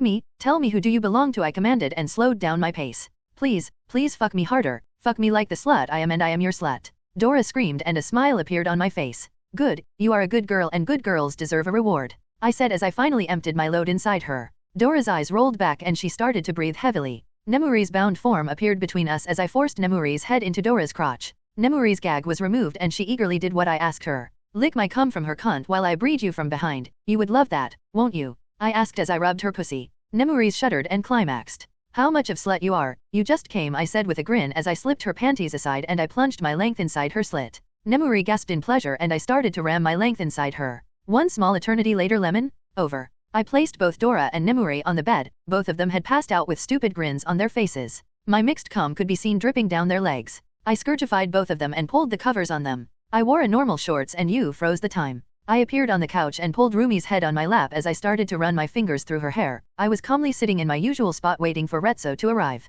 Today I was going to tell her everything about me. I didn't know how she was going to react after I told her about my harem. I wanted to use my future sight but decided against that. If it didn't go my way then I would try to change the future, and if it did go my way then I would try to direct the conversation towards how I saw it in my vision. That won't be fair to Retsu. I didn't want to manipulate the conversation. If she decided to stay with me then I wanted the decision to be hers. So, I kept repeating the conversation in my mind. I knew that she had been wondering if she should tell me about her past or not since the day of our last meeting. I already know about her past from the anime, but something might be different. After a few minutes, Retsu finally arrived. She had her usual kind smile marring her face. How are you, Ryo-kun? I hope that you didn't have to wait for long, Retsu said as she came and sat down beside me. Retsu-san, would you mind if I changed the scenery? I asked and Retsu tilted her head with a smile. I wouldn't mind as long as others don't notice it. I simply want to avoid unnecessary questions, Retsu answered with a smile, and before she could even react we arrived in a completely new place. This was the same place where I had brought Urahara and the others for the chat we had a few months ago. I think I should make this my permanent meeting spot. This place is too good.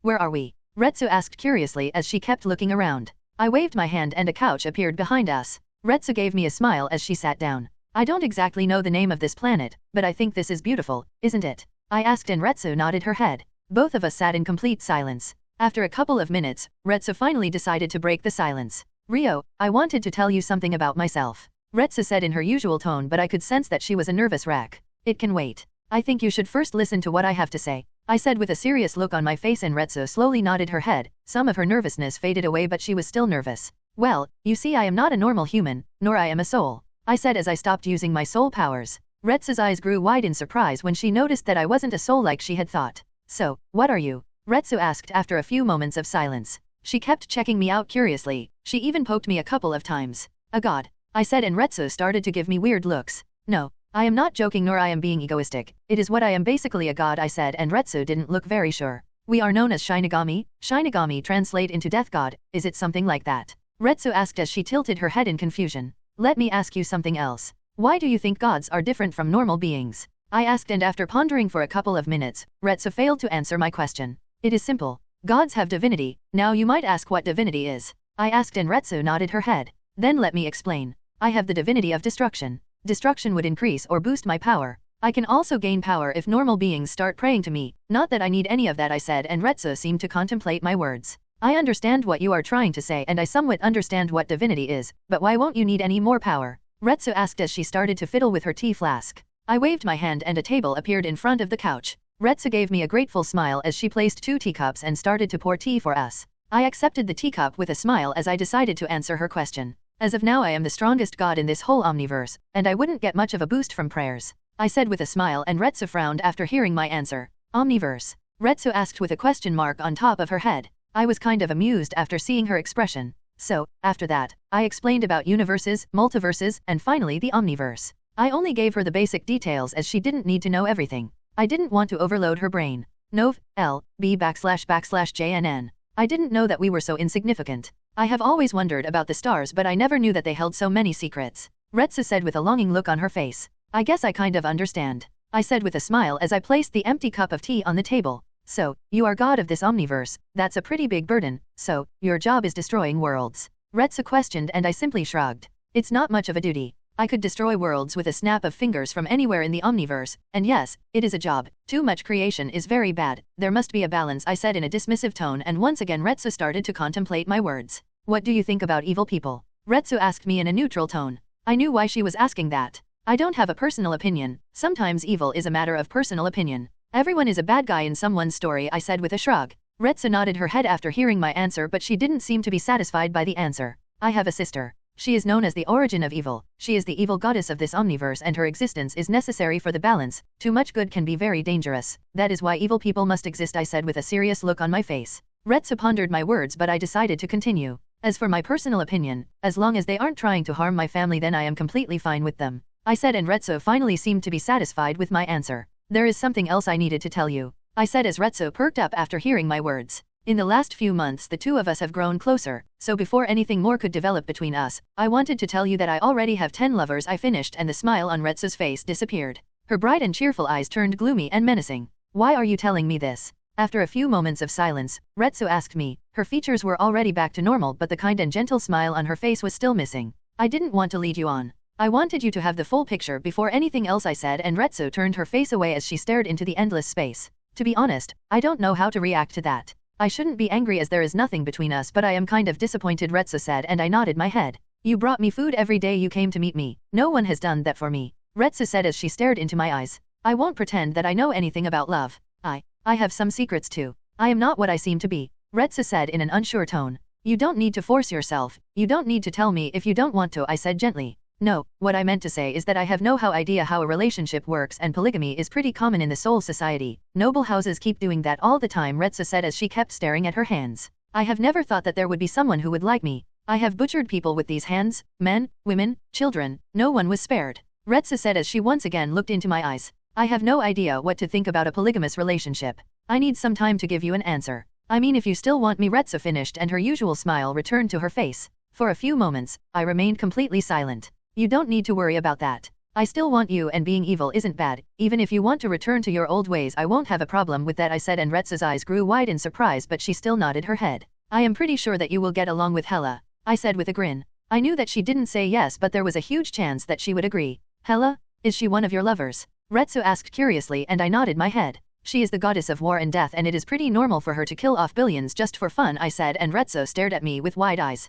Even though she didn't say anything, I noticed a jealous gleam in her eyes. From my soul powers, I knew that she was pretty jealous. How about we continue our date and leave these matters for a later date? I asked, and once again Retsu smiled kindly, but she was still somewhat jealous. I would love that, Retsu said in her usual kind and gentle tone. A smile appeared on my face after hearing her words, and I started to bring out food from my personal space. So what have you deduced, Urahara? Ryukin Ishida drawled in a bored tone. This is a normal plush toy, Urahara answered with a sigh and sat down while putting down his hat. Ha ha ha, Yoriyuki, you got a new friend, Kurosaki Ishine exclaimed loudly as he burst out laughing. Yoriyuki shot him an annoyed glare and hissed in anger, but she was way too tired to do anything. I understand that this is very amusing, but this can't continue. We have been jumping at our shadows, Hiriko Shinji muttered in an annoyed tone while scratching his ear. I have said that Luna isn't going to kill me, Yoriyuki griped in an annoyed tone. But we can't lower our guard, Urahara muttered weakly. Even Urahara knew that his argument was useless. Really? I mean, even if Hela is masquerading as Luna, she isn't going to use some indirect approach like that, Ryukin snarked, and Urahara started to draw circles on the floor.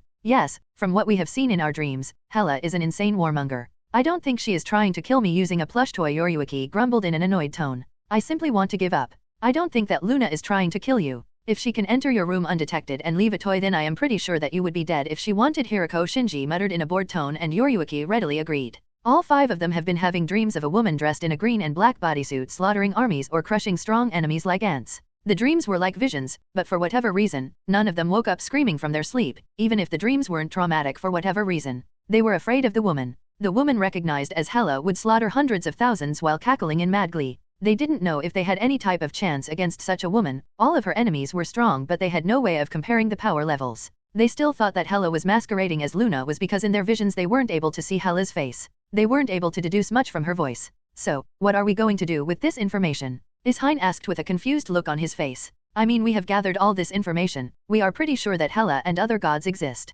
So what are we going to do about this information? Ishine clarified his question. While the others seemed to ponder his words, Kisuk Urahara coughed, getting everyone's attention. This is the second topic I wanted to discuss, Urahara said nervously as he started to fiddle with his hat. I was wondering if we should give all this information to Soul Sosi. That was all Urahara could say before Yoriyuki scratched his face. Don't be a fool, Kisuk. If you don't remember them, let me remind you, we are wanted criminals in Soul Society. Yoriyuki screamed vehemently. I agree with her. If you want to do something like that, then I am out of here, Hiriko Shinji said as he narrowed his eyes. But Urahara might be right. We can't keep sitting on this information. We don't know if Hela is a threat or not, Ishine said, and everyone pondered his words. It's like we didn't have enough on our plate already, and now this, Ryukin muttered in a defeated sigh. I am not saying that we should meet the captain commander, but we could still pass on the message to someone, Urahara said, and everyone started to ponder his words. Yoriyuki-chan, you know there are only 3 or probably 4 people in Soul Society who can fight someone like Hela, and Soul Society needs to be ready if Hela decided to point her sword in that direction, Urahara said, and after a few seconds, Yoriyuki reluctantly nodded her head.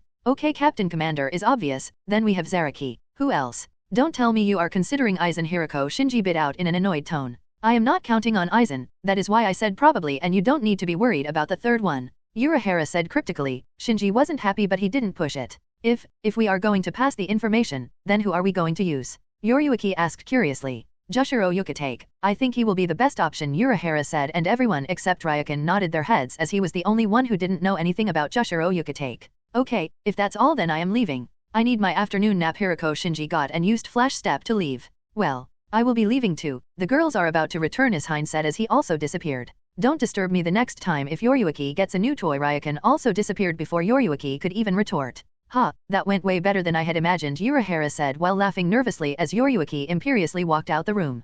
POV Hela. I don't have anything else to teach, you can learn everything else through experience, Ardat said with a proud look on her face. I smiled brightly after hearing her compliment. She quickly became my idol as she started to teach me. I hope that someday I will be able to become someone like her. I won't disappoint you, I said in a determined tone as she pulled me into a hug. We just finished slaughtering a whole colony of xenomorphs. I believe that is what those things were called. There were some humans too. Minor details. Well, they were simply at the wrong place at the wrong time. It's not my fault. She finally let me go and gave me a bright smile, but only after a few seconds, her smile turned into a scowl. I thought that I had somehow displeased her, but I sensed someone's presence. With a flutter of wings. The fuck got zone? It was a simple colony of 100,000, Ardat almost whined. I blinked. I have heard that name. She is a friend of my husband too, but Ardat hates the woman. Well, I am here to make a deal, Gotzone said with some difficulty. Slowly a smug grin formed on Ardat's face. Oh, is that so? I am listening, Ardat said in an excited tone. There is a solar system infested with these little blighters. I want you to kill all of them, Gotzone said. She kicked a nearby carcass. What are you offering? Ardat asked, and Gotzone scowled after hearing her words. You can take 10 million. Gotson said in disdain. I was simply watching their conversation with a gleeful look on my face. 100 million. Deal or no deal, Ardat said, and Gotson gritted her teeth in anger. 100 million innocents. If you lay your filthy claws on a single one after 100 million, then I am coming after your ass. Gotson said in a no-nonsense tone. But my ass belongs to Hydriana, and no matter how sexy you are, I don't sleep with pigeons, Ardat said with a grin, and Gotson simply deadpanned and spat on the ground in disgust. So, how quickly do you need that solar system cleansed? Ardat asked. But wouldn't it be better if you asked Extinction or Rio? Ardat asked with a confused look. I have been really busy because of these disgusting beings. I have been unable to go and meet Rio, and Extinction is busy somewhere else, or I would have asked him. I wouldn't have come to you otherwise, and you have 12 hours. Gotson said, and Ardat gave her a mock bow. Then Gotson's eyes turned towards me. You are a lover of Rio, right? I would have loved to meet you under better circumstances, but it couldn't be helped. I need to leave. I am really busy with that. Gotson was gone with a flutter of wings. Nov, L, B / JNN. Hela, I will be looking forward to your progress. I need to go now. If I don't finish killing all of them in 12 hours, and then that dem pigeon would rescind the deal, Ardat said while gritting her teeth, and disappeared into a red mist. I shrugged. I wanted to join her, but I am homesick. I wanted to get back to my dear husband, but before that, I needed to visit Death. I needed to see if she had anything else for me or not. With that thought, I appeared in Death's realm. She was watching something with a grin on her face. Oh, you are here? Want to watch the show? Death asked, gesturing me towards the screen. Sure, why not, but we are missing popcorn, I said as I approached her. I finally saw what she had been watching on the screen, and a frown appeared on my face. Ah yes, popcorn, Death muttered, and 2 buckets of popcorn appeared in her hand. She handed me a bucket as I accepted it unconsciously. I was still surprised by what was going on the screen. You are seriously allowing this? I asked and tilted my head in confusion. Well, they are going to return to my realm one way or another, and then I will be sending them for eternal damnation. That is bastard, Death said as she pointed towards a man in blue armor. That is the bastard who made this fucking technique. Unfortunately, he didn't have any kids, or I would have thrown his kids into flames of hell right in front of him, Death said while gritting her teeth and munched popcorn. That's fair. From what I have seen, everyone is being controlled against their wills, I pointed out as I continued to munch popcorn. Death gave me an odd look. Don't tell me you are getting worried about them. Death asked me in a teasing tone. Fuck no. Torture them and their kids too. If you want, I will slaughter them personally. I was simply pointing it out. It is their fault that they were even born, I said with a shrug, and Death simply grinned. If they weren't born, then no one would have forcefully resurrected them, I said like it was a matter of fact. I decided to make some food for Hela as she was coming back. Even though she wanted to slaughter everyone in the Naruto world just for fun, Death decided that Hela's intervention wouldn't be necessary. So, Hela was going to arrive with a sullen look on her face, so I decided to cheer her up with a nice meal. So, I accelerated the time inside our house. When I was almost done, I turned back the time to normal. As expected, Hela arrived only after a couple of minutes. I was adding the finishing touches. Husband, I am back, Hela exclaimed as she made her way towards the kitchen. I am glad. I missed you, I said with a grin when she finally entered the kitchen. You have no idea how much I have missed you, husband, Hela exclaimed and hugged me from behind as she pressed her breasts on my back. Her hands started to explore my chest and abs, she started to sniff my neck. It was clear what she wanted. N/O/vel/B/in.C//om. You know, I really want to bend you over the table as I ravage you from behind, but you should eat first, I said with a lopsided grin on my face. Hela raised her delicate eyebrow as she gave me a questioning look. I do feel hungry, so what have you made for me, husband? Hela asked as she looked over my shoulder. Ah, Hela exclaimed excitedly as she picked up the plate and went over to the table. She picked up a knife and fork and started to eat the steak with a gleeful look on her face. So, how was your training? I asked as I sat down on the opposite side of her. Good. I learned a lot of things from her, Hela said while chewing. She said there wasn't anything new she could teach me. I needed to learn through experience, Hela continued as I simply nodded my head. So, what are you going to do now? I asked and Hela simply shrugged. Don't know, maybe lays around. Those little Quincy's are yet to come out of their little hidey holes, Hela grumbled with an annoyed look on her face. Don't worry, things are about to get messy. I am pretty sure that you won't be lacking any entertainment, I said mysteriously with a knowing smile on my face. 8th Division, Siritai. Are you sure about this, Jushiro? Shunsui Kiraku asked in a worried tone. Honestly, I don't know. That is why I came to meet you after receiving the message, Jushiro Yukitake said in a calm tone. I am not worried about you going, but I am worried about your health, my friend, Shunsui Kiraku said while giving his friend a worried glance. I am somewhat fine now, Jushiro Yukitake said in a reassuring tone. So, what did the message say? Shunsui Kiraku asked and Jushiro Yukitake pulled out the message from his robes and handed it to Shunsui. Please meet, it is urgent, a new threat is looming over the horizon of Soul Society. I will be waiting for you in the 23rd West Rokanga. Meet me in 6 hours. KU. That isn't much, but can we trust Urahara? Shunsui asked and Jushiro shook his head. I understand your reluctance, but remember that Yoryuki Shihawaran decided to accompany him. I don't think he is a bad guy, Jushiro said and Shunsui lowered his head. Jushiro did have a point and he always thought that something was amiss. Fine, but I will be accompanying you, Shunsui said in a serious tone. Jushiro also nodded his head as he knew that his friend was really stubborn when he was like this. 5th Division, Siriti. Were you able to locate Kisuke Urahara and Yoryuki Shihawaran? Sosuke Aizen asked with a small smile on his face. Apologies, Aizen-sama. I didn't leave any stone unturned on the 15th north of Rukonga, but I wasn't able to find either of them, Kaname-tuan said with an apologetic look on his face. Aizen waved him off. Don't worry, Kisuke Urahara had a knack for hiding in plain sight. You may leave, Tuan, Aizen said, and Tuan left after bowing his head. Aizen didn't know why, but something felt off. Kisuke Urahara and Yoryuki Shihawaran had been hiding in the human world for all these years, so why did they reveal themselves now? Were they able to find something regarding his plans? No, that can't be. My plans are impeccable, Aizen assured himself as a smile appeared on his face. Though they might try to tell the others about me. It won't matter though, as they have no proof and they are also wanted criminals, Aizen mused with a small grin on his face. All of a sudden a frown appeared on his face as he noticed the spiritual pressure of Jushiro Yukitake and Shunsui Kirako leaving the Soul Society. So, Urahara must have contacted them, but why? Aizen pondered. He couldn't send Kaname-tuan as he just returned to Siriti, and prolonged absence could get noticed by the other captains or the Captain Commander. Captain Commander was the only one with who he wasn't confident enough to engage in a direct battle. I need to find out why Kisuke Urahara decided to reveal himself now, Aizen mused as he got up from his table. Aizen used Flash Step to get out of Siriti. He started to follow Shunsui Kirako and Jushiro Yukitake. Both of them were heading towards West Rukonga. They finally arrived in the 23rd part of West Rukonga, and that is when everything went wrong for Sosuke Aizen. All of a sudden both Shunsui Kirako and Jushiro Yukitake disappeared from his sight. He couldn't even feel their spiritual pressure. Aizen immediately knew that Kisuke Urahara was involved. He must have prepared some type of barrier, Aizen thought as he decided to look around but didn't find anything. After half an hour Aizen finally decided to leave. Staying here won't help him. He could have done something if he could have located the Bakudo matrix. Once again Sosuke Aizen praised Kisuke Urahara for his brilliance before leaving. For now, I have something else to worry about, Aizen thought as he remembered the report he had received a couple of days ago. Apparently, someone had entered the forest of Minos undetected and then escaped undetected. That was a problem. Aizen didn't want anybody to find out the existence of errand cars. He didn't want to reveal his cards so soon. That is why he had decided to send a team of errand cars to check. He knew it was overkill, but he didn't want to have any variables in his plans. He also needed to keep a close eye on Shunsui Kirako and Jushiro Yukitake.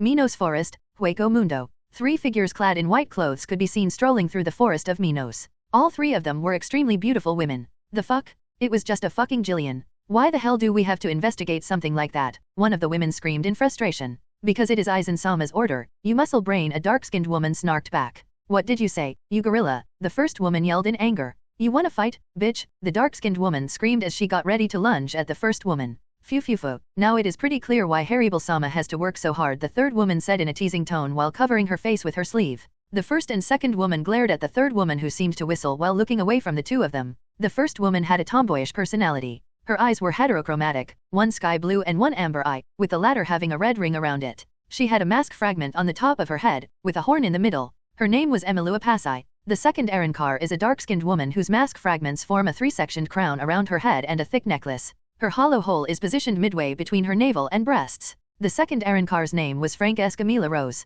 The third Arankar wore a long white dress, with sleeves extending well past her hands. She was also wearing 2 belts crisscrossing each other around her waist. She has long, flowing green hair, and 3 dots below her right eye. Her mask remnants created 3 hair clip-like extensions on the right side of her hair, and her hollow hole wasn't visible. The third Arankar's name was Cyan Sung-san.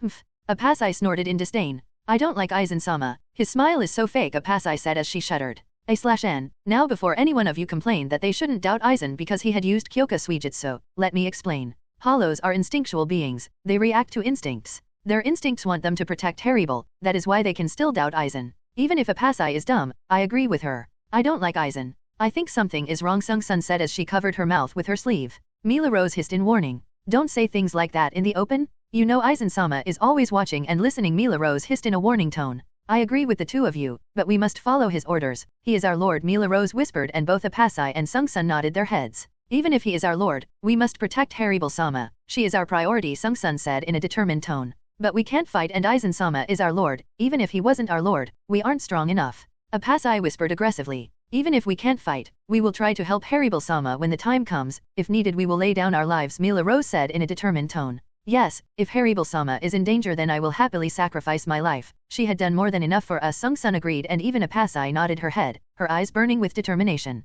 Do you believe him? Jushiro Yukitake asked in a low tone. After the meeting yesterday, Jushiro Yukitake started to feel unwell, so Shunsui Kirako brought him to his barracks and decided to spend the night here. Today Jushiro was feeling quite alright, so Shunsui Kirako decided to have a chat with his friend regarding the stuff they learned yesterday. For a moment, Jushiro completely froze after hearing the question. If I am being honest, I don't want to believe him and I hope that Kisoki Urahara is wrong, Jushiro Yukitake said while staring outside the window. Shunsui tilted his hat, he agreed with his friend. But he could be right. Shunsui said in a low tone, and Jushiro reluctantly nodded his head. Though he is probably right, he had a knack of being right about these types of things, Jushiro said as his eyes focused on his friend. Do we tell the old man? Shunsui asked, and Jushiro shook his head. Not right now, we have to do some research on our own, Jushiro said, and Shunsui completely agreed with his friend. And what about Sosuke Aizen? Jushiro asked weakly, and Shunsui wrapped his fingers on his knuckles. I say we keep a close eye on him. At least, for now, according to Kisoki Urahara, Sosuke Aizen is a careful individual. Shunsui said as he rubbed his chin with a thoughtful look on his face. We act like normal and make subtle inquiries here and there. We can't let him know that we are on to him, Shunsui continued, and Jushiro nodded his head in agreement. They needed to be very careful about this. 4th Division, Siriti. What should I do? Unohana Retsu asked herself as she stared into her own reflection in the mirror. She placed her hand on her scar as she traced the ugly mark. What's there to think about? Isn't it obvious? Unohana Retsu heard a treacherous voice inside her mind. Though she wasn't bothered by the voice. It has been hundreds of years since she had heard that voice. So you finally decided to answer me? Unohana Retsu questioned, and the voice simply snorted. You were the one who decided to toss me aside? You are the one who decided to give up her true nature, the voice screamed back. Unohana Retsu didn't say anything as the voice was right. Hello sister, it has been some time. I think it has been hundreds of years, isn't it? A second voice was heard inside Unohana Retsu's mind. Yes, it has been hundreds of years, sister. At least you weren't tossed aside like me, the first voice answered, and the second voice chuckled. Now, I understand that I wasn't being true to myself. I have been lying to myself, Unohana Retsu said in a longing tone. Both voices inside her head were shocked and surprised after hearing Unohana Retsu's words. Neither of them had imagined that Unohana Retsu would ever admit that. I envy this woman named Hela. She gets to kill for fun. I enjoyed those times. I miss those times. I have been lying to myself that I have changed, but I have been denying the truth, Unohana Retsu said in a neutral tone. Her whole visage started to change. I don't want to keep lying to myself. Ryo isn't going to judge me. He will accept me as I am. He said he didn't mind that I am a monster. Unohana Retsu thought. Nov, L, B / JNN. Her kind and gentle eyes were gone. Her eyes weren't glowing like they usually did. Her eyes were barely open, but now her eyes were gloomy and menacing. Even her kind smile was gone, replaced by a malicious and cruel smile. Yachiru Unohana. I have missed using that name. I have missed the fear in everyone's eyes. Unohana Retsu, or Yachiru Unohana, mused as she picked up her Zanpakuto. Minajiki, I have been rather cruel to you. Will you forgive me? Unohana asked, but the voices inside her head didn't answer. Minutes passed, but Unohana didn't hear an answer, but she didn't back down. Then, vow. Vow that you would never toss me aside. Promise me that you will embrace your both sides, the first voice demanded. Promise that you will embrace both of your sides. You won't abandon my sister or me like before. You won't lie to yourself for a fake paradise, the second voice demanded. I promise, from now on, I will embrace both of my sides. I won't be lying to myself for the sake of others, Unohana Retsu said in a determined tone, and her visage started to transform again. Moments later, Unohana was back into her usual kind and gentle persona. Unohana was a bipolar person. She was a kind and gentle woman, and moments later, she could be a vicious, cruel, and sadistic woman. Her cruel side was dominant, but she had been suppressing that side for so long that currently both of her natures were kind of balancing each other. That didn't mean that her evil side had grown weaker. Instead, her kind and gentle side had grown stronger. Now that both of her natures were kind of balancing each other, it was easier for her to switch. Just like Unohana, her Zanpakuto was also bipolar. She had never shared this information with anyone. Her Zanpakuto had two spirits, even though her Zanpakuto had only one blade. One of the spirits represented her Shikai. This spirit represented her kind and gentle personality. That is why her Shikai had healing abilities. The other spirit was completely opposite of the first one. This spirit represented her Bankai. Her Bankai was designed to kill and slaughter. Its abilities were completely opposite to her Shikie's. Since Unohana's evil side was dominant at the beginning, her Bankai represented her evil side. Unohana Retsu closed her eyes as she enjoyed the power coursing through her body. Thank you, Minajiki. I won't let either of you down. I promise, Unohana Retsu muttered in a low tone, and she stared at her Zanpakuto. Unohana Retsu quickly braided her hair and decided to leave as it was almost time. She walked out of her quarters, and only after a few moments, she sensed her lieutenant, Isane, was approaching her. Good morning, Captain. Isane greeted Unohana, who gave her a bright smile. Isane noticed something was different with her captain, but she couldn't put a finger on it. Good morning, Isane, how are you? Unohana asked in her usual tone, and Isane decided to put the matter aside for now. I have been fine, Captain. Are you leaving? Isane asked curiously. Yes, you should be able to manage the division, right? Unohana asked in a gentle tone, and Isane immediately straightened. Of course, Captain. You can depend on me, I won't disappoint you, Isane proclaimed, and Unohana chuckled as she patted her lieutenant's head. Isane was quite a tall woman, much taller than Unohana Retsu, so Unohana patting Isane's head was quite a comical scene. Isane slightly lowered her posture so that Unohana could reach her. Unohana's smile widened at the small gesture. Unohana Retsu used Flash Step to arrive at their usual meeting spot and found that Ryo was already there. It wasn't surprising. Ryo seemed to always know when I am going to arrive, Unohana thought as a smile appeared on her face. She had tried changing the days, sometimes she would come here randomly and Ryo was always here waiting for her. It isn't surprising with all the power he has, Unohana mused as she approached Ryo. How are you, Retsu-san? Ryo asked in a gentle tone as Retsu sat down beside him. Call me Yachira, that's my real name, Retsu said while looking away. Ryo was slightly surprised to hear that, but he was even more surprised when he noticed a small blush marring Unohana's face. She had no experience in matters like these. She must be completely innocent regarding feelings and love, Ryo mused, but decided not to tease her. There would be more chances at a later date. Yachira, that's a lovely name, Ryo called out, and once again Unohana blushed. Thank you, Unohana replied after a few moments. Yachiro, I have brought something for you, Ryo said as he pulled out a box from his space storage. Unohana accepted the box and she carefully opened it to find it filled with some sort of flavored rice. Unohana almost passed out when she smelled the aroma. Her fingers started to twitch. She wanted to dive in so badly, but she stopped herself. She didn't want to be rude to Ryo. You can start eating, Yachira. I made this for you after all, Ryo said while chuckling. Thank you for the food, Unohana thanked Ryo as she picked up the chopsticks. She poured the gravy into the rice from the other compartment and she took the first bite. Moments later, the flavors smacked her face like a freight train. Unohana quickly devoured the food with a gleeful look on her face. Ryo kept watching her as she devoured the food he had prepared for her. After finishing the food, she noticed that she had displayed something shameful and she had lit up like a Christmas tree. Unohana coughed into her hand to get back her bearings as she put down the box. The food was really delicious, Unohana said with a kind smile. I noticed, Ryo said in a teasing tone as Unohana blushed once again. I have decided to give it a try, Unohana muttered after a small pause. Noticing Ryo's questioning look, Unohana decided to elaborate. I won't pretend that I am not bothered with the other women, but I will give it a try. I don't know anything about love, but I have decided to stop lying to myself, and I know that I feel some sort of pain in my chest when I think about losing you, Unohana said in a vulnerable tone. Ryo was quite surprised to see that Unohana had a side like this. Ryo slowly grabbed Unohana's hand and she didn't pull back her hand. That's a positive sign, Ryo mused. I understand, Yachiro, no need to hurry, I won't force you into anything, you can explore your feelings on your own leisure, Ryo said politely as he kept caressing her hand. I would like that, but can I meet the others? Unohana asked and Ryo nodded his head with a smile. Your house is really unique. I don't have houses like this back in Seoul Society, Unohana said while looking at Nox. Ryo decided to give her the scenic route as this was the first time she came here, but it won't be the last. That's our backward, Ryo said, pointing towards the small forest they had in their backyard. Unohana gave him a curious look as she noticed the forest. Is there a reason why you have a forest behind your house? Unohana raised eyebrows and gave Ryo a questioning look. Luna's pets live there, and Aurora likes to spend her time surrounded by nature, Ryo said, and she nodded her head in understanding. I can sense 4 spiritual pressures inside the house. They are your lovers, right? Unohana asked when the two of them finally arrived in front of the entrance. Yes. Let's go in, Ryo said as he led Unohana inside the house. Unohana kept looking around curiously as everything was something new for her. Husband, you are back. I see, you brought a guest. Is she going to be our new sister? Hela asked as soon as she noticed the two of them entering the living room. Hopefully, Ryo answered with a grin. This comment made a small blush appear on Unohana's face. n/o/vel/b/in.c//om. Like always, Hela was watching something gruesome on the TV. Sometimes I wonder if it was the right thing for me to teach her how to download unedited movies from torrents, Ryo thought inside his mind. Ryo also noticed that Unohana had tensed as soon as her eyes landed on Hela. She must be Hela, I know those eyes.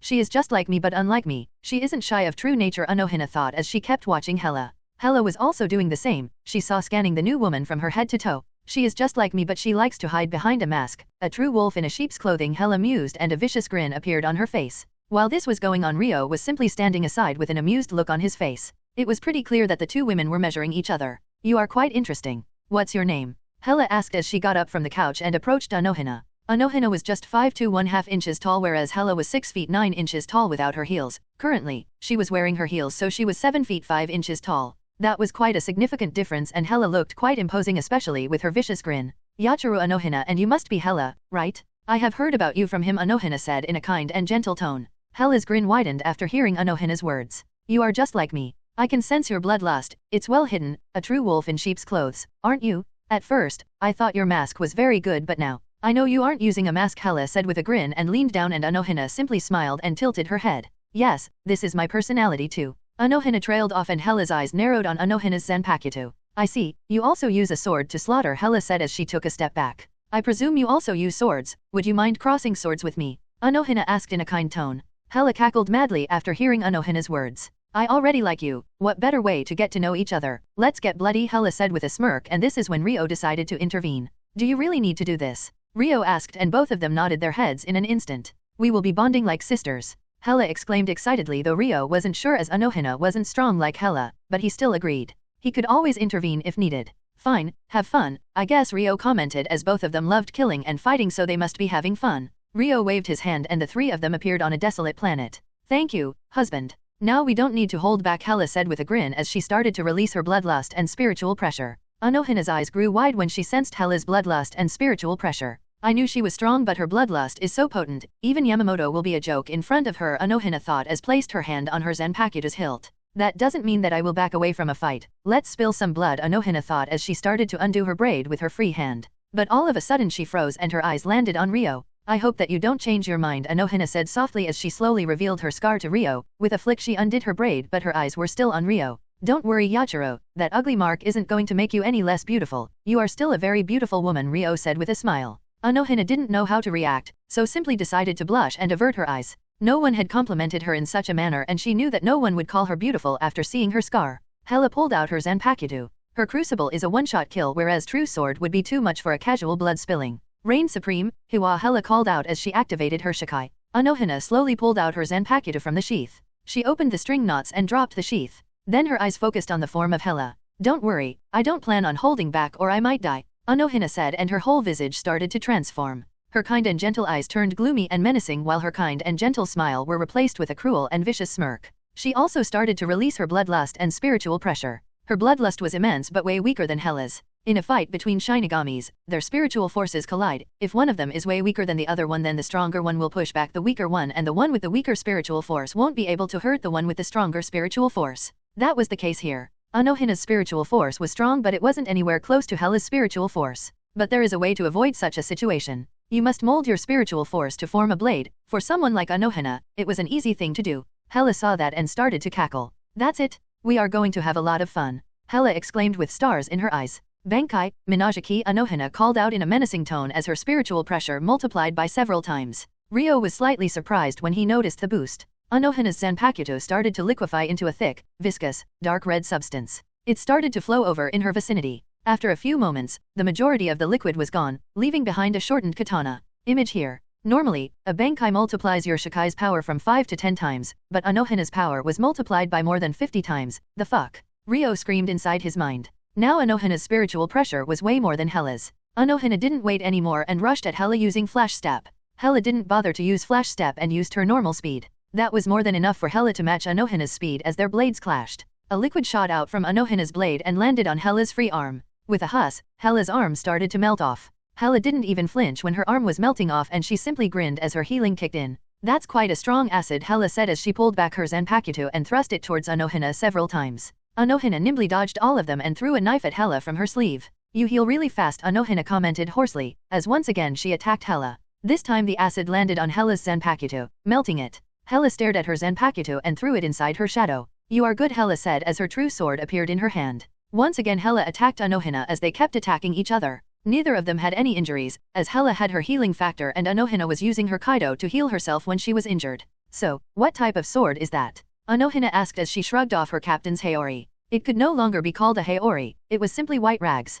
I will tell you if tell me your Bankai's power, Hela said. Unohana cackled after hearing Hela's words. That isn't a fair deal, but I will tell you as a sign of good faith. You two are going to be the first ones to know my Bankai's true power, Unohana said, and her form relaxed. Everyone who has seen my Bankai thinks that my Bankai only produces a strong acid. But that isn't true. My Bankai absorbs the power of anyone I kill. With each kill my Bankai's strength increases. That is the true power of my Bankai, Unohana revealed in a cold tone. Oh, so, that is why she received such a massive boost after releasing her Bankai. Her Bankai is a growth-type Bankai. That's truly an appropriate weapon for a person who loves to kill, Ryo mused. Impressive? This is my true sword. This sword represents the power of death I have, Hela explained, and Unohana gave a subtle nod. Let's continue, Unohana said, and Hela nodded her head as the two of them lunged towards each other. Loud noises of metal clashing could be heard from a certain part of the planet. That part of the planet was mostly destroyed. Two women could be seen fighting in that part of the planet, and the noise was coming from their swords. They kept moving around while clashing their swords. Both of their clothes, or what was left of it, was bloody, but neither of them had any type of injuries.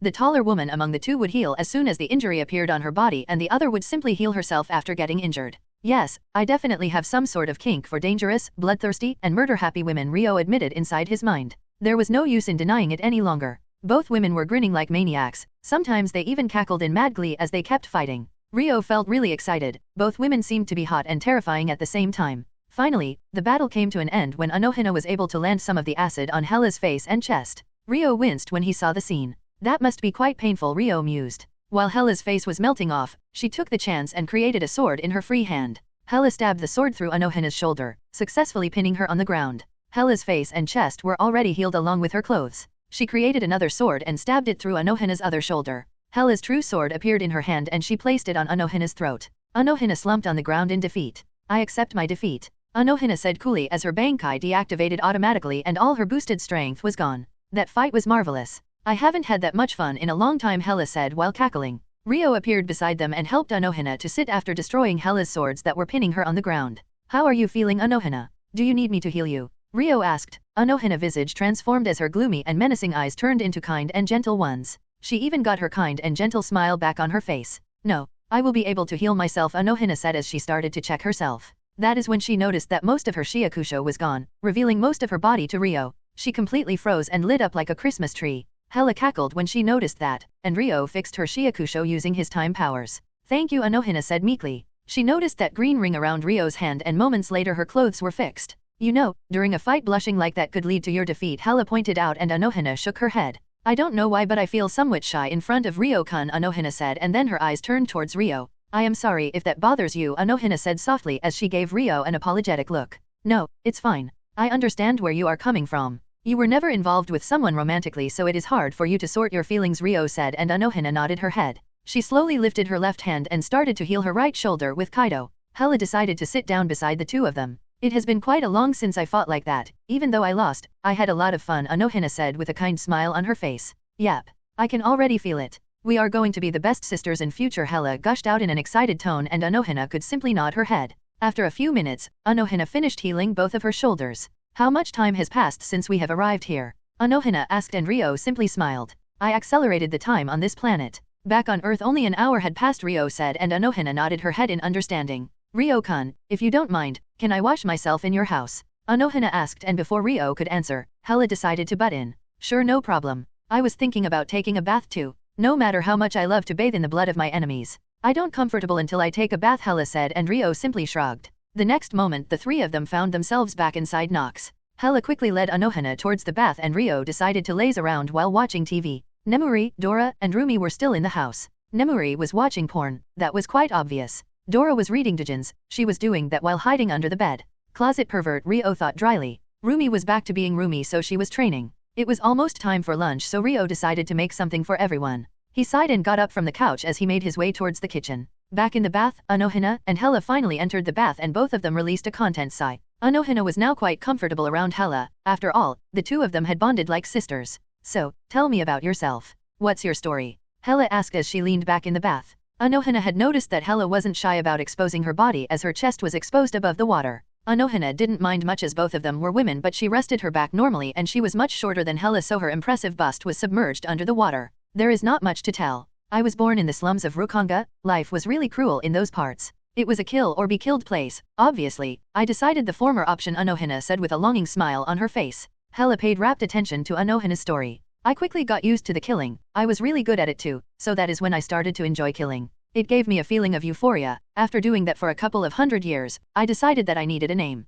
So, I named myself Yachiru Unohana. I was known as the most diabolical criminal to ever exist in Soul Society. My stories were quite famous, n/o/vel/b/jn.c//om. My reputation got the attention of Genri Yusai Yamamoto, so he sought me out. It was something new, so I decided to join him. Together along with several others were created the Godii 13. I laid the foundation of the 11th Division and I became the first captain of the 11th Division, earning the title of First Kenpeiki. At some point, I was taught medical techniques by Tenjiro Kairanji. After that, I sought medical knowledge so that I could prolong the fights. After some time, I took a mission to eliminate the warriors on the edge of the Rukanga. That is when I got this scar, Unohana said as she traced the scar between her collarbones. I had already lost interest in fighting as there was no one except Yamamoto who could match my strength. I met a boy, he was quite strong and loved fighting and killing. I immediately knew that he would make a nice replacement, Unohana continued. So, I purposefully allowed him to defeat me, that is when I had received this scar. I passed on the title of Kenpeika to him as I decided to join the 4th Division, the medics of Godai 13. I became the captain of 4th Division and took up the name Retsu Unohana, that is until I met Ryo-kun and he changed my life, Unohana said with a smitten look on her face. Hela snickered when she saw that look on Unohana's face. Unohana didn't mind and gave her a kind smile. So, what's your story? Unohana asked. It is somewhat similar to yours. I was born in Asgard.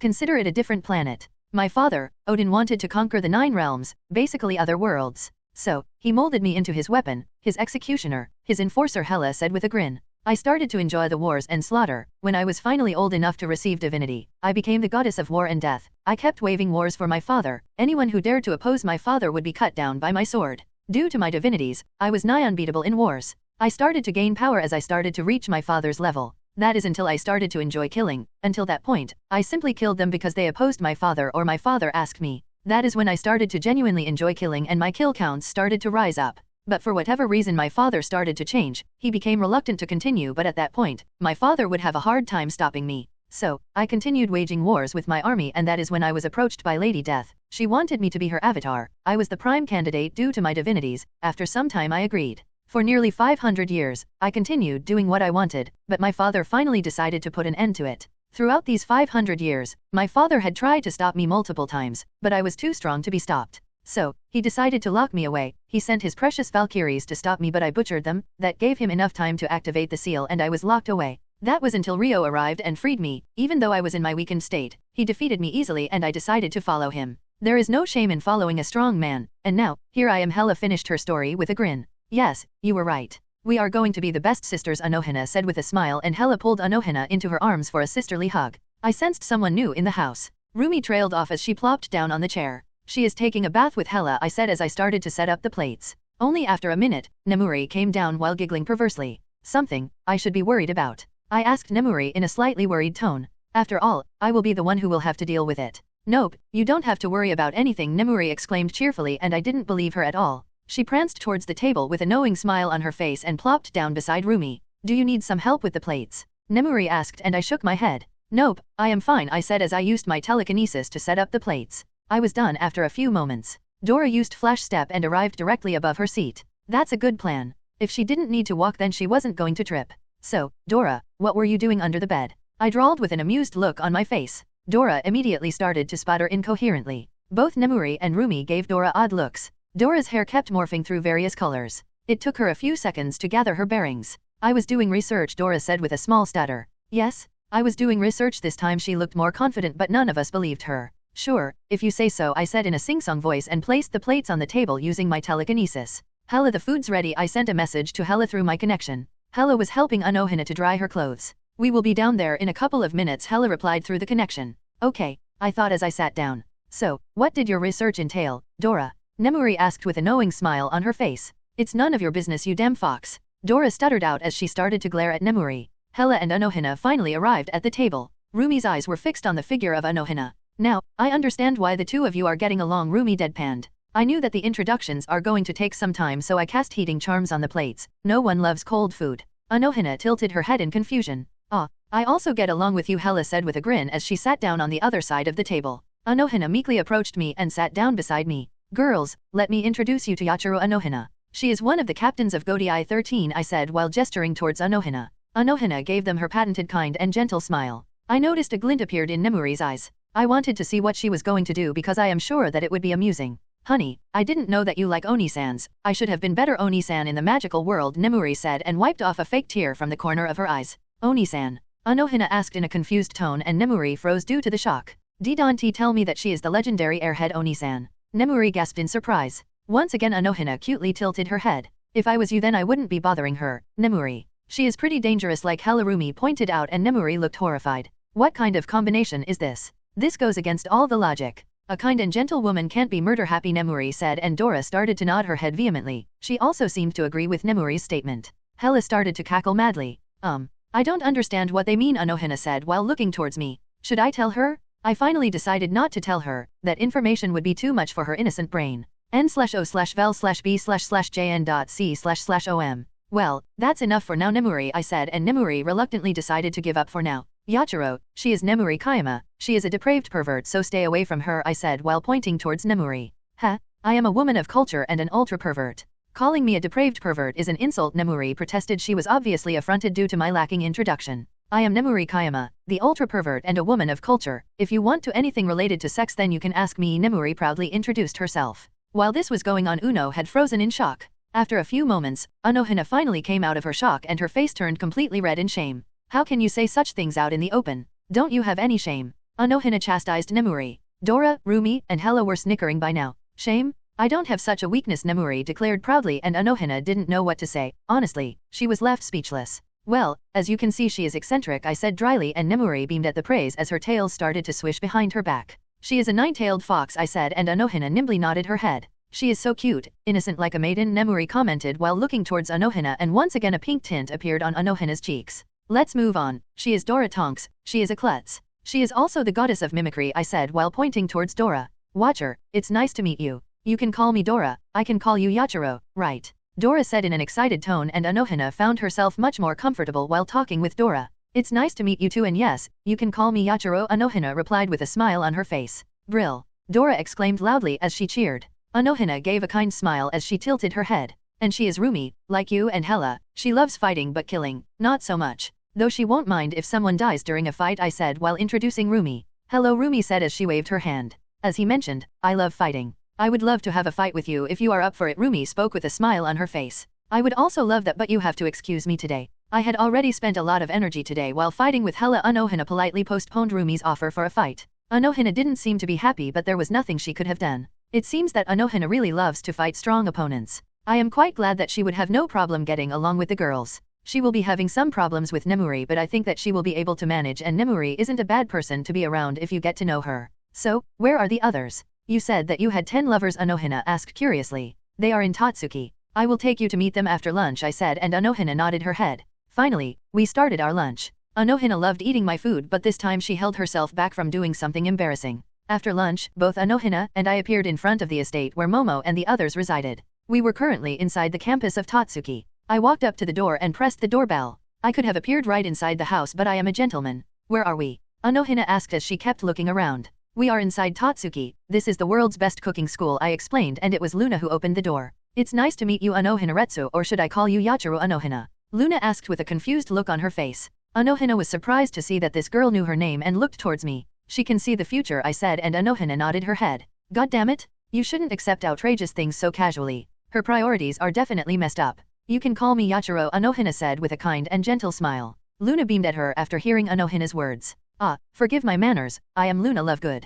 I already knew that you two are going to come. Let's go inside, it is bad to chat while standing outside, Luna said and grabbed Unohana's hand. With that, Luna started to drag Unohana inside the house while she completely ignored me. I think I should feel bad. I appeared beside Luna and Unohana as I closed the door with my telekinesis. You should have kept the door open since you knew we were coming, I said dryly. I could have, but then you wouldn't have to press the doorbell. When you visit someone's house, you must ring the doorbell, Luna said as it was the most obvious thing in the entire world. Sorry, my bad, I deadpanned as Unohana simply chuckled after seeing our interaction. We finally arrived in the backyard and found the other girls were there too. They had set up a small kitchen in the backyard so that they could cook in the open. The girls gathered around me in the blink of an eye as they pecked me on the lips one by one. Unohana felt rather uncomfortable and embarrassed. She wasn't used to this kind of display of affection. Girls, let me introduce you to Yachiro, Unohana. Hopefully, she will be your new sister, I said with a grin as I introduced Unohana. After hearing my teasing words, Unohana blushed, again. Yachiro, Unohana seemed to be really nice. What do you think, Momo? Fleur asked me and I slowly nodded my head.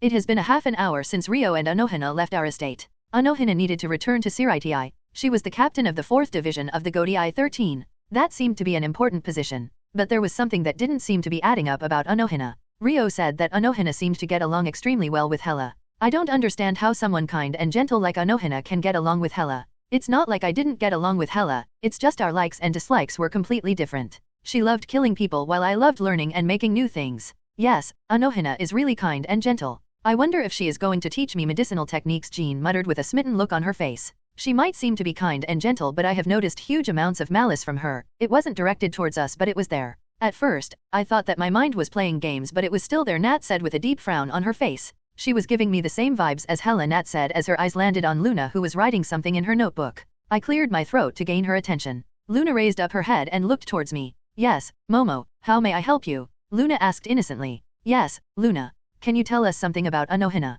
I asked. I wouldn't have a problem with Unohana if she is like Hela, I am simply curious. Unohana is a bipolar woman, but in truth, she is exactly like Hela. She loves killing, but unlike Hela, she has another personality, Luna said, and went back to whatever she was doing. There you have it, I said while looking towards Nat. Do you think Rio knows? Ororo asked from the side, and all of us except Luna snorted. Who do you think Rio is? I asked dryly, and Ororo started to laugh sheepishly. Of course he knows, he does have a thing about eccentric women, Ororo said while rubbing the back of her head. Well, that's enough. Unohana being like Hela shouldn't be a problem, right? I asked, and everyone shook their heads. None of us would have done or said anything, but it is still good to know everyone's opinion. That's good and all, but what are we going to do about the autumn elections? Nat asked, and Fleur seemed to frown at the statement. What's there to do? We already know that we are going to be in the preliminary round. Now, we practice and come out on top, Fleur declared at the statement. That's good and all, but to win we would need to practice day and night, just like Fleur has been practicing for her apparent Shokyuji with Nikiri Arena, Luna declared as she put away her notebook. You said that Fleur would be challenging Nikiri Arena, but that is yet to happen, and the autumn elections are already on the corner. Ororo said, and Luna nodded her head. Yes, I remember saying that, but the future deviated. You know that there are lots of future possibilities, we are simply going down a future where it will happen later, but it will still happen, Luna said, and we nodded. That seemed to be reasonable. Is there anything you could tell us about the preliminary round, Luna? I asked, changing the topic. We can discuss about defeating Nikiri Arena at a later date. We should practice curry, Luna said while giving us a knowing smile, and once again she picked up her notebook. Looks like we got a week-long head start. The names of the participants were going to be announced in a week. The theme of the preliminary round would have been announced along with the list of participants. POV Yoryuki. I finally found this place. This is where that house is supposed to be, but it isn't there. According to spiritual senses, there is something in that empty piece of land, but I can't see, hear, or interact with anything in there. It's like some type of mystical force is interfering here. You are right, I heard someone whisper in my ear and I felt fear grip my kitty heart. I immediately jumped towards my side and found a black-haired man standing where I was. How the hell did he even sneak up on me? This seems to be becoming a common occurrence. First Luna, then that destroyer guy, and then this dude. I saw his posture and I had to stop myself from releasing a grateful sigh. The man was wearing a white tank top and a pair of blue shorts. He was wearing a pair of flip-flops, but that man is dangerous. If he can get behind me without getting noticed, then he is faster than me. I understand that he is relaxed because I am a cat, but he should have still put up some sort of guard. I can still transform into my human form to surprise him. I just need to get away from here. If you transform into your human form to give me eye candy, then I am not letting you go. You will belong to me, the man said in a possessive tone. Damn, he can read my mind? I need to get away as soon as possible, I thought, and used flash step in my cat form so that I could get away.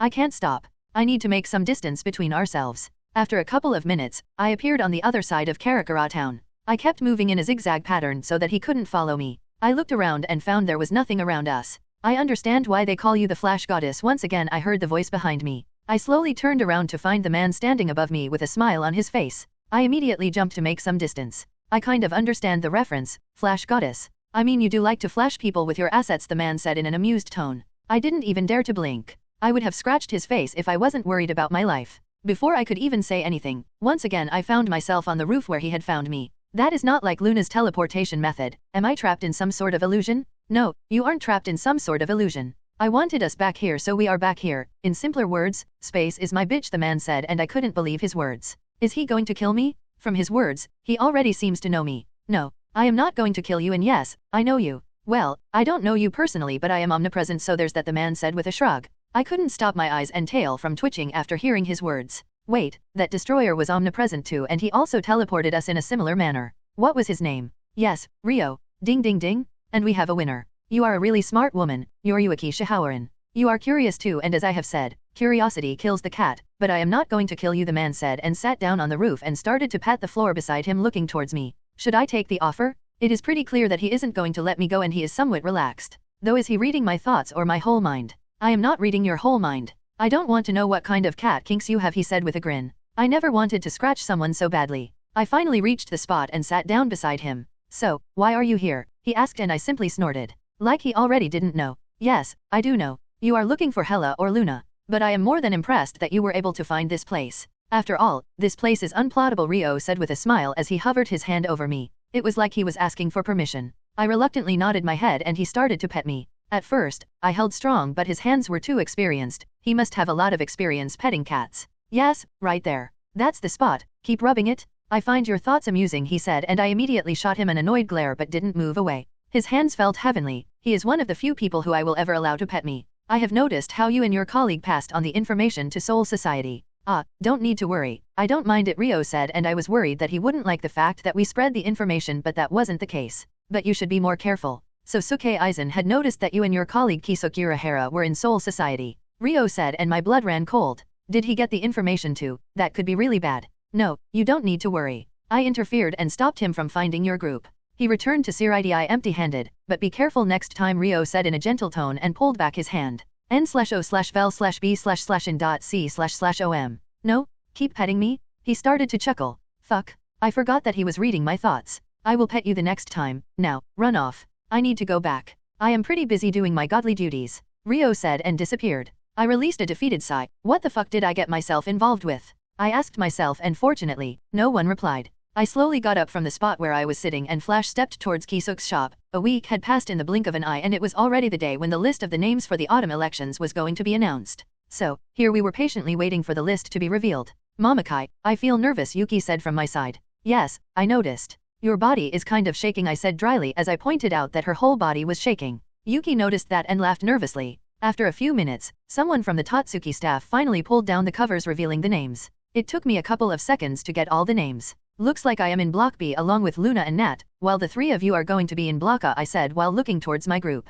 Most of them simply shrugged, and Luna was being Luna. The theme wasn't going to be revealed today, so we decided to leave, but we stopped when I noticed Alice and her aide were approaching us. Alice and her aide have finally found us among the crowd. Momo, I knew that all of you are going to be selected, though I wonder who is going to come out on top. Alice trailed off and I smirked. Of course, this will be a good chance to see who is better among us, don't you think? I asked, and Alice cocked her head with a mischievous glint in her eyes. Alice's aide was acting like he always did. He didn't seem to be interested in anything we were talking about. He simply wanted to sleep. Yes, we are in the same block. I am looking forward to the dish you prepare, Momo, and remember, I am not going to hold back, Alice said as she bid me farewell and walked away with her aide. Wow, the students are really competitive, Jean said dryly as she noticed the same type of thing happening everywhere around us. It is good. A little bit of competitiveness can do wonders for you, Nat mused and chuckled humorlessly. Yes, I understand what you are trying to say. The students of Tatsuki take the competitiveness to completely another level. What can I say? The students of Tatsuki are filled with passion. I think we should get back and keep practicing. I think that would be the best, Ororo said, and all of us agreed. Yes, we have practiced a lot, but that doesn't mean we couldn't practice more. Yep, that's a good plan, Fleur pointed out while nodding her head. After that, all of us decided to head back to our estate. POV Dora. Is that a cigar? I asked incredulously. Yep, Dora. This is a cigar, Nemuri deadpanned and took away the cigar from her lips. Why the fuck are you smoking? I asked, and Nemuri shrugged. Well, I have seen in the movies how rich people love to indulge in cigars. I decided to give it a try, and well, I am not impressed. I think a glass of bourbon is much better than this, Nemuri said in an annoyed tone and threw away the cigar. I think vodka is better though, I pointed out, and she simply grinned. With a wave of her hand, 2 bottles appeared on the table along with 2 glasses. Nemuri poured a drink for me and handed me the glass. I took a small sip as I relished the taste. Merlin's balls? That's some good vodka. I wonder where she got that from. You see, alcohol is all about relishing. Nemuri grinned and chugged down the whole glass of bourbon she had poured for herself. I also did the same and chugged down the whole glass. So, what do you want to talk about? Nemuri asked as she poured us another drink. I have heard that the autumn elections are starting in Tatsuki. I want a spot on the judges panel, I said, and Nemuri nodded her head in understanding. Sure, that's doable. I will send you the details later, Nemuri said, and I nodded my head. We weren't in any type of hurry. Okay then. I will be going. That was all I was able to say before Nemuri cut me off. Why don't you stay and have a drink? It has been some time since the 2 of us had gotten drunk, Nemuri proposed, and looking back, I found that Nemuri was right. It has been some time since the 2 of us had gotten drunk. Sure, but we will need snacks, I said, and a happy smile appeared on Nemuri's face. Yeah sure, Nemuri said and poured me another drink. POV Momo. The rest of the day passed in the blink of an eye. After 2 days of the names being revealed, the theme for the preliminary rounds was also announced. After that, the 6 of us kept practicing without taking a long break. With the progress the 6 of us have made, I was quite confident that we could win the autumn elections, but I wasn't going to hold anything back. So, today was the day when the 43rd annual Tatsuki autumn elections were going to start. So, after bidding farewell to Fleur, Ororo, and Jean, we made our way towards Block B. Luna was happily skipping around while Nat looked completely serious. Nat, you aren't going on a mission. You need to relax, I said, trying to calm down Nat. She looked really stressed. Yeah. You are right, but this is a big stage and learning to cook is something new for me, so I simply don't want to mess it up. Nat confessed, and I couldn't stop myself from smiling. You don't need to worry about anything, Nat. We have worked really hard for this, and even if you mess up, it isn't going to make you any less of a chef, I said, trying to encourage her, and it seemed to work as she nodded her head with a smile. We are here, Luna called out from the back as we finally arrived at the entrance of Block B. We could see the students trickling inside the building. We also made our way inside, as we finally arrived where the cooking stations were set up. The stations had our names written over them so that no one would fight for a station. I arrived at my station and saw that Hisako Arado's station was beside mine. I quickly started to set up my station according to my preferences. Slowly the other students started to arrive too. I looked around and found that all the seats were packed with students or faculty. It was like the whole school was watching us now. I was looking around when my eyes landed on a certain boy. I won't say that I know everyone, but I am pretty sure that I haven't seen that boy in Tatsuki until now. His aura is somewhat similar to someone I know. Yes, Isami Eldini. I can't believe my eyes. That's an unnatural transformation. This world is surely strange. I pondered as I went back to contemplate my own dish. All of a sudden the lights turned off. We would like to thank all of our attendees for waiting. Please pay attention to the stage in front of you. The director would like to speak a few words before the opening, the announcer said in the mic as all the participants looked towards the stage with nervous looks on their faces. Sentimon Nagiri, the director of Tatsuki, finally arrived on the stage. He was dressed in a grey yukata and traditional wooden sandals. He took a deep breath as he scanned the crowd of participants. When I take a deep breath, I can feel my heart and body being filled with vitality. This is Chandra's room. It is only used for shokyujikis between the elite 10, Sentimon said in a deep tone. To honor all of the people who have been in this position of the first seat, it is our tradition to hang their portrait here, Sentimon said as he pointed towards the edge where the portraits of all of the first seat holders were hanged. Their statements and their sentiments still linger in this place. So all of you must give it your best so that you don't disappoint all those memories of your predecessors. Sentimon's voice kept getting louder and louder. It was pretty clear that he was trying to motivate the students in the roundabout way, and it was working too. None of the students were nervous now. Ladies and gentlemen, you will be making history here. Sentimon shouted in excitement. The students were also pumped up, adrenaline running through their veins. Young chefs of Tatsuki's 92nd generation, let us meet again, in this place. Sentimon finished, followed by ear-piercing cheers. With that, the Tatsuki's 42nd annual Tatsuki Autumn Elections has begun. As all of the participants already know, the theme of the preliminary round is curry dish. You may use the ingredients in this venue or the ones you have brought with you, the mic girl said, and took a small pause so that all of us could digest the information. The time limit will be 3 hours. Out of the 30 students present in this block, only 8 would be selected for the main part of the tournament, the mic girl announced somewhat nervously. Immediately several protests rang throughout the room. Most of the participants already had some idea about that limit, so they weren't that bothered by it. But some of the students didn't, and they immediately became a nervous wreck and started to protest. The preliminaries will start in about an hour from now. It will start exactly at 11 o'clock. The mic girl finished her announcement and released a huge sigh as she got off the stage. I wonder who our judges are going to be? I have heard some rumors that Izan Etsuya and Ishaiki Satoshi were trying to bring the Sendowara sisters. Nat's voice rang inside Momo's mind. If you were unable to find the information, then I don't know what to say, Momo answered, and Luna simply hummed something. Maybe you are losing your edge, Nat, Luna said innocently, and Nat almost growled in anger. I am not going to torture students so that I can get out some information from them, Nat retorted. Or you could have simply read their mind, Luna pointed out cheerfully, and Momo noticed that Nat was glaring daggers at the cheerful girl who was acting completely oblivious to the glare. Enough, Luna, stop teasing Nat so she might pop a vein. After all, Nat is the super spy, Momo answered in an amused tone, and Nat simply released a sigh. Give me a break, for fuck's sake, Nat groaned, and both Luna and Momo giggled inside their mind. It was almost time and the judges were yet to arrive. All of a sudden the lights turned off once again as a few figures entered the venue and approached the judges' table. Please give a round of applause for the judges. The mic girl cheered loudly, and huge applause broke throughout the room as most of the students had recognized Ori Sendowara, one of the twin sisters. The two sisters were known as the Queens of Curry. That's Ori Sendowara. Looks like the rumors were true once again, Nat's voice rang inside Momo's and Luna's minds. Quite an extravagant title, Momo thought inside her mind, but Nat was no longer hearing her thoughts. Everyone noticed that Ishaiki Satoshi was accompanying Ori Sendowara. Ori Sendowara scanned the crowd of students, but she didn't look impressed by any of them. Such a grand event for a bunch of students, Ori Sendowara pointed out, and Ishaiki Satoshi simply smiled after hearing her statement. I wouldn't say that. They might be kids, but each one of them are capable of working in a 4-star hotel, Ishaiki said with a smile, and Ori seemed to hum, but she neither agreed nor denied the statement. It is time. Do I need to announce the start of the tournament? Ori asked, and Ishaiki nodded his head.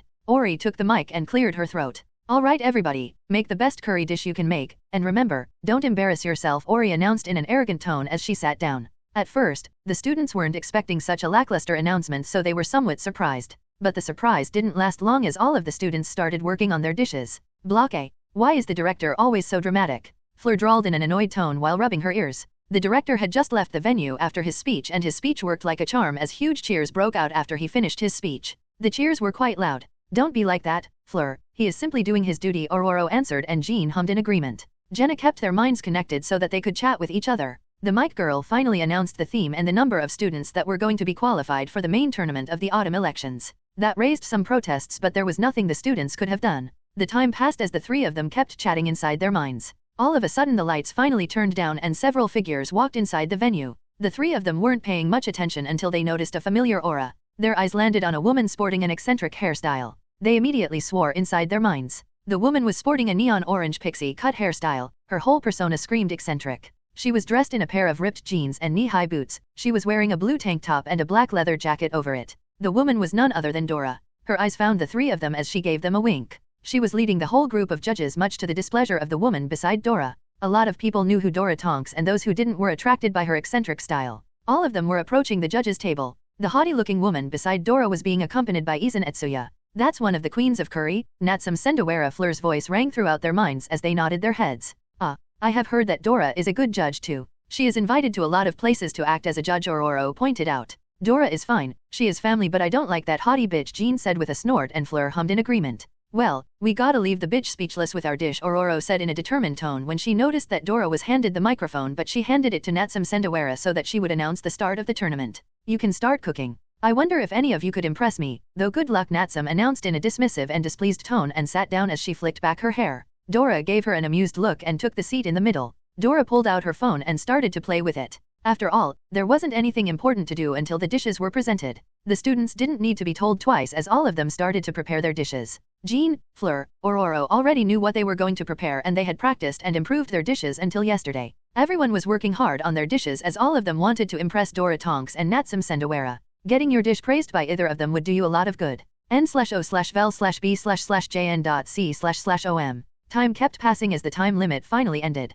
All of the students had already finished preparing their dishes. Now, the first participant will be serving his dish. I wonder if his curry dish will be able to impress the judges, the mic girl announced. An unnamed who was destined to remain unnamed approached the judges' table with a confident look on his face. He seemed to be quite sure of himself when he placed the bowls on the judges' table. Dora gave the dish a look and picked up the spoon. She took a small sip as she tilted her head with an unreadable expression on her face. She put down the spoon and started to play with her phone again, waiting for the other judges. Natsum Sendawara took a whiff of the aroma. She picked up the spoon and took a small sip. The boy had already lost a lot of confidence and smugness due to how Dora had acted after tasting his dish. Everyone was waiting, holding their breaths. The other judges also tasted the dish and mumbled something among them. It was finally the time to score the dish. The student felt his whole world shatter when the score was given. Dora Tonks gave only a single point. That was more than what Natsum Sendawara had given him. She had given him a 0. The other judges weren't that good as their scores were below 10. He ended up with a score of 18. The student dropped to his knees, his pride shredded into nothingness.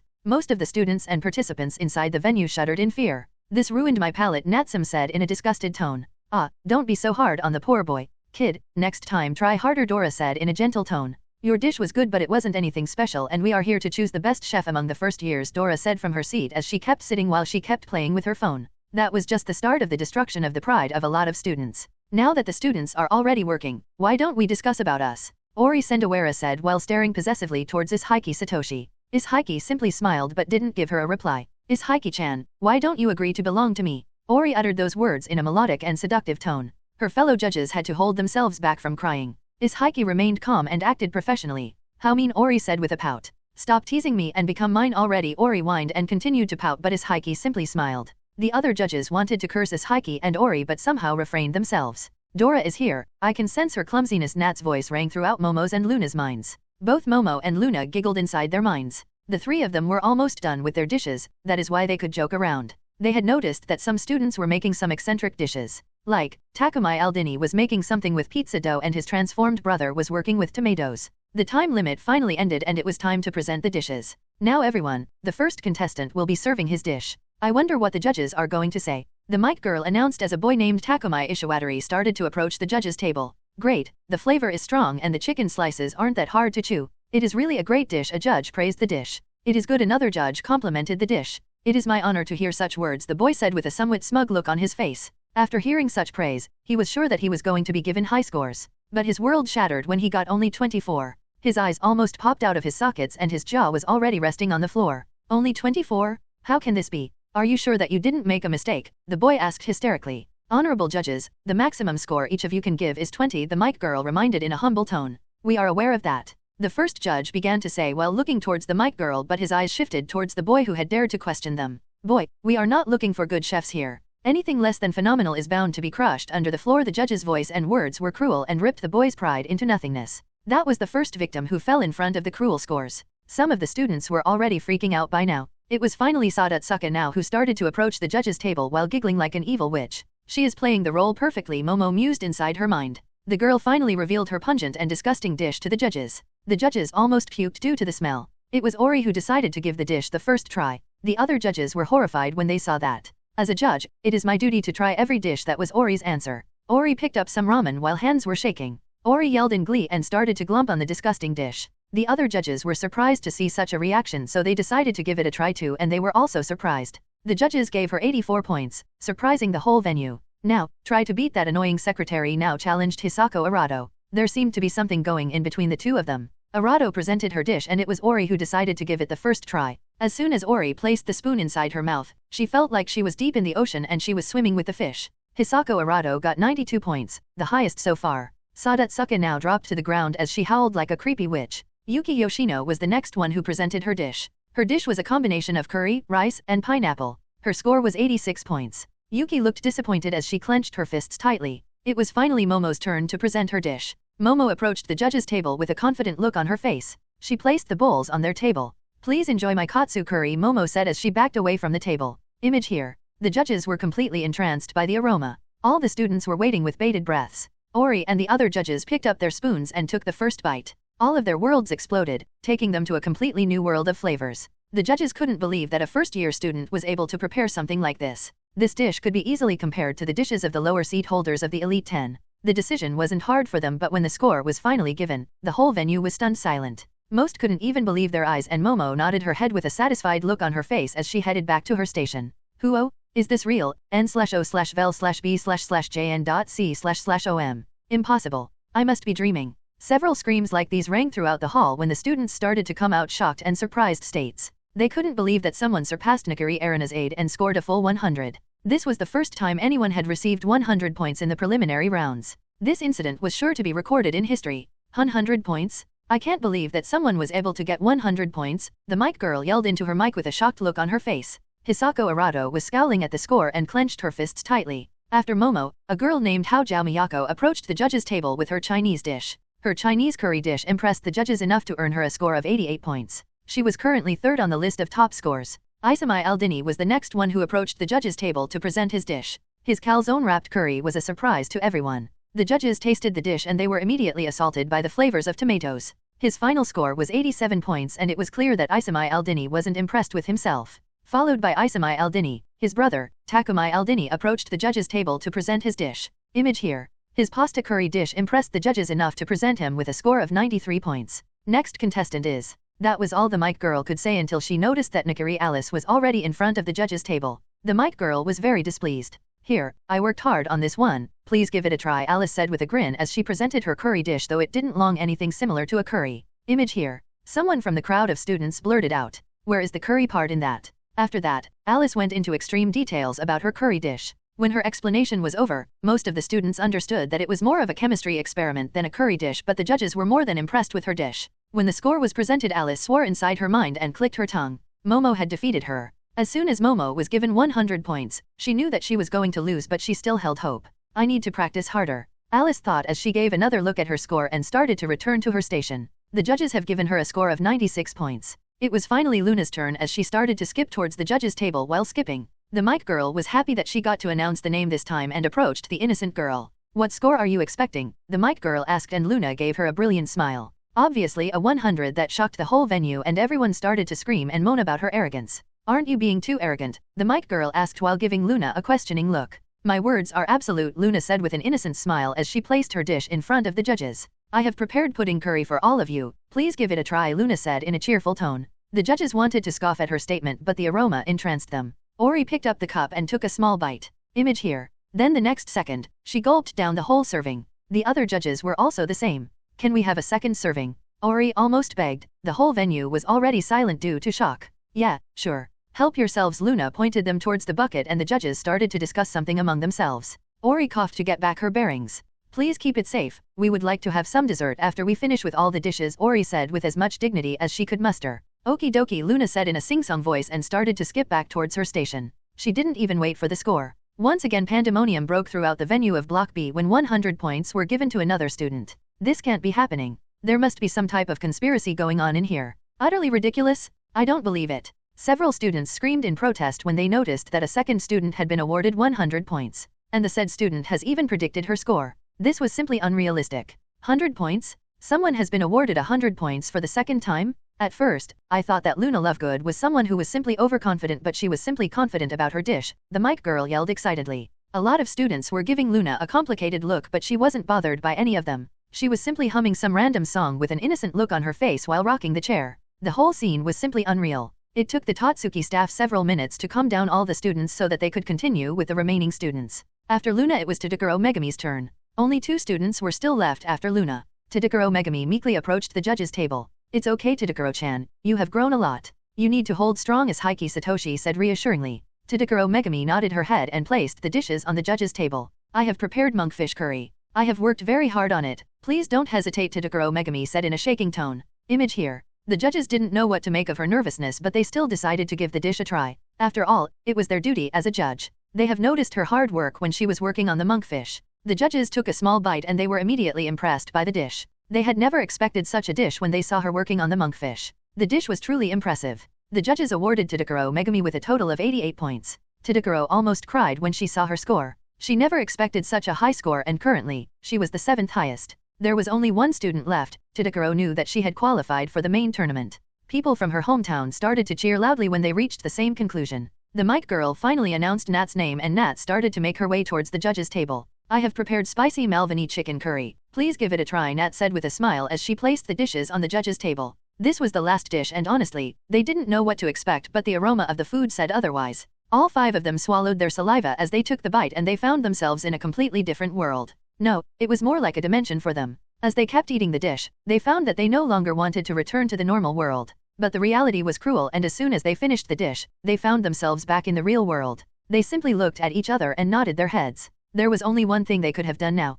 They awarded Natasha Romanoff 100 points. For the 3rd time, the whole venue became completely silent. No one tried to make any type of protest. They were simply too stunned to react in any manner. Nat went back to her station and she looked towards the scoreboard. The scoreboard was finalized and the results were up for everyone to see. 1 St Momo Yayo Rozo 100 points. 1 St Luna Lovegood 100 points. 1 St Natasha Romanoff 100 points. 2 ND Nikiri Alice 96 points. 3 RD Takumai Aldini 93 points. 4 TH Hisako Arado 92 points. 5 TH Haojiao Miyako 88 points. 5 TH Tadakuro Megami 88 points. These were the 8 students who had been selected for the main tournament and only their names were being displayed on the main scoreboard. A lot of students clenched their fists as they swore to work hard. The rest of the 5 students started to see the 100 pointers like they were walls they needed to overcome if they wanted to improve their cooking. With that, the preliminary round of Block B came to an end. Today 3 students have created history in the venue of Block B. Never in the history of autumn elections, something like this had happened.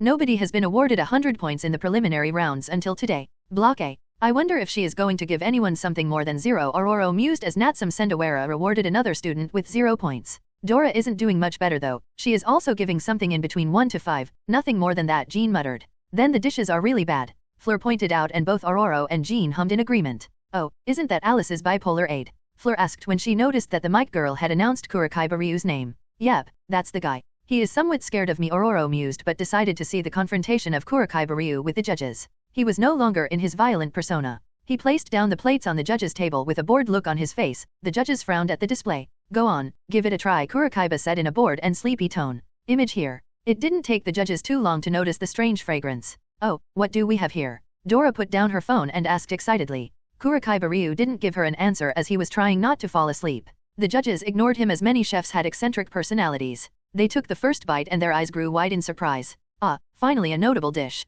I am impressed, Dora said as she took another bite. After hearing Dora's words, Natsum decided that she needed to speak up too, so she started to explain the dish in detail. Nagiri Erina was impressed. She was watching the preliminary round from the VIP box. The judges were finally about to give the scores, but Kurikai Baryu stopped them and started to search his pockets.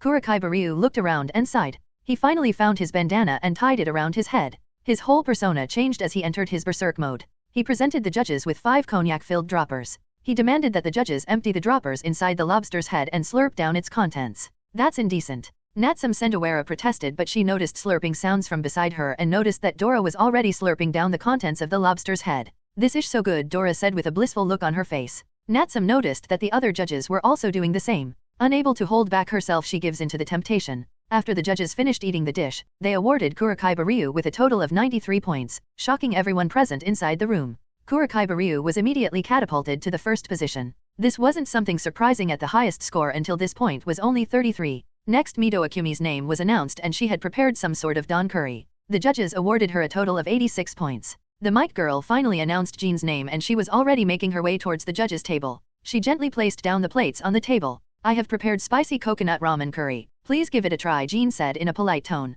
The judges picked up the spoon. Dora gave a small grin just before she placed the spoon inside her mouth. Image here. The reaction was instantaneous. The judges felt their bodies being filled with energy and vitality. They immediately understood that this was a medicinal type of curry. But that wasn't all, the dish was much more than that. The judges didn't even need to communicate with each other and they simply gave her 100 points, shocking the whole venue. Nobody moved or reacted. Some students even pinched themselves wondering if they were dreaming. Impossible. There must be some sort of trick. Yes, I must be dreaming. A lot of students reacted in such a manner because they couldn't comprehend how someone was able to get 100 points. Even Nagari Arena was shocked and silent. The Tatsuki staff had to intervene so that the judges could continue with the tournament. Ryoko Sasaki was the next candidate. She presented her dish to the judges and the judges were quite surprised by her ingenuity. They awarded her a total of 86 points. Next was Zenji Marui and he was awarded 88 points by the judges. The next candidate was Ororo Monroe and she was also given 100 points. Followed by her Shun Ibusgai's dish was given 89 points. Then it was Hayama Akira's turn and he had made a fragrance bomb.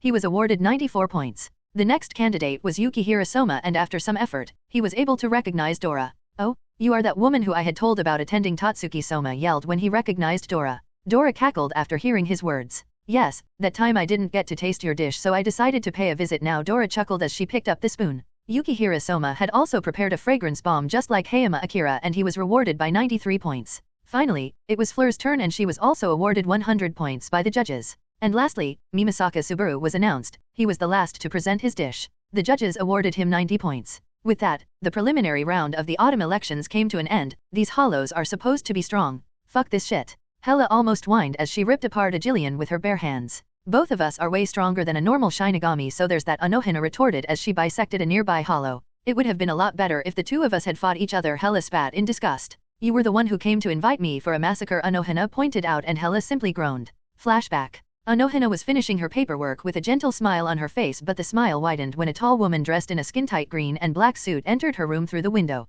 It is good to see you, Hela. You could always teleport inside my room, Unohana reminded, and Hela simply snorted. In the last few months, the two women had grown quite close. The two of them were almost like real sisters. Even Rio was surprised to see how quickly they formed their sisterly bond. Hela was the insane elder sister while Unohana was the sometimes gentle and kind and sometimes similarly insane younger sister. Hela would take Unohana with her whenever she was going somewhere for a slaughter. I could, but it was you who stopped me from butchering that meat girl, Hela pointed out, and Unohana nodded her head. Yes, Hela. She simply came because I wanted some tea and you shouldn't try to kill everyone, Unohana said in a kind tone, and Hela grumbled how unfun the kind Unohana was. So, why are you here, Hela? Unohana asked as she resumed her paperwork. Hey Unohana, if you aren't too busy, I was wondering if we could go and kill a lot of things. Hela asked Unohana in a tempting tone. Unohana put down her pen as she stared into Hela's eyes. You have me interested. So, where are we going? Unohana said as her whole visage started to flicker. Hela knew that Unohana would never deny a chance to commit some murders. That's a secret. You will know when we are there, Hela said with a grin.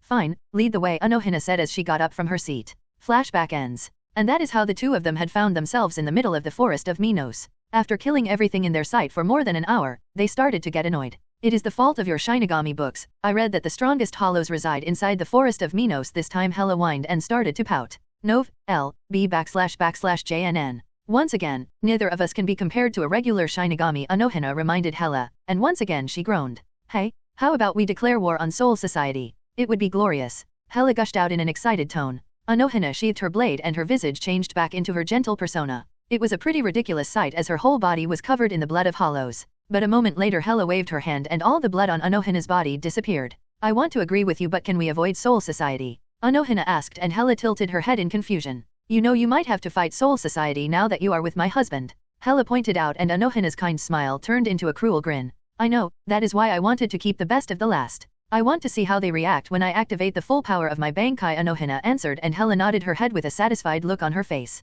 But you said that oldie geezer might be stronger than you, right? Hela asked, and Unohana nodded her head in agreement. That makes it more fun. Do you have any idea how grand our fight will be? Unohana spoke with a stupid look on her face. I can imagine, Hela said dryly. Honesty, I simply want to slaughter every single hollow inside this forest, Hela mused, and Unohana simply chuckled. Unohana was seen and recognized. Don't kill them. Hela received a short message through her connection with Rio. Hela released a sigh and decided to answer. Okay, husband, Hela replied, and she could feel that Rio was smiling at her. He always did that when she called him husband. I agree with you on that. So, do you want me to deal with our company? Unohana questioned, and Hela shook her head in denial. They have already seen you. We don't want anyone else coming here and recognizing you. I will be sealing the area with my magic. Oh, and Rio told me not to kill them, Hela said as several green magic circles formed on her palms. Now Unohana understood why Hela had decided to back away. They weren't allowed to kill, and Hela loved to kill her opponents in some gruesome way, so Hela had simply transferred the burden to her. Unohana nodded her head. This wasn't going to be fun like she had thought, as she wasn't allowed to kill, but she will enjoy herself as much as she could. Hela slammed down her palms on the ground and the whole space seemed to flicker. Only after a few moments, 3 figures clad in white clothes finally landed in front of Unohana. Let us go, you bitch. The fuck did you with this place? The brash-looking woman screamed at Unohana, who was smiling kindly at the latest arrivals. The black-skinned woman smacked the brash-looking woman. The fuck are you doing, you gorilla? The brash woman questioned while grabbing the back of her head. If you haven't noticed, then she is a captain. She is Unohana Retsu, the captain of the 4th Division of the Godii 13, the black-skinned woman said, her eyes fixed on the smiling figure in front of them. Very astute, Hollow-san. My name is Unohana Retsu. May I know your names? Unohana asked in a kind and gentle tone. I am Francesca Mila Rose, this rude one is Emilua Pasai, and this one. The dark-skinned woman was about to introduce the third woman, but she cut her off. I am Cyan Sung-san. None of us want to fight you. We aren't looking for a fight. We simply want to leave, the third woman said with a serious look on her face. I know, that is why my sister sealed the space. We can't have you leaving, Unohana said with a smile, and Hela simply decided to laze back, so she simply disappeared in a wish of greenish-black smoke. I know you are working for Aizen and you have reported to him about me. I can't have that, Unohana said and tilted her head kindly. All 3 of them were scared as they were facing a captain. Even if this particular captain was known for her kindness and gentleness and not for fighting, they were still scared. The whole place was splattered with blood. It seemed that Unohana hadn't participated in the slaughter because of how clean her clothes were, but she had made it clear that the 3 of them weren't leaving this place. She even knew about Aizen-sama, which wasn't good at all. Unohana untied her Zanpakuto from her shoulder and took it in her hand. Now, the 3 of you have 2 options. First, come with me peacefully, Unohana offered in a kind and gentle tone. And second, you come with me after I make the 3 of you into a bloody mess, Unohana said in a menacing tone as her visage flickered for a second. The 3 hollows shuddered in fear. They were arrogant, but they weren't stupid. They had noticed that there was something wrong with this captain. According to the information Aizen-sama had provided them, Unohana Retsu was a kind and gentle woman who avoided fighting. Even Aizen-sama had never seen her in active combat. The reality was something different though. For a moment, when her whole visage flickered, they felt an insane amount of bloodlust locked onto them. Hollows were beings who acted on instincts, and their instincts were screaming at them to run away. In fact, they were running away. They decided to run away as soon as they recognized Unohana Retsu, but the other woman had done something to their surroundings, making them unable to leave. This was not good. Cyan Sung-sun looked towards Mila Rose and Apasai. Apasai, you are the fastest one among us. You should leave and inform Haribal-sama about our demise, Sung-sun said in a low tone. Apasai immediately frowned and she was about to shout and protest, but Mila Rose closed her mouth with her hand. But we can't leave. Whatever they have done is stopping us from leaving, Mila Rose pointed out, and Apasai nodded her head. Yes, but I don't have any better plans. We try to fight her, we die. It wasn't a mistake. All 3 of us had sensed her bloodlust, Sung-sun said, and Mila Rose reluctantly nodded her head. But I say, we give it our all. If we die, then we die. The space was locked by that other woman and she is gone, Mila Rose said in an unsure tone. Apasai was struggling to break free from Mila Rose's hold, but she wasn't successful yet. Sung-sun seemed to contemplate her options and decided that Mila Rose was right. Together, Sung-sun said, and both Mila Rose and Apasai wordlessly agreed with her. Oh, so you have decided to fight. Then I hope that 3 of you can at least entertain me, Unohana said, and her whole visage started to transform. Now that's what we are talking about. Apasai exclaimed as a red orb started to form at the tip of her horn. Only after a few moments, Apasai launched a red beam towards Unohana. Bakudo number 81, Danko, Unohana muttered in a low tone, and a translucent barrier appeared in front of her. The red beam slammed against the barrier and the barrier didn't even shudder under the pressure. The red beam finally stopped and the barrier shattered as Unohana no longer needed it. Unohana raised her finger and pointed towards Apasai. Heido number 4, Byakurai, Unohana said, and a blue lightning bolt shot out of Unohana's finger, and Apasai lunged to her right so that she could avoid the lightning bolt. Since Unohana wasn't allowed to kill, for now, she had decided not to use her Zanpakuto. She had just taken the Zanpakuto in her hand so that she could scare them, but that didn't work. Mila Rose and Sung-sun weren't idle while Apasai was attacking Unohana. Unohana disappeared as Mila Rose appeared where Unohana was standing and slammed down her fists. Unohana silently appeared behind Apasai and placed her hand on Apasai's back. Apasai stiffened. She wanted to move away using Sonido but she simply wasn't fast enough. Heido number 67, Reikoho Unohana muttered and a huge yellow lightning bolt slammed on Apasai's back causing a huge explosion. Apasai. Both Mila Rose and Sung-sun screamed out in fear. Apasai's body was flung out of the dust cloud. Her body landed a few meters away from the initial spot. Both Mila Rose and Sung-sun noticed that Apasai's back was charred. Both Mila Rose and Sung-sun started to release their spiritual power unconsciously due to anger. Now you have done it, bitch. Mila Rose spat out as Unohana walked out of the dust cloud with a calm look on her face. Mila Rose looked towards Sung-sun who nodded her head. Both of them pulled out their Zanpakuto. Devour, Kuokai race. Mila Rose exclaimed as she was surrounded by a golden light and her spiritual power multiplied several folds. Unohana simply tilted her head in curiosity. Strangled to death, Shimkuro Sung-sun said in a polite tone and her body was surrounded by pink light and her spiritual power also multiplied several folds. When the lights finally resided, Mila Rose seemed to have grown a new mane of golden hair and she was also wearing much lesser clothes. Unohana wanted to chastise the offending woman but she understood that now was not the time.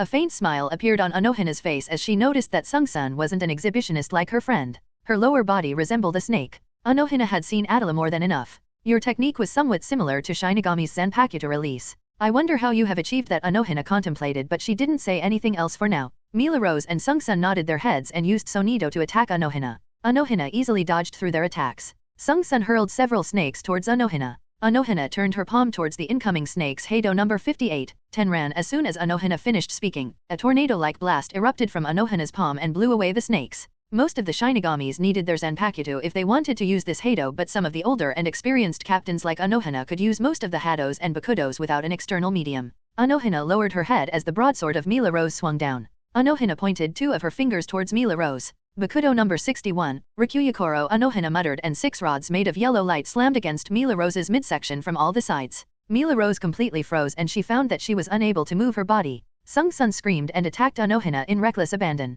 Apasai was knocked out. Mila Rose was immobilized but she was fine. She had to do something so that she could save themselves from this predicament, but Sung-sun knew that it was a fool's dream. There was no way that she could do something against this woman. Their opponent was way superior to them. Yes, Quimera Parka might have worked, but that was no longer an option. They should have used that from the beginning. Sung-sun chuckled mirthlessly inside her mind. That is when she found Unohana's finger pointing towards her shoulder. Heido number 4, Byakurai. A blue lightning bolt shot out of Unohana's finger as it pierced through Sung-sun's shoulder. Sung-sun screamed in pain but continued attacking. If only she was stronger. They are going to fail Aizen-sama, but that didn't seem to bother her that much. They were going to break Haribal-sama's heart. Unohana sidestepped as she dodged another volley of snakes launched from Sung-sun's sleeves. Unohana placed her palm towards the ground. Heido number 57, Daiichi Nayo, Unohana muttered, and the ground in front of her feet cracked and it was hurled towards Sung-sun. Sung-sun pulled up her hands so that she could protect her torso and face from the projectiles. The projectiles smashed on her body and a loud grunt escaped her lips. Her body was flung back several meters.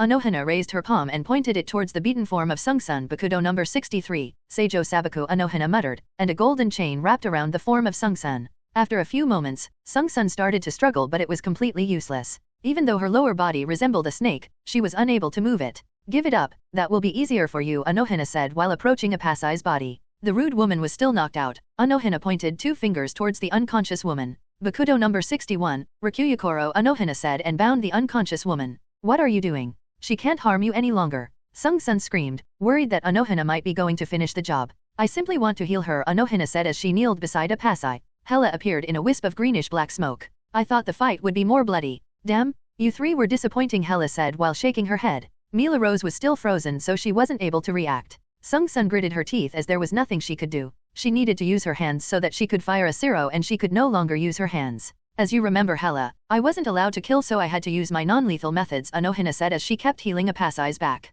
Those were non-lethal methods. Sung-sun screamed out incredulously. She looked really offended. Hela cackled as she started to approach Sung-sun. Sung-sun noticed that and tried to crawl away but Hela grabbed her by the back of her throat and picked her up without much effort. Hela was still cackling madly and Sung-sun shuddered in fear when she saw Hela's menacingly glowing eyes. Aren't you a cute little thing? You see, both me and my sister love to slaughter and massacre. We love killing things. Unohana here wasn't even serious with any of you, Hela said as she started to release her bloodlust. Even Mila Rose, who was completely immobilized, shuddered in fear. It was much worse for Sung-sun though. Hela's bloodlust was so potent that Sung-sun hallucinated herself dying in many gruesome ways. If she was even slightly serious, then all of you would have been missing a limb or two, Hela said with a grin, and Sung-sun's whole body shook in fear. When Sung-sun was more than enough cowed, Hela dropped her like a sack of potatoes and reined in her bloodlust. Unohana finally finished healing Apasai's back as she started to approach Sung-sun. Can't you heal them after we take them back? Hela whined, and Unohana shook her head with a smile and handed Hela her Zanpakuto. Hold Minajiki while I heal Sung-sun-san, Unohana said in a gentle tone, and Hela simply pouted as she sat down on an astral chair. Unohana kneeled down beside Sung-sun and opened her shirt to reveal her shoulder. Why are you doing this? Sung-sun asked with some difficulty. She was still having some trouble controlling herself. Her emotions were a mess. It is my duty as a healer. Even if you are my enemy, I simply can't ignore if they need healing, Unohana said with a kind smile as her hand was surrounded by a green glow. Sung-sun winced in pain when Unohana placed her palm over her wound. No, not that. I mean, why are you doing this to us? Sung-sun asked. To be honest, I understand how you must be feeling, but I couldn't allow you three to leave after you recognized me. I know you would have reported me to Aizen, and I can't have that, Unohana said as she kept healing the woman. You were simply in the wrong place at the wrong time, Unohana said, and continued healing the snake woman. Sung-sun didn't say anything and decided to lay down. There was nothing she could do right now. Sung-sun simply prayed for the safety of Haribel-sama. Mila Rose was also having similar thoughts, and Apasai might have thought something like that, but she was still knocked out. A woman dressed in shiakusho was standing on top of a telephone pole. She could watch over most of the town from that position. But there was something peculiar about the woman. No one was able to see her. n/o/vel/b/jn.c//om. It was the night of a full moon. The woman didn't seem to have any type of expression on her face. All of a sudden the woman's eyes flicked towards a certain direction, and after a few moments, she leaped into the town below. The woman was a Shinigami who had been recently appointed to this town. She didn't know much about the town, but she knew how to sense spiritual pressure. That is what she had sensed a few moments ago. After a few minutes, the woman reaches the spot where she had sensed the spiritual pressures, but now the place was completely empty. The Shinigami was pretty sure that spiritual pressures belonged to hollows, so she needed to find them and purify them. That was her duty. The woman decided to look around the underbridge for any tracks or something like that, but she didn't find any. The woman released a sigh and decided to return to the telephone pole. That was the best way to keep an eye on the whole town. The woman yawned, and only after that did she remember that she needed to sleep too. The next morning, once again the woman found herself standing on top of the same telephone pole. She had yet to notice any disturbance since last night. The woman was clearly getting frustrated. She had been told by her captain to approach Urahara if she faced a problem, but she wanted to avoid that. She didn't want to ask for help from that traitor. After a couple of hours, the woman finally noticed the spiritual pressure of one of the hollows. She also noticed some disturbance from that part of the town. She immediately started to leap towards the hollow. After a few minutes, the woman finally arrived where the hollow was, and she noticed that the hollow was about to attack an orange-haired human boy and the spirit of a dead girl. The woman pulled out her Zanpakuto and slashed at the hollow's mouth. The hollow howled in pain and backed away due to the pain. The woman took this chance and slashed at the hollow's mask. The hollow was unable to defend itself, and the mask was cut apart right from the middle. After a few moments, the hollow's body disappeared. The orange-haired boy wanted to approach the woman in shiakusho, but before he could do anything, she disappeared using flash step. Soon the emergency services arrived and they started to help everyone. While the woman was searching for the second hollow throughout the town, a black-haired man appeared near the spirit of the dead girl and placed his hand over his head before the girl could protest. The black-haired man was performing Kenso, soul burial, on the spirit of the dead girl. The spirit started to glow brightly and disappeared. The man cracked his neck and released a tired sigh.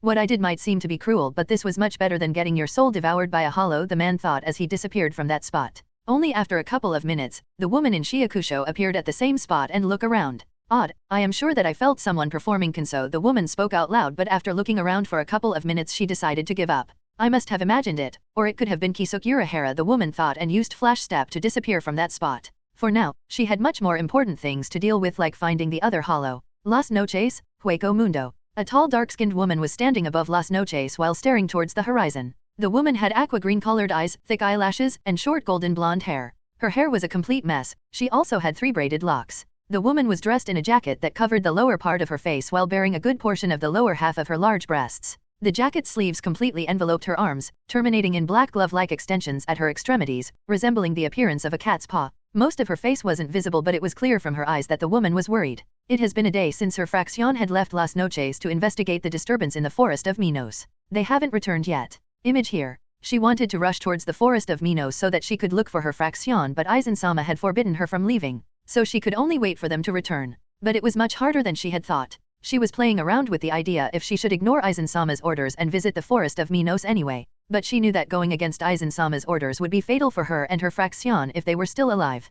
Please be safe wherever you are, Haribel thought, and after another longing look towards the horizon, she wordlessly turned around and disappeared using Sonido. Nox, Karakura Town. Sung-sun was having a really nice dream but some bitch was shaking her like a maniac. She wanted to sink her fangs into whoever dared to ruin her dream. If it is you Haribal-sama, then you are already forgiven, Sung-sun thought as she finally opened her eyes and found it was a Pasai. Sung-sun's mood was immediately ruined as she started to bare her fangs.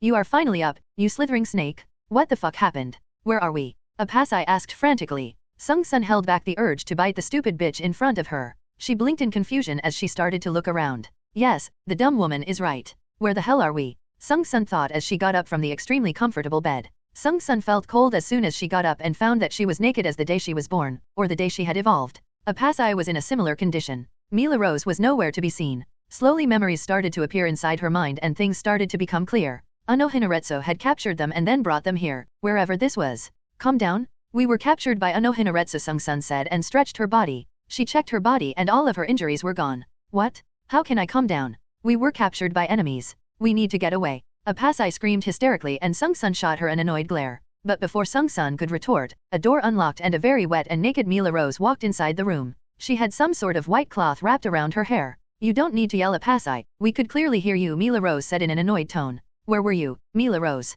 Sung-sun asked in a calm tone. I was taking a bath. I got up an hour ago and decided to look around, Mila Rose said like it was the most obvious thing in the world. We need to leave. Once again a Pasai screamed and both Mila Rose and a Pasai cringed. And how do you suppose we do that? Sung-sun questioned and a Pasai opened her mouth to say something but after a few moments, she simply humphed and crossed her arms under her breasts. Both Mila Rose and Sung-sun started to snicker but they froze when they sensed someone approaching them. The spiritual pressure of the said person seemed to be way above Unohana's. The person arrived in front of their door and knocked. All three of them gulped and the person knocked again. Yes, come in, Sung-sun said with a small stutter. The door clicked open and a dark-skinned woman entered the room. The woman had silver hair and red eyes. The woman also seemed to have bunny-type ears over her head. It is good that all three of you are up. Unohana had mentioned that the three of you would be getting up the next morning. My name is Roomi Usajiyama. You can call me Roomi, the dark-skinned woman introduced herself. So you are our warden? Mila Rose asked and Roomi simply smiled. Not even close, this is not a prison. The three of you aren't prisoners. You are free to leave but you are forbidden from killing any humans and you can't go back to Hueco Mundo, Roomi said as she approached the huge wardrobe.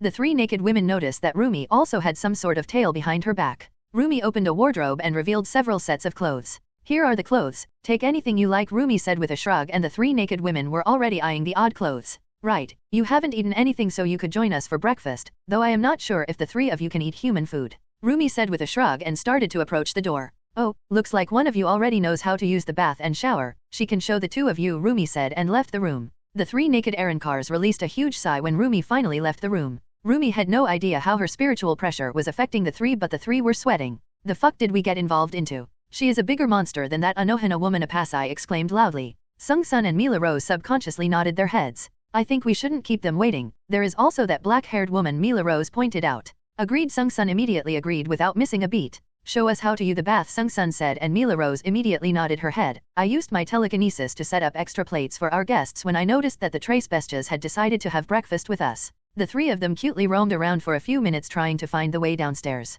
They knew that we were downstairs because of our spiritual pressures but they didn't know how to get down. They finally arrived in the kitchen. All three of them were wearing human clothes but they still seemed to prefer white clothes. After Unohana and Hela had brought them to Nox yesterday, I had used my soul powers to destroy Aizen's hypnosis and the influence he had on them. They looked around the table and decided to sit on the opposite side of Hela. Sung-sun and Mila Rose were giving her worried looks. Hela noticed that cackled in mad glee. Nemuri and Dora kept giving them careful looks. It was like the two of them were scanning the Trace Bestias. I hope that the two of them don't reach any outrageous conclusions. Roomi had already met the three of them so didn't seem to react to their arrival. I hope that the three of you aren't having any problems, I said politely as I continued eating. All three of their eyes focused on me. Who are you? A Pasai growled out. You can call me Rio. I was the one who told them not to kill you, I said and a Pasai paled for a moment then nodded her head fearfully. Can you send us back? Mila Rose asked in an unsure tone as I simply smiled. I think not, I said and the three of them frowned as they started to eat the food I had prepared. But you three are free to do whatever you want in the human world.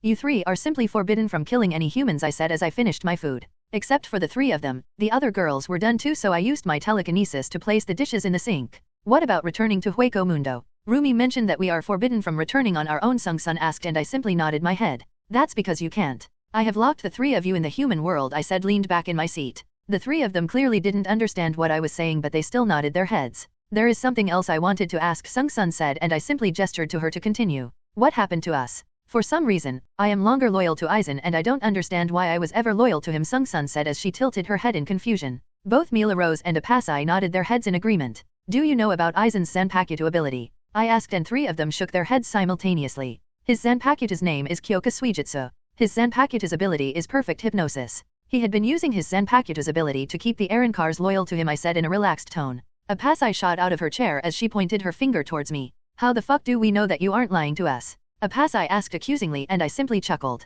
You don't, but I don't need to manipulate you. Weak people use manipulation, I said with a shrug, and my answer seemed to agitate her even more as I sensed she started to gather spiritual power around her horn. But before Apasai could fire a Siro inside the kitchen, Mila Rose smacked Apasai on the back of her head. Apasai's whole body twitched in anger as she started to glare dangerously at Mila Rose. She isn't that sharp, right? I asked and both Apasai growled in anger, but Mila Rose placed her hands on Apasai's mouth. No, she is not, both Sung-sun and Mila Rose deadpanned. So, you are saying that you had removed the hypnosis Aizen had placed on us? Sung-sun asked and I nodded my head. Yes, that is what I have done, I said, and Apasai had calmed down so Mila Rose finally let her go. The three of them contemplated the information I had given them. Can you do the same for Haribal-sama? Sung-sun asked and I inclined my head in interest. She is like our big sister. She is our protector. We worry about her. She has always protected us. We want to protect her too, Sung-sun said in a pleading tone. None of the girls had said anything while we were talking. Husband, can I train them? They are pathetically weak, but I can make something decent out of them, I heard Hela's voice inside my head through our connection.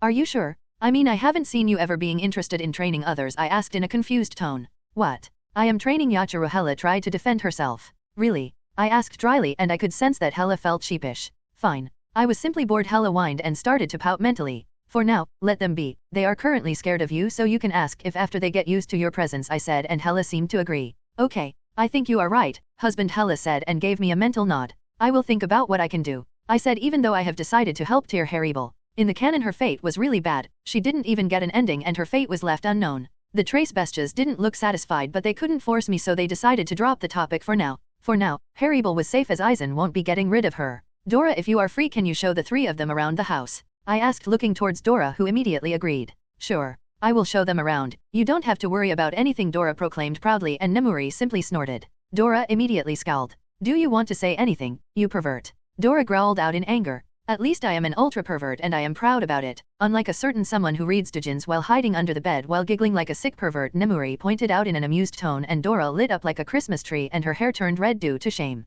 I don't know what you are talking about, Dora stuttered out, though she didn't sound very convincing. Sure, I said as I rolled my eyes. I appeared near Kurosaka Clinic as I wanted to see the whole scene play out. It wasn't important, but as I had removed a key player, I wanted to be sure about the start of the plot. I had already purified the spirit of that dead girl. I saw Kurosaki Ichigo, MC of this world, was sitting on his bed while contemplating something. He must be wondering about the things he saw today. The Jigokyuku finally appeared inside Ichigo's room. Ichigo noticed the back butterfly, but he was shocked when the woman wearing the Shiakusho entered the room. The woman's name was Rukia Kokaki, one of the lead characters of this world. She stood on his desk as she kept looking around, trying to sense the hollow. Who are you? Kurosaki Ichigo demanded angrily while staring towards the woman in his room. Rukia Kokaki completely ignored the boy's question and landed on the floor. Ichigo didn't seem to appreciate the fact that the intruder was ignoring him. N/O/vel/b/in.c//om. Ichigo angrily kicked Rukia on her back. Rukia slumped on the floor with a dumbfounded look on her face. The hell are you talking about, woman? Ichigo asked angrily in an annoyed tone. Rukia laid on the floor as she blinked in confusion. With a stupid look on her face, she kept staring at Ichigo, who kept asking questions. You can see me? Rukia asked dumbly, and Ichigo growled in annoyance. Only after that did Rukia notice that Ichigo had kicked her. Rukia immediately started to prod the body, wanting to see if he was the boy could actually see her or not. Ichigo attacks her again, but Rukia easily dodges his blows. After a few moments, Rukia started to explain what she was to Ichigo. Obviously, Ichigo refused to believe her explanation, and that is when I decided to teleport the hollow near Kurosaka Clinic. Due to the absence of the spirit of the girl, the hollow was already heading here. Ichigo calls Rukia a pipsqueak and Rukia binds him using Bakudo number 1, Sai. That is when the hollow decides to make its presence known and roars loudly as it smashes into Kurosaka Clinic. After that, everything plays out as it happened in the canon, though it happened more quickly as Rukia didn't get to perform Kenso on the dead spirit residing inside Kurosaki resident, and she wasn't able to continue her elaborate explanations with diagrams. As the hollow tried to one of his sisters, Ichigo breaks the Bakudo through sheer force and attacks the hollow. Rukia was shocked to see something like that and gets injured by the hollow and becomes unable to fight. Rukia, surprised by his determination, asks Ichigo if he wants to save his family or not. After that, Rukia transfers her Shinigami powers to Ichigo and he finally defeats the hollow. The trace bestias were following Dora without any complaints as they could sense Dora was clearly stronger than them. They didn't know anything about her full power but they did have some idea. Dora's base spiritual pressure wasn't strong like Unohana, Roomi, Hela, or Rio but it was strong enough to keep the three of them under her control. The trace bestias were curiously looking around the house as they haven't seen a house like this. Las Noches was dull when compared to Nox. Dora finally finished giving them a tour of their house. So, did you like our house? Dora asked in a cheerful tone as she led the group towards the backyard. It is very different from Las Noches, Mila Rose admitted as she kept looking around. But Las Noches isn't puny like this house. A Pasai exclaimed in a mocking tone. Both Mila Rose and Sung Sun looked towards Dora to see if she was offended or not. By the way, what is Las Noches? Dora asked curiously as she had no idea what Las Noches was.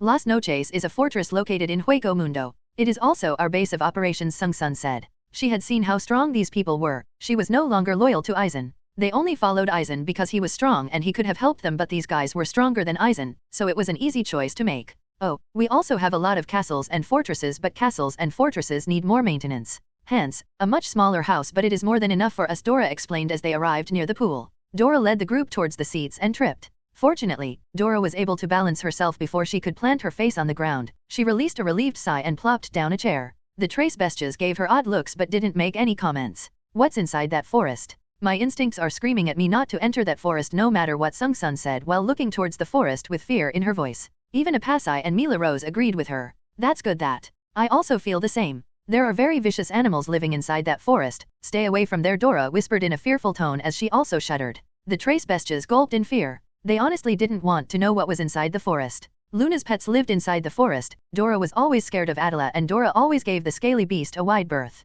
Fenris was a completely different matter. Dora was a goddess and she was afraid of Fenris's fangs. Honestly, she had no idea how Luna could tame such scary beasts. The trace bestias quickly nodded their heads. So are you people some sort of secret squad of Godii 13? Mila Rose asked curiously after a few moments of silence. Sung Sun gave her an appreciative look for changing the topic. Pfft, nah. Dora burst out laughing. I have never been to Soul Society, Dora said with a shrug. Our group is quite complicated. Only Unohana is from Godii 13, but the three of you have already met her, Dora said, and the three of them nodded their heads in understanding. Well, enough about that. So how is Hueco Mundo? Dora asked curiously and trace bestias looked at each other for a few moments until Mila Rose and Sung Sun nodded their heads in agreement. Apasai simply tilted her head in confusion. There is nothing much to tell, it is a very depressing place. We don't have sunlight, it is always night in Hueco Mundo. That place is simply a desert. We have artificial sunlight inside Hueco Mundo, Sung Sun said with a thoughtful look on her face. Yes, the human world feels a lot better than Hueco Mundo, Mila Rose said. The air and the spiritual power are so clean, Mila Rose said while giving a longing look towards the sun.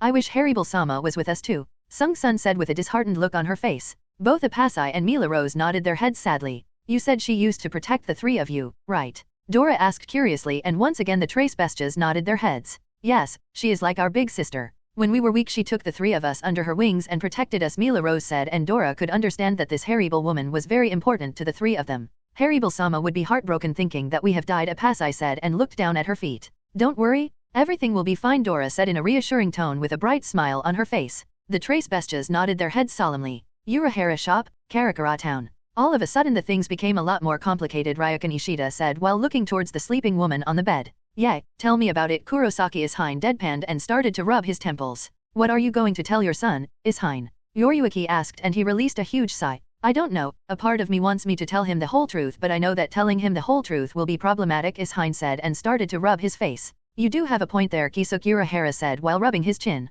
But I don't think it would be wise. You should be upfront with your son from the beginning, Ryukin pointed out, but Ishine shook his head. He is too young to know everything. I understand that you have told and taught your son about the Quincy arts, but my situation is different, Ishine said with a pointed look, and Ryukin simply shrugged. So, do you think Aizen had a hand in this incident? Yoriyuki asked, and once again everyone became silent. For now, I can't say anything for sure. It might have been a coincidence, but it could have been pre-planned, Urahara said with a deep frown on his face. Is she going to get back her powers? As of now, she is a completely normal soul, Ishine asked curiously. She will slowly gain back her powers. I don't know how much time it is going to take because your son seems to have absorbed all of her powers, Urahara said in a neutral tone. That's good. How much time does she have before Soul Society finds out? Ryukin asked, and Urahara simply shrugged. It depends. Sometimes a Shinigami is appointed in a place for years, while in some places they keep changing Shinigamis each month. Sometimes they even send someone to inspect the city of town, Yoriyuki said as she was versed with the routine of Central 46. Then there is nothing we can do for now, Ishine said with a sigh and got up from the floor. I need to get back so I can make up some bullshit story, Ishine said and gave a nod towards Urahara, Yuchi, and Ryukin.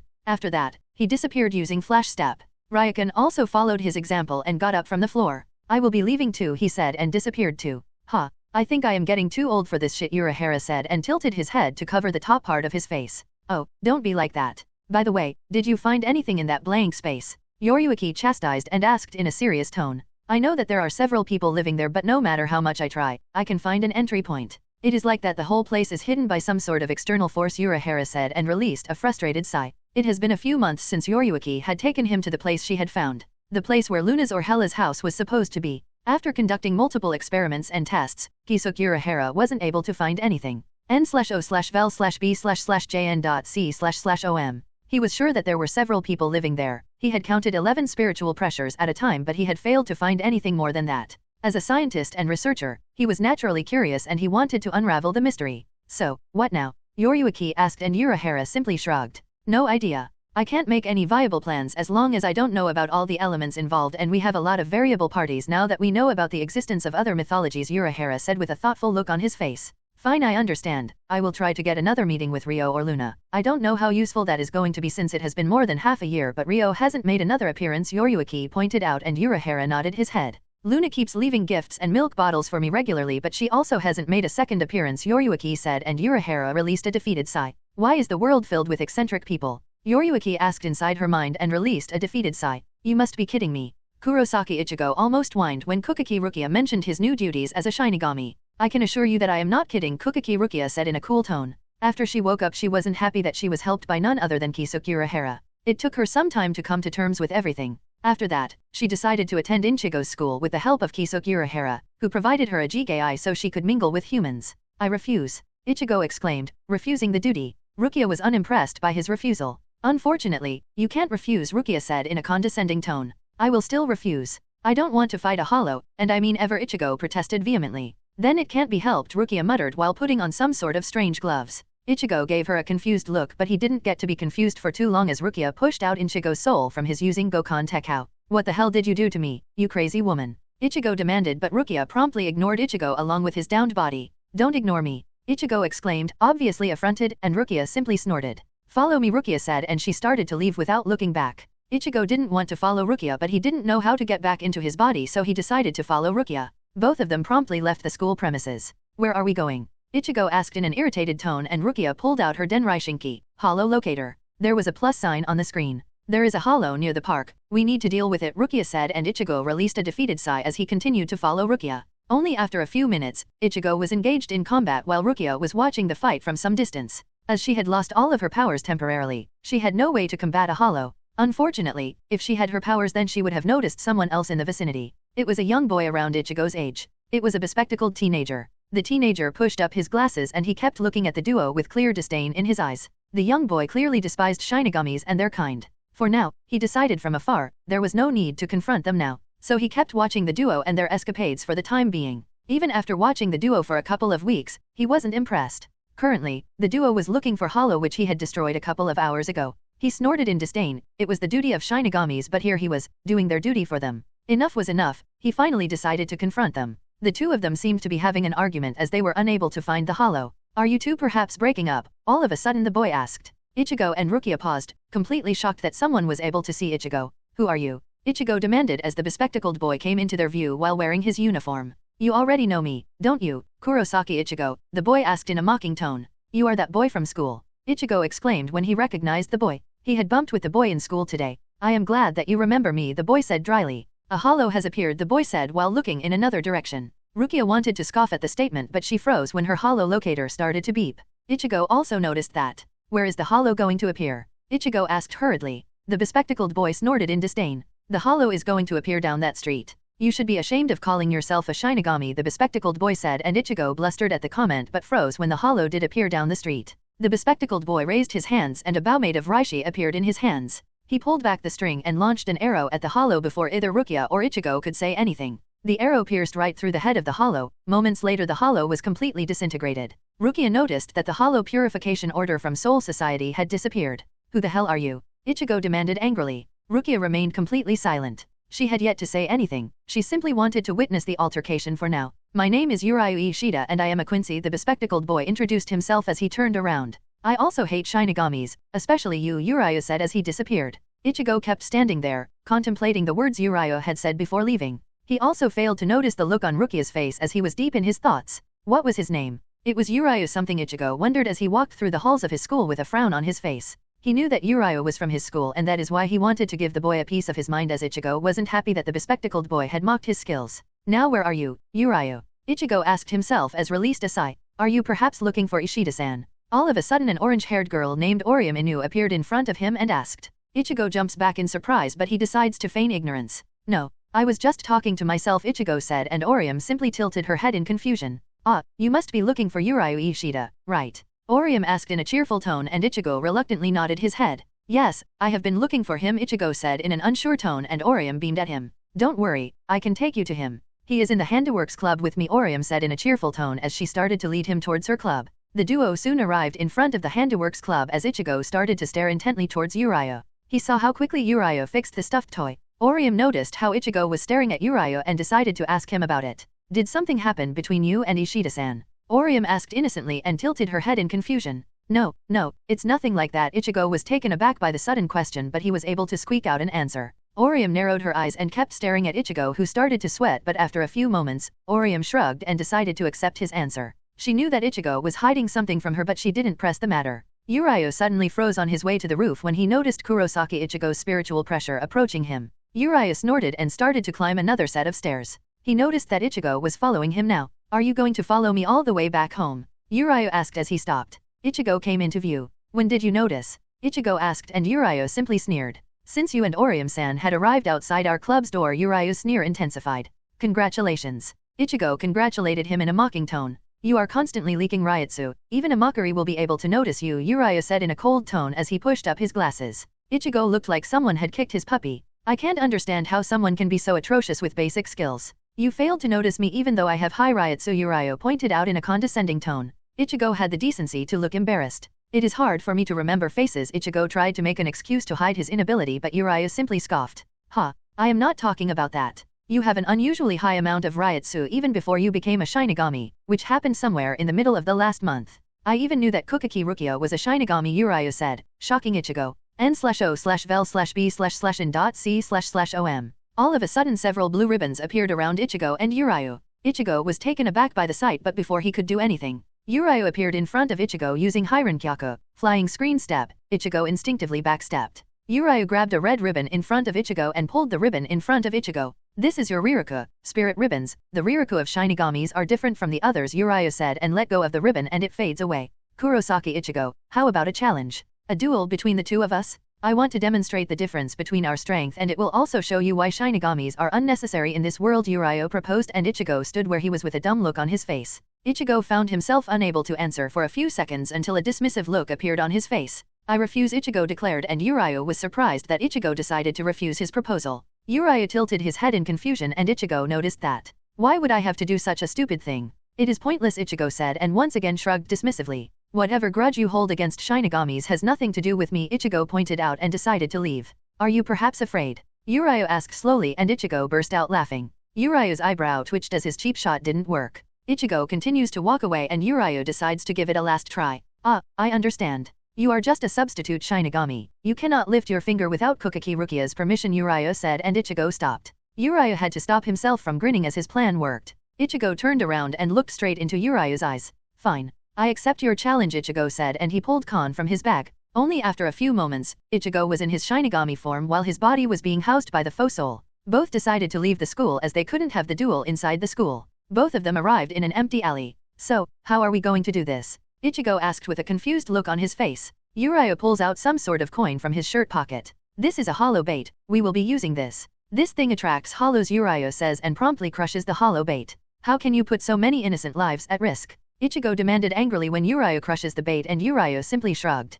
Whoever kills more hollows in the next 24 hours will be the winner of the duel and I will kill all of them, Urahara said coldly and killed an emerging hollow with his Reishi Bao. Ichigo grabs Urahara's collar and slams him on the wall. Undo whatever you have done. Stop calling all these hollows. Ichigo demanded angrily and Urahara simply smirked. The die has been cast, soon Karakura town will be swarming with hollows, are you sure that you don't have anything better to do? Urahara asked and several hollow roars were heard throughout the town. Ichigo lets him go and Urahara dusts off his shirt. Hollows tend to attack people with high amounts of Ryatsu, Urahara reminded Ichigo as Ichigo promptly started to rush towards his house. All of a sudden Urahara froze when he sensed a monumental amount of spiritual pressure. After a few moments, he shrugged it off as the spiritual pressure disappeared like it was never there. Urahara shook his head. My mind must be playing games on me, Urahara mused. No one could or should have such a high amount of spiritual pressure. Once again a Reishi bow formed in his hands and he started to kill the hollows. All of a sudden someone grabbed Urahara and pulled him back. Urahara frowned, but before he could see his assailant, a sword passed by his head. He was horrified when he noticed that he would have been beheaded if he was in his initial position.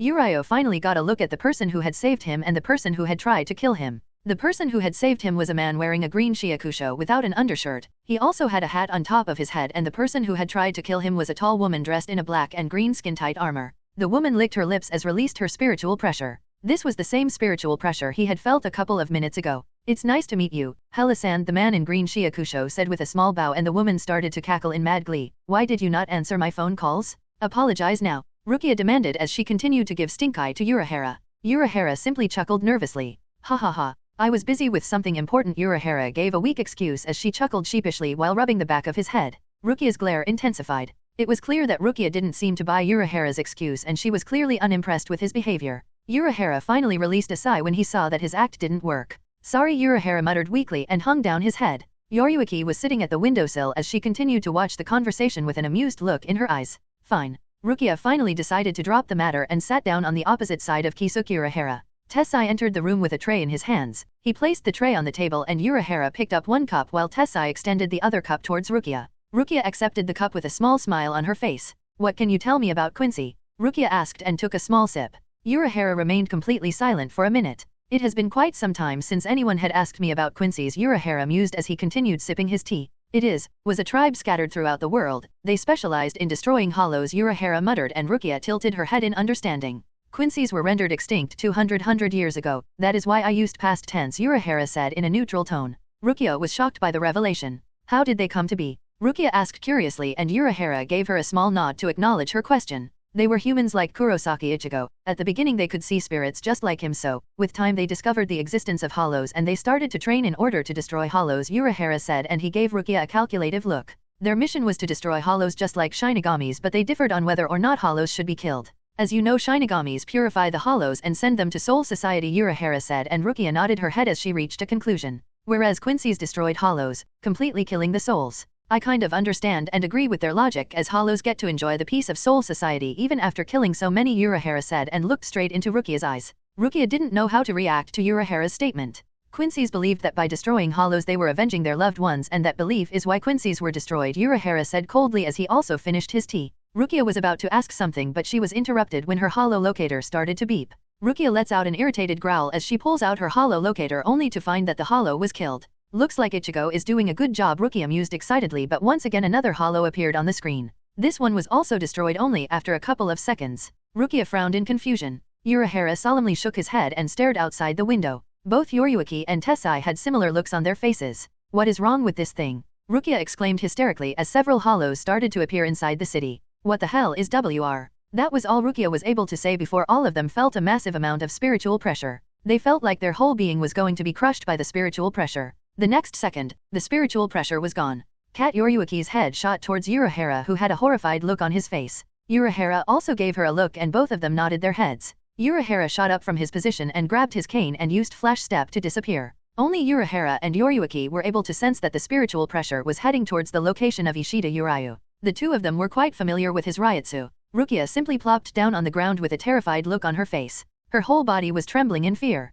She had never imagined that someone's spiritual pressure could be so strong. While Rukia was still shaking like a leaf in fear, Urahara had almost reached Urayu's location. Please, just a little bit more, Urahara begged inside his mind, and he reached Urayu. His relief turned into horror as a woman clad in a green and black skin-tight suit also appeared beside Urayu, and the woman swung her sword with the intention of beheading Ishida Urayu. Urahara grabbed the back of Urayu's uniform and pulled him back. The woman's glowing green eyes focused on him. The woman knew that she would miss it, but she didn't look displeased. In fact, she looked cheerful. The woman simply grinned as she licked her lips. Her eyes were filled with menace and Urahara could feel huge amounts of bloodlust pouring out of the woman. He had seen that look before in the eyes of the first Kenpeki. Once again the woman started to release her spiritual pressure and Urahara felt like he was standing in front of Captain Commander. This is bad, Urahara thought as he finally recognized the woman. It's nice to meet you, Hela-san. Urahara decided to greet the woman as he gave her a small bow, and the looked woman started to cackle in mad glee. Yep, definitely, a mistake, Urahara cursed inside his mind. Kisuke Urahara might look completely calm and strong on the outside but he was panicking beyond measure inside his mind. Ishida Urayo was currently gasping for air due to the immense amount of spiritual pressure the woman was releasing. His eyes rolled back and he finally passed out. Hela noticed that stopped releasing her spiritual pressure. Pathetic. Hela spat out in disgust as her eyes were once again focused on Kisuke Urahara. You aren't pathetic like him. I am impressed, Hela said as she nodded her head. Before Hela could continue, a hollow appeared at the end of the street. Urahara's eyes also flicked in the direction of the hollow for an instant but they focused back on Hela. Arise, Hela said, and astral figures started to form out of her shadow. Is this her Zanpakuto ability? Urahara wondered but then he shook his head as the sword in Hela's hand wasn't a Zanpakuto.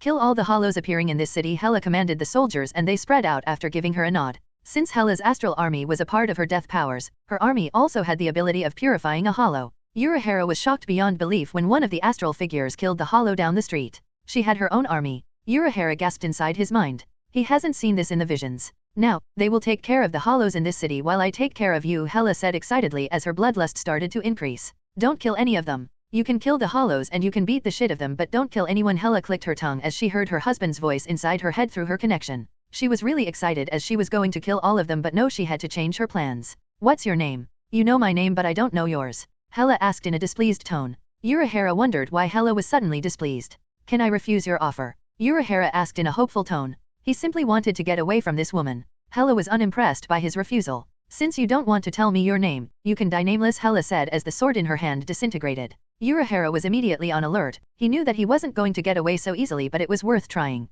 Urahara pulled out his Zanpakuto from his cane. Awaken Benihime, Urahara muttered, and with a red flash, Urahara released his Shikai. He wasn't sure if his Shikai would be enough or not but he didn't want to release his Bankai in a residential area. Hela pulled out her Zanpakuto from her shadow. Reign Supreme, Hiwa, Hela called out as her Zanpakuto transformed into a rapier. Urahara was shocked as Hela possessed a Zanpakuto. Even though he was surprised, he knew that couldn't lower his guard. Scream Benihime, Urahara said as he swung down his Zanpakuto. With a howl, a red beam was launched towards Hela. Nov, L, B /JNN. El Escudo, Hela said, and a green barrier formed on her as she swatted away the beam. Urahara was shocked that Hela was even able to use Kido spells. Hela lunged towards Urahara as the ground beneath cracked. Urahara sidestepped to dodge Hela's Zanpakuto. Hela's grin widened as she started to thrust her Zanpakuto towards Urahara. Urahara quickly led Hela away from the knocked-out body of Ishida Urayo. Hela noticed that but decided to play Urahara's game. The Quincy was already down so he wasn't going anywhere and her husband had already told her not to kill anyone. Urahara was still able to dodge or parry the attacks but it was hard for him. Release your Bankai or you will die, Hela said with a grin and pointed her palm towards Urahara. Urahara's eyes grew wide in fear but it was too late to dodge. Heido number 78, Zangarin, Hela muttered, and a yellow flash erupted from her palm and it engulfed the form of Kisuke Urahara. Everything was completely calm inside the Siritai like any other normal day. Everything was calm and silent as everyone went on with their usual life. Most of the Shinigamis could be training. All of a sudden everything changed as a loud siren started to blare throughout the whole Siritai. Everyone stopped whatever they were doing and turned towards the barracks of the 12th Division. That is from where the siren seemed to be resounding. Normal Shinigamis didn't know the meaning of the siren but it was a completely different story for the captains. But the captains didn't have the time to stay idle as they were being summoned by the captain commander. Teiku, what is the meaning of that loud siren? Isane Katetsu asked her captain curiously. The siren means that we have some type of emergency in the human world, Unohana Retsu explained in a polite tone. But we are being summoned by the captain commander. Stay beside me, Isane, Unohana said with a kind smile on her face. Isane immediately nodded her head. The next second, both of them were gone. After a few seconds, the two of them appeared inside the 1st Division. They were currently standing right outside the captain commander meeting hall. Some captains were already there along with their lieutenants. Everyone noticed Unohana's arrival and they gave her a polite nod. Unohana returned the same gesture. After a couple of minutes, the rest of the captains also arrived along with their lieutenants. Only the captain of the 13th Division, Jushiro Yukitake, seemed to be missing but nobody complained. The captains quickly entered the hall as they started to take their designated places and their lieutenants diligently followed their captains and sat down behind them. Captain Jushiro Yukitake is unable to attend due to his health, Unohana said, and the captain commander gave a small nod and then he hummed his throat. My division has noticed a source of a huge amount of spiritual pressure in the human world. As for now, I don't know if it is a hollow or not but the spiritual pressure is strong enough to equal Captain Commander's, Mayuri Kuratsake reported, and murmurs broke throughout the room. Preposterous. The captain of the 7th Division, Seijin Komamura, screamed in protest. This was something beyond the imagination. Unohana noticed Sosuke Aizen's eyes grew wide with the news. Unohana internally smirked and cursed at the same time. Hela was having fun while she was stuck here, life was so unfair. She was sure that it wasn't Ryo, as Ryo's spiritual pressure was way stronger than the captain commander. His max output was so strong that she couldn't even sense it any longer. Is that so? The captain of 11th Division, Zaraki Kenpeki, asked excitedly about the prospect of getting to fight a strong opponent. There must be some type of mistake, the captain of 2nd Division, so iPhone concluded, and Mayuri Kurotsuka clicked his tongue in annoyance. Dumb woman? My sensors are perfect, Mayuri Kurotsuka said in an irritated tone. How dare. So iPhone wanted to retort at the insult thrown in her direction, but she was cut off when the captain commander slammed his cane on the floor. Unohana noticed that the captain of the 9th Division was quite tense. She concluded that Kaname-Tissen was in Aizen's fold. Ryo had only talked about Aizen. I have also sensed the spiritual pressure. We will be visiting the human world. If there is someone out there whose spiritual pressure is equal to me, then we need to deal with it as quickly as possible, the captain commander spoke, and no one dared to refute his statement. Captain Unohana, Captain iPhone, Captain Kurotsuke will evacuate the town with the help of their squads, and they will also erect a barrier around the town while the rest of us will neutralize the threat, the captain commander commanded slowly, and everyone nodded their heads. Unohana was feeling conflicted. On one hand, she was glad that she wasn't ordered to fight as she didn't want to lose, but on the other hand she wanted to fight as she wanted to get bloody. We are leaving as soon as the Senkaimon is prepared. Captain Unohana, iPhone, Kurotsuke, prepare your squads, the captain commander said, and Unohana gave a small nod before leaving the chambers, followed by her lieutenant. Similarly, Captain iPhone and Captain Kurotsuke also left the chamber with their lieutenants as they needed to prepare their squads. Human world, Karakura town. Urahara was standing straight while blood was dripping down his free arm. He had used his free arm to defend himself from the Hado, and now his free arm was charred and almost unusable until it was healed. You sacrificed your arm? Hela asked with a grin as she tilted her head. Hela had a sick grin on her face. Not everyone can be strong like you, Urahara said with a grin as his charred arm was surrounded by a mild green glow. Hela was quite familiar with this glow as she had seen Unohana using this technique multiple times. You can use Kaido? That's good. Hela said and started to cackle. This time Urahara wasn't surprised as he knew that Hela would recognize this technique too. She seemed to be quite knowledgeable in Kido spells, and she also owned a Zanpakuto. Slowly Urahara's hand was completely healed, and he was slightly surprised that Hela didn't attack him during this time. Urahara frowned when he sensed several spiritual pressures coming in their direction. He recognized all of them, and since he was able to notice them, he was pretty sure that Hela was able to notice them too. Are you perhaps waiting for the others? Urahara asked curiously, as he knew that the woman in front of him was a battle maniac, so there was no way she would miss such a chance. Of course I am. I always love having odds. Slaughtering everyone while being at odds never fails to give me pleasure, Hela answered with a grin, and Urahara internally grimaced. He was pretty sure that with the help of the others he could probably win, but he wasn't sure if all of them would be able to come out alive or not, and also have to protect the humans. Get Shuga Tenshou, he heard a yell as a huge wave of blue Ryotsu was launched towards Hela. Urahara almost felt like palming his face. He just thought that they needed to protect humans, and here someone just used a highly destructive attack. Bakudo number 81, Danko, Hela muttered, and the Ryotsu attack was stopped by a translucent barrier. Looks like the party is here, Hela gushed out excitedly as she slashed down her sword towards Urahara.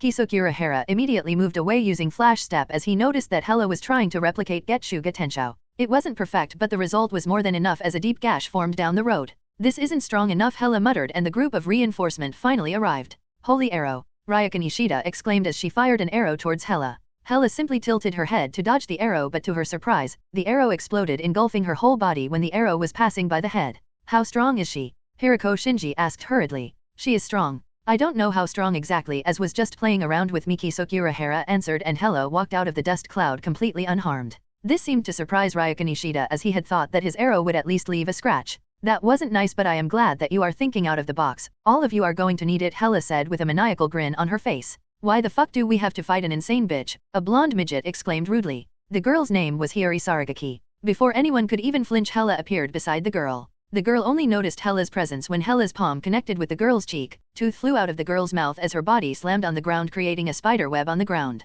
Little girls shouldn't insult their betters, Hela said with disdain, and several people were already in the air as they lunged towards Hela with the intention of killing her. Hela simply grabbed the face of the nearest attacker and slammed his face into the ground, creating a small crater. Hela simply dodged the rest of the attacks without any effort and pointed her palm towards the group. Hado number 91, Senjuku Tenteho, Hela muttered, and several purple orbs appeared beside her and were launched towards the group. A huge explosion erupted as the Hado connected with the group. The flames engulfed almost a whole block, causing small tremors in the area. TCH, nice save, Hela clicked her tongue, but she wasn't displeased as this was going to make the fight more interesting. The group was saved when one of them had created a barrier named Koko no Yomon. The dust cloud was finally cleared by Urahara's attack. Hela slashed her Zanpakuto, cutting apart the attack. Hela backstepped as a black-skinned woman slammed down her gauntlet-covered fist on the ground where Hela had been standing, forming a crater. Hela had an amused grin on her face as she lunged towards the woman wanting to slash down her Zanpakuto. Hela was shocked to see that instead of going forward she had jumped backward. The fuck? Hela screamed inside her mind, but she was unable to contemplate over that matter as Kurosaki's hind swung down his Zanpakuto. Aliskudo, Hela muttered as a green barrier formed near her hand, but her eyes grew wide when she felt Kurosaki's hind's Zanpakuto cut into her side from the opposite side. How the hell is this happening? Hela wondered as from the corner of her eyes she noticed a blind guy with an odd type of Zanpakuto rotating in his hand. Hela noticed Kisuke Urahara approaching her with the intention of piercing her heart with his Zanpakuto, but this time she was ready. Nov. L. B /JNN. She knew that Urahara was coming from her back and she raised up her arm to defend herself, but she was shocked to her core when Urahara's Zanpakuto pierced through her chest from the front. Hela's whole body trembled in rage, but she was battle-hardened and immortal if nothing else, so she took a deep breath and closed her eyes. She knew that her senses were messed up and couldn't depend on them any longer. Kisuke Urahara and Kurosaki's hind released a relieved sigh when they noticed Hela closing her eyes, but before either of them could react, Hela's left hand shot up and grabbed Kurosaki's hind's face. Urahara noticed that, twisted his Zanpakuto, but Hela didn't even react to that. Even Kurosaki's hind pushed his Zanpakuto trying to inflict more damage and pain, but Hela didn't even flinch. Hato number 63, Reikoho. A yellow flash erupted from her hand engulfing the trio. Kurosaki's hind was thrown out of the dust cloud with a bloody face. One side of his face was completely charred. Next was Kisuke Urahara, who only had the hilt of his Zanpakuto in his hand. Mashiro Kick. A small girl named Mashiro Kuna who had a mop of green hair on top of her head jumped into the dust cloud with the intention of smashing Hela.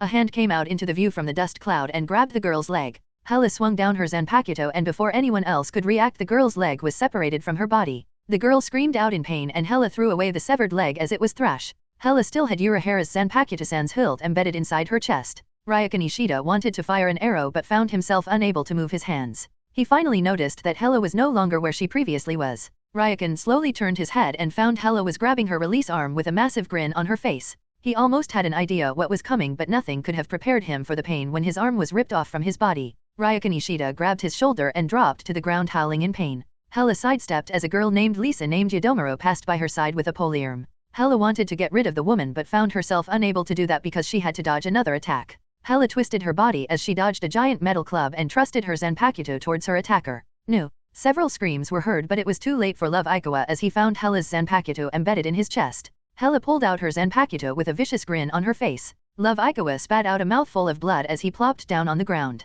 Hiroko Shinji found himself swinging down his Zanpakuto at Hela. Hela still had her eyes closed as she was still fighting through pure instincts and her battle sense. He didn't even know how he reacted due to the rage he was feeling. Hela simply sidestepped and Hiroko Shinji's Zanpakuto completely missed the target. He frowned when he noticed a small grin made its way to Hela's face. Hela raised up her left hand and pointed two fingers towards Hiroko Shinji. Purple lightning erupted from her fingers. Hato number 90, Kurohitsuji. Hela gushed out in glee and everyone froze as Hiroko Shinji was engulfed in a black coffin. To everyone's complete horror, the black coffin disappeared after a second and Hiroko Shinji could be seen standing. He stood there completely still. All of a sudden blood splattered everywhere as Hiroko Shinji plopped on the ground, probably dead. Hela finally opened her eyes and grabbed the Zanpakuto still lodged inside her chest and pulled it out. Ah, much better now, Hela said as she stretched her body. She didn't get to enjoy it for long as the black-skinned woman attacked her. The woman was wearing a black leotard. She had long purple-colored hair and her eyes were yellow similar to a cat. Hela simply danced through the woman's blows. Scream Benihime. Urahara Zanpakuto was fixed as fixing a shikai wasn't a big deal.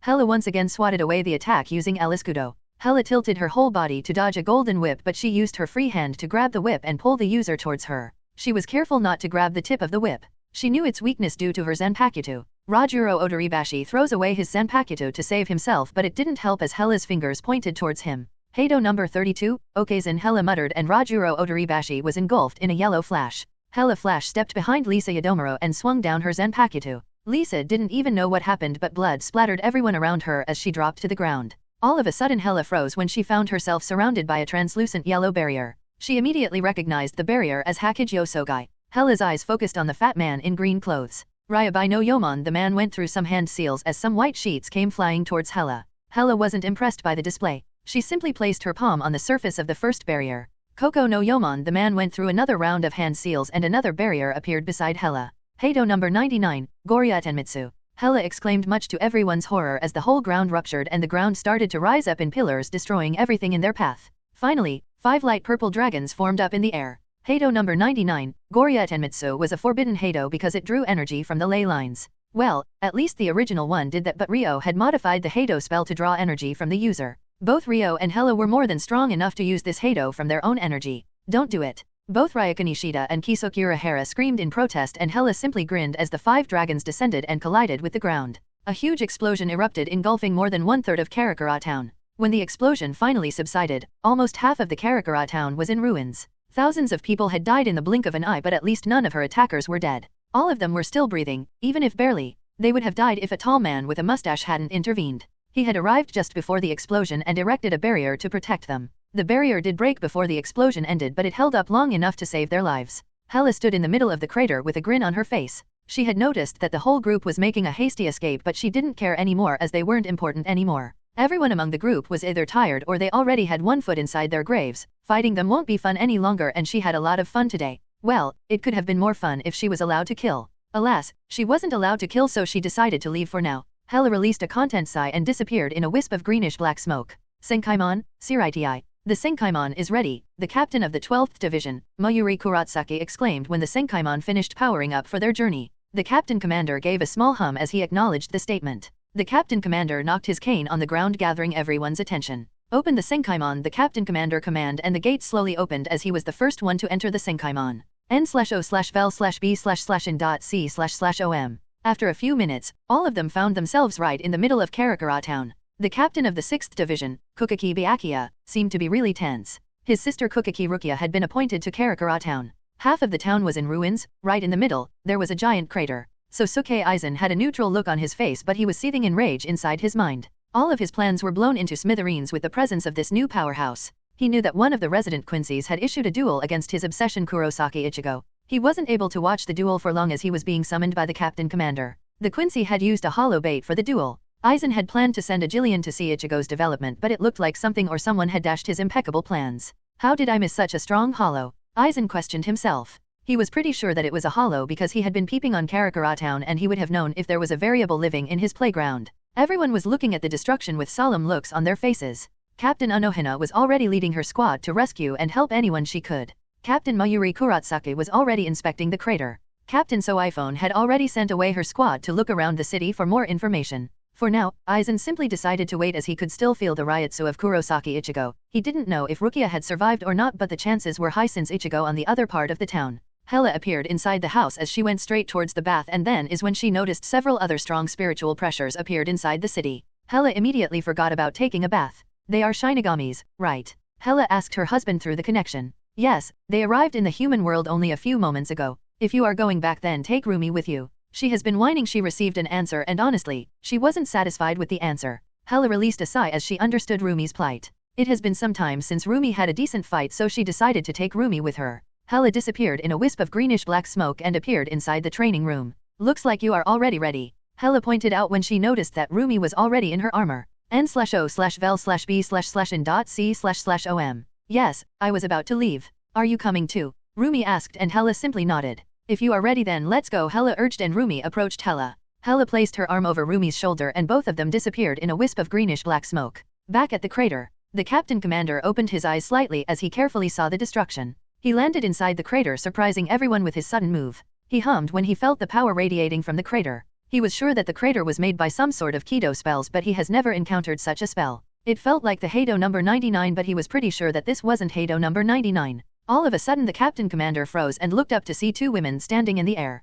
Everyone had noticed the arrival of the duo, but nobody made a move as captain commander raised up his hand. The two women slowly landed in front of him. Hela had an ecstatic look on her face. She was glad that she had returned, or she would have missed the fight. Are you the one responsible for this? The captain commander asked in a low tone, but both Hela and Roomi could feel the weight of his words. Both felt their blood boiling in excitement. Yes, Hela said with a huge grin on her face, and the captain commander simply hummed in understanding. I assume that you returned to fight, the captain commander asked, and Hela gleefully nodded her head. This is the first time I came here. I was feeling left out. Roomi butted into the conversation. She didn't like the fact that she was being neglected. The captain commander hummed and turned his head to look towards the captain of the 12th Division and nodded his head. Mayuri Kurotsuki tilted his head as he pushed some buttons on the device he was carrying. Hela and Roomi kept watching in utter fascination as the barrier was erected surrounding the crater. Then the captain commander's eyes focused on the forms of Hela and Roomi. Now, no one will be able to disturb us. I hope you don't regret it, the captain commander said, and both Hela and Roomi decided not to humor him with an answer. Roomi, why don't you go and fight the captains while I take care of this little child, Hela said while looking towards Captain Commander. Some captains released their spiritual pressures and they were about to attack Hela, but the captain commander raised his hand to stop them. Hela saw the reaction and cackled in mad glee. All of your reactions were so lovely. Hela gushed out. Though it wasn't a lie. In front of me, you are nothing but a child, Hela said with a serious look on her face as she stopped laughing. How did you reach that conclusion? The captain commander asked in a neutral tone. He was really old and experienced, there was no way he would react to such taunts. I am more than 5,000 years old. Hela pointed out, shocking everyone. Impossible? There is no way a soul can survive that long before moving on. The captain of the 12th division protested hysterically as a lot of captains agreed with him. Hela simply snorted. I never said I was soul, Hela pointed out with a snort. The captain commander hummed in understanding. Then what are you? The captain commander asked curiously. I am Hela, the goddess of war and death, Hela proclaimed. A couple of captains snorted after hearing her words. The captain commander didn't say anything. Hela didn't bother to correct anyone as everyone would believe her after she turned everyone into a bloody mess. No one would deny her claim after that, but she noticed a captain was looking at her wide eyes. The captain was wearing a flowery robe and Hela could see recognition in his eyes, but for now, Hela didn't seem to react. Oh, come on. We came here to fight. We can blab afterward, Roomi whined, and Hela gave her an amused look. This was the first time Hela had seen Roomi whining. I agree with her. Justice will be served, a black-skinned captain who was wearing a blindfold said as he came to the front. Sure. Hela said with a shrug as she started to release her spiritual pressure, shocking everyone except Roomi. They had heard that they had sensed a spiritual pressure equal to captain commanders, but none of them had believed it. Lieutenants, clear this area. This fight is not for you, the captain commander ordered as he released his own spiritual pressure. Roomi also followed their lead and released her spiritual pressure. Once again the captains were shocked to see that the other woman was also strong. Roomi was strong like Hela, but her spiritual pressure was slightly higher than normal captains. Looks like I hit the jackpot. So many opponents? I don't know how to fight using a sword, so please don't mind me, Roomi said as she pulled out her Zanpakuto. Image here. Roar, Nemia. Roomi exclaimed, and with a silverish flash, her Zanpakuto started to transform into 2 gauntlets. Her hands were covered by 2 gauntlets, but her eyes were focused on her opponents. Image here. This is what I have been talking about, the captain of 11th division exclaimed as lunged towards Roomi and also lunged towards the man as pulled back her fist. At the same time, Hela's and the captain commander's spiritual pressure collided, creating a huge shockwave. Underground training area, Urahara shop. We need more help or most of them will die, Yuchi said in a solemn tone. She was still in her human form. I am going to get some help, Tessai said in a neutral tone as he turned around to leave, but Yuchi grabbed his shoulder. No, you can't ask them. You know what is going to happen to us if the Shinigamis capture us, Yuchi said, and Tessai simply shook his head. Don't worry, I will ask Unohana-san. She will surely help us, Tessai said, and Yuchi didn't seem to be convinced. Tessai is right. Unohana-san will obviously help us. You don't have to worry about her, Kisuke Urahara pointed out. He was currently trying to keep Mashiro Kana alive. Due to losing her leg, she had lost a lot of blood. I also know that Unohana would help us, but what about the others? Yuchi questioned. We will deal with it when the time comes. She is the only one capable enough to save everyone, Kisuke Urahara said, and this time Yuchi had an argument. She also knew how good Unohana was. Yuchi finally let Tessai go as he gave a nod and headed out. Tessai finally left the Urahara shop and headed straight towards Captain Unohana's location. Thankfully Unohana was quite far from the others.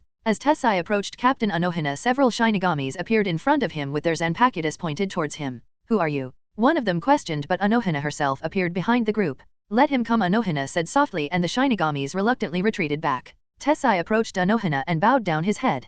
Please help us. Tessai exclaimed, and Unohana's lieutenant Isane wanted to ask something, but Unohana cut her off. Isane, you stay here and help the humans, Unohana said in a polite tone. Isane wanted to protest, but she knew her captain very well. There was no way that her captain would deny healing anyone. Isane reluctantly nodded her head, and then Unohana's eyes focused on the form of Tessai, who was still bowing down. Please, lead me, Unohana said in a kind tone. Tessai finally looked up as he raised up his head. He immediately started to lead her towards the Urahara shop. Only after a couple of minutes, the two of them arrived in front of the Urahara shop. Tessai quickly led her to the underground training area. Yuchi was standing at the side while Kisuke Urahara was still helping everyone. Currently, he was helping Love Aikawa. He had also lost a lot of blood after getting stabbed. Unohana quickly scanned everyone's condition with her eyes, and a thin smile appeared on her face. She pulled out her Zanpakuto and released her Shikai. Minajiki, please heal these 4, Unohana said while pointing towards Hirako Shinji, Kurosaki Ishine, Love Aikawa, and Kensei Meguruma. The Manta Stingray immediately swallowed the 4.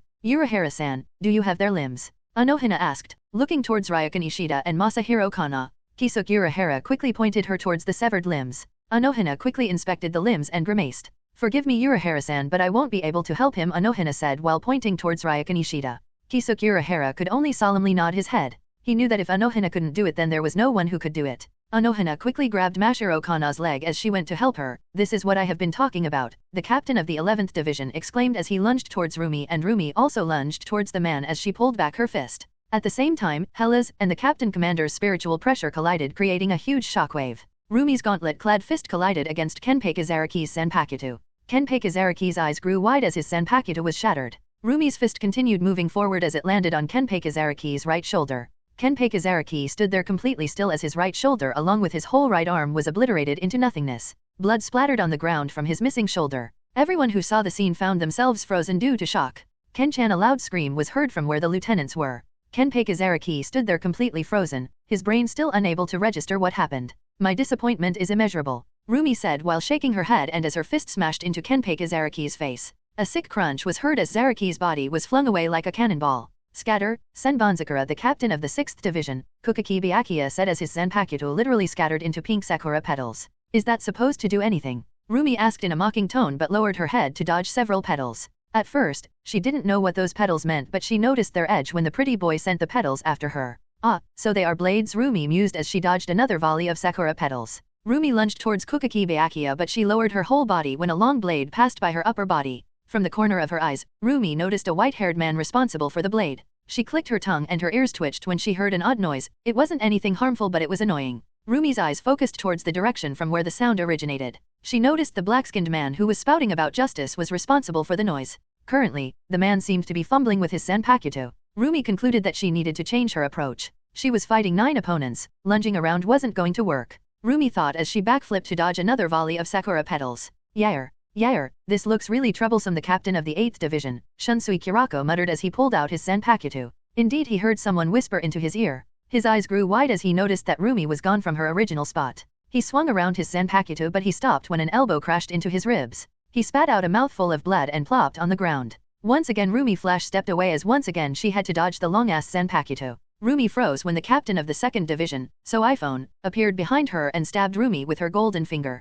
So iPhone's eyes grew wide as nothing happened. So iPhone couldn't even pierce Roomi's vibranium armor with her Zanpakuto. Will you stop poking me? Roomi asked in an annoyed tone. So iPhone immediately used Shunpo and made some distance between herself and Roomi. I don't know what you were trying to do, but that was annoying, Roomi deadpanned as she disappeared using flash step and several Zanpakutos rained down where she has been standing. Roomi appeared in front of So iPhone, but So iPhone easily dodged the blow by using Shunpo. So iPhone's flash step was slightly faster than Roomi's flash step. Thankfully So iPhone's Zanpakuto was unable to pierce Roomi's armor. While Roomi was having a lot of fun fighting the captains on the other part of the crater, Hela and the captain commander were still having a spiritual pressure measuring contest. In a battle between Shinigamis, their spiritual pressures collided. The one with stronger spiritual pressure would obviously have a lot of advantages in the fight. So as of now, both Hela and the captain commander were simply trying to overpower the other's spiritual pressure, but neither of them were successful in this endeavor. Looks like a fight between us can't be avoided, the captain commander said in a solemn tone as he used flash step to appear high in the air. Hela simply rolled her eyes and appeared in front of the captain commander.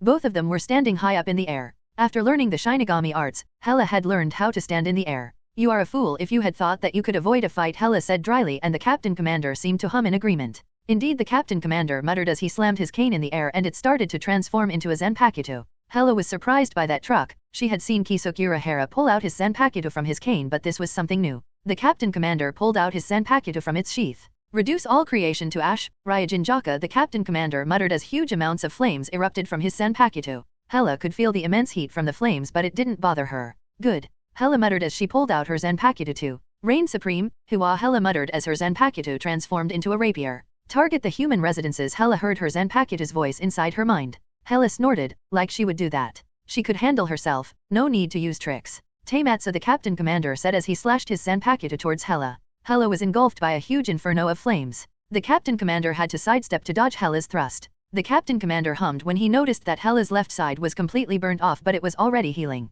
Hela had a vicious grin on her face as she continued attacking the captain commander. Once again Hela dodged another inferno of flames. Hela was quickly getting used to attacks. The captain commander was too predictable for someone of her caliber. The captain commander also noticed that, so he decided to change his approach. Jokaku Injo, the captain commander waved his Zanpakuto and Hela was entrapped in a prison of flames from all the sides. Hela released a snort. It was a good plan if she was using the Shinigami version of Flash Step or her normal speed, but if she used her teleportation method or the magical version of Flash Step, then this prison was simply useless. On the outside, the Captain Commander waved his Zanpakuto and 9 pillars of flames appeared around the flaming prison. Anetsu Jigoka, the Captain Commander exclaimed as the pillars converged and collapsed on the prison, creating a huge explosion. Even though the chances of Hela's survival was very low, the Captain Commander decided not to lower his guard. Only after a few seconds, Hela walked out of the sea of flames. Not much of her was left when she came out. For the first time in hundreds of years, the Captain Commander, Genryusai Yamamoto, was surprised. Hela was mostly a skeleton when she came out of the flames, but only after a few seconds, she was completely healed along with her clothes.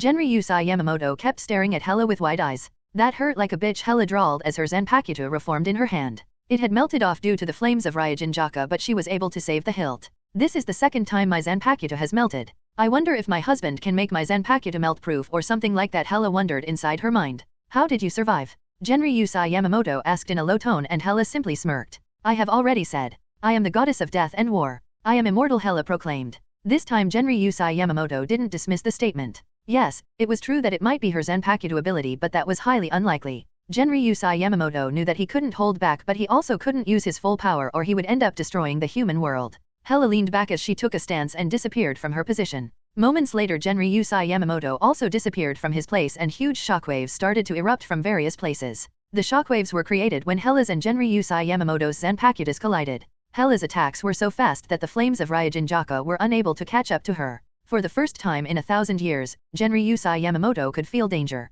He had never faced a strong and dangerous opponent like Hela. He was sure that Hela was also holding back. His Zanpakuto ability was stronger than Hela's, no arguments there, but he couldn't use that advantage as any type of damage he caused would heal in a matter of seconds, and Hela's speed was much faster than the speed of his flames. Hela was grinning ear to ear throughout the whole exchange. It has been some time since she had fought someone this strong. The last time she had so much fun was when she was fighting Yachiro. Yes, she was massively holding back right now, but using those powers would simply kill the oldie geezer child she was fighting. That wouldn't do. She wanted to enjoy herself and there was no one who could change her mind, but it seems like Roomi disagreed with her. Hela's Zanpakuto clashed with Genryusai's Zanpakuto. All of a sudden, Hela's eyes grew wide as Roomi appeared in front of her. Before Hela could say anything, Roomi's fist slammed into her chest. N/O/val/b/jn.c//om. Roomi's eyes grew wide in horror after a second when she realized that she had made a huge hole in Hela's chest. This is simply unreal. The lieutenant of the 8th Division, Nanao Ise, muttered as she how the woman named Hela could match their Captain Commander's spiritual pressure.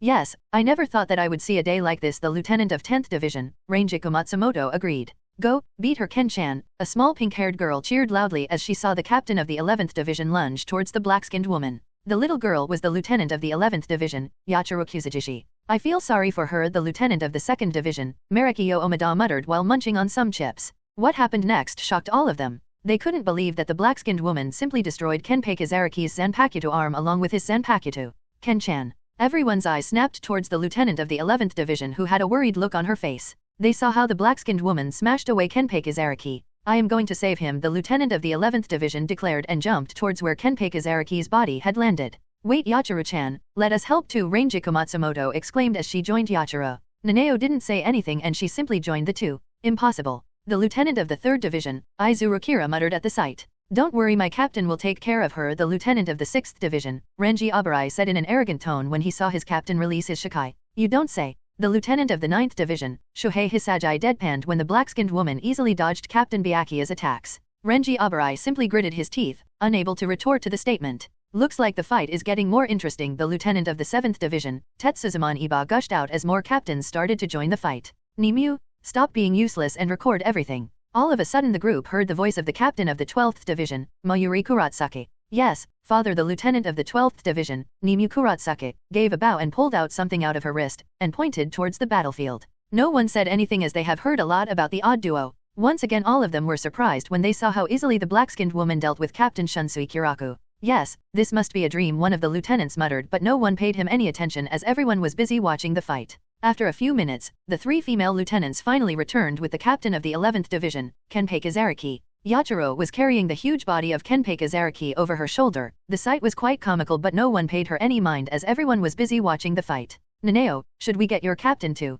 Rangiku asked and Nanao simply snorted. Let it be a lesson for him. He shouldn't underestimate an opponent if she is a woman, Nanao Ise said with quite some venom in her voice. Rangiku Matsumoto simply shrugged her shoulders and decided to watch the fight. Her own captain was yet to join the fight. Suddenly all of them looked up. The captain commander had released his shikai and they could easily feel the heat from here. They saw how Hela also released her shikai. They were surprised to see how Hela healed herself after getting burnt by the captain commander's fire. Unreal, the lieutenant of the 1st Division, Kojiro Sasaki, muttered as he knew how strong the captain commander's flames were. Yachiro didn't wait to see the fight as she needed to help Kenpei Kazaraki. She knew that she needed to get to either Retsu-chan or Isane-chan. With Roomi continued attacking So-iPhone, who was able to dodge her attacks. Roomi was quite impressed to see So-iPhone's speed. Roomi flipped her body to the side when a massive ice dragon smashed into the ground. Roomi's eyes focused on the attacker. It was a midget with silverish hair. She needed to take care of more opponents before having more fun as wasn't getting any chance to attack. Rumi's eyes grew wide as she had to activate armament haki when a huge shadow appeared on top of her. It was a giant blade. The blade slammed on Roomi, but it failed to even put a scratch on Roomi. Shatter, Kyoka Suijutsu. Roomi heard a voice, and from the corner of her eyes, she noticed a nerd-looking bespectacled guy releasing his shikai. Water erupted everywhere from his blade and rushed towards Roomi. Roomi jumped into the air to dodge the attack, but the long-ass Zanpakuto came soaring towards her, cutting through the air. Roomi took the blow like a champ, but she was slammed into the ground. Roomi jumped up on her feet only to find that the whole field was empty and the guy with the long-ass Zanpakuto was standing in the air trying to attack Hela from the back. Roomi immediately appeared in front of the guy, wanting to blow a hole through his chest. Rumi's fist landed on the guy's chest and Rumi's eyes grew wide in horror when the guy transformed into Hela. Even Genryusai Yamamoto was shocked by the sudden appearance and attack of Hela's partner, but he decided to use this chance and attack as his opponents were confused. It might be internal strife, but he can worry about that later. Hela wasn't bothered by the new hole she was sporting right now, but she still decided to give Roomi the stink eye as she parried Genryusai's attack without even looking towards him. What the hell, Roomi? Hela bit out while parrying the attacks of the oldie geezer child. She had to give him some credit as the oldie wasn't deterred from his attacks even when she was injured.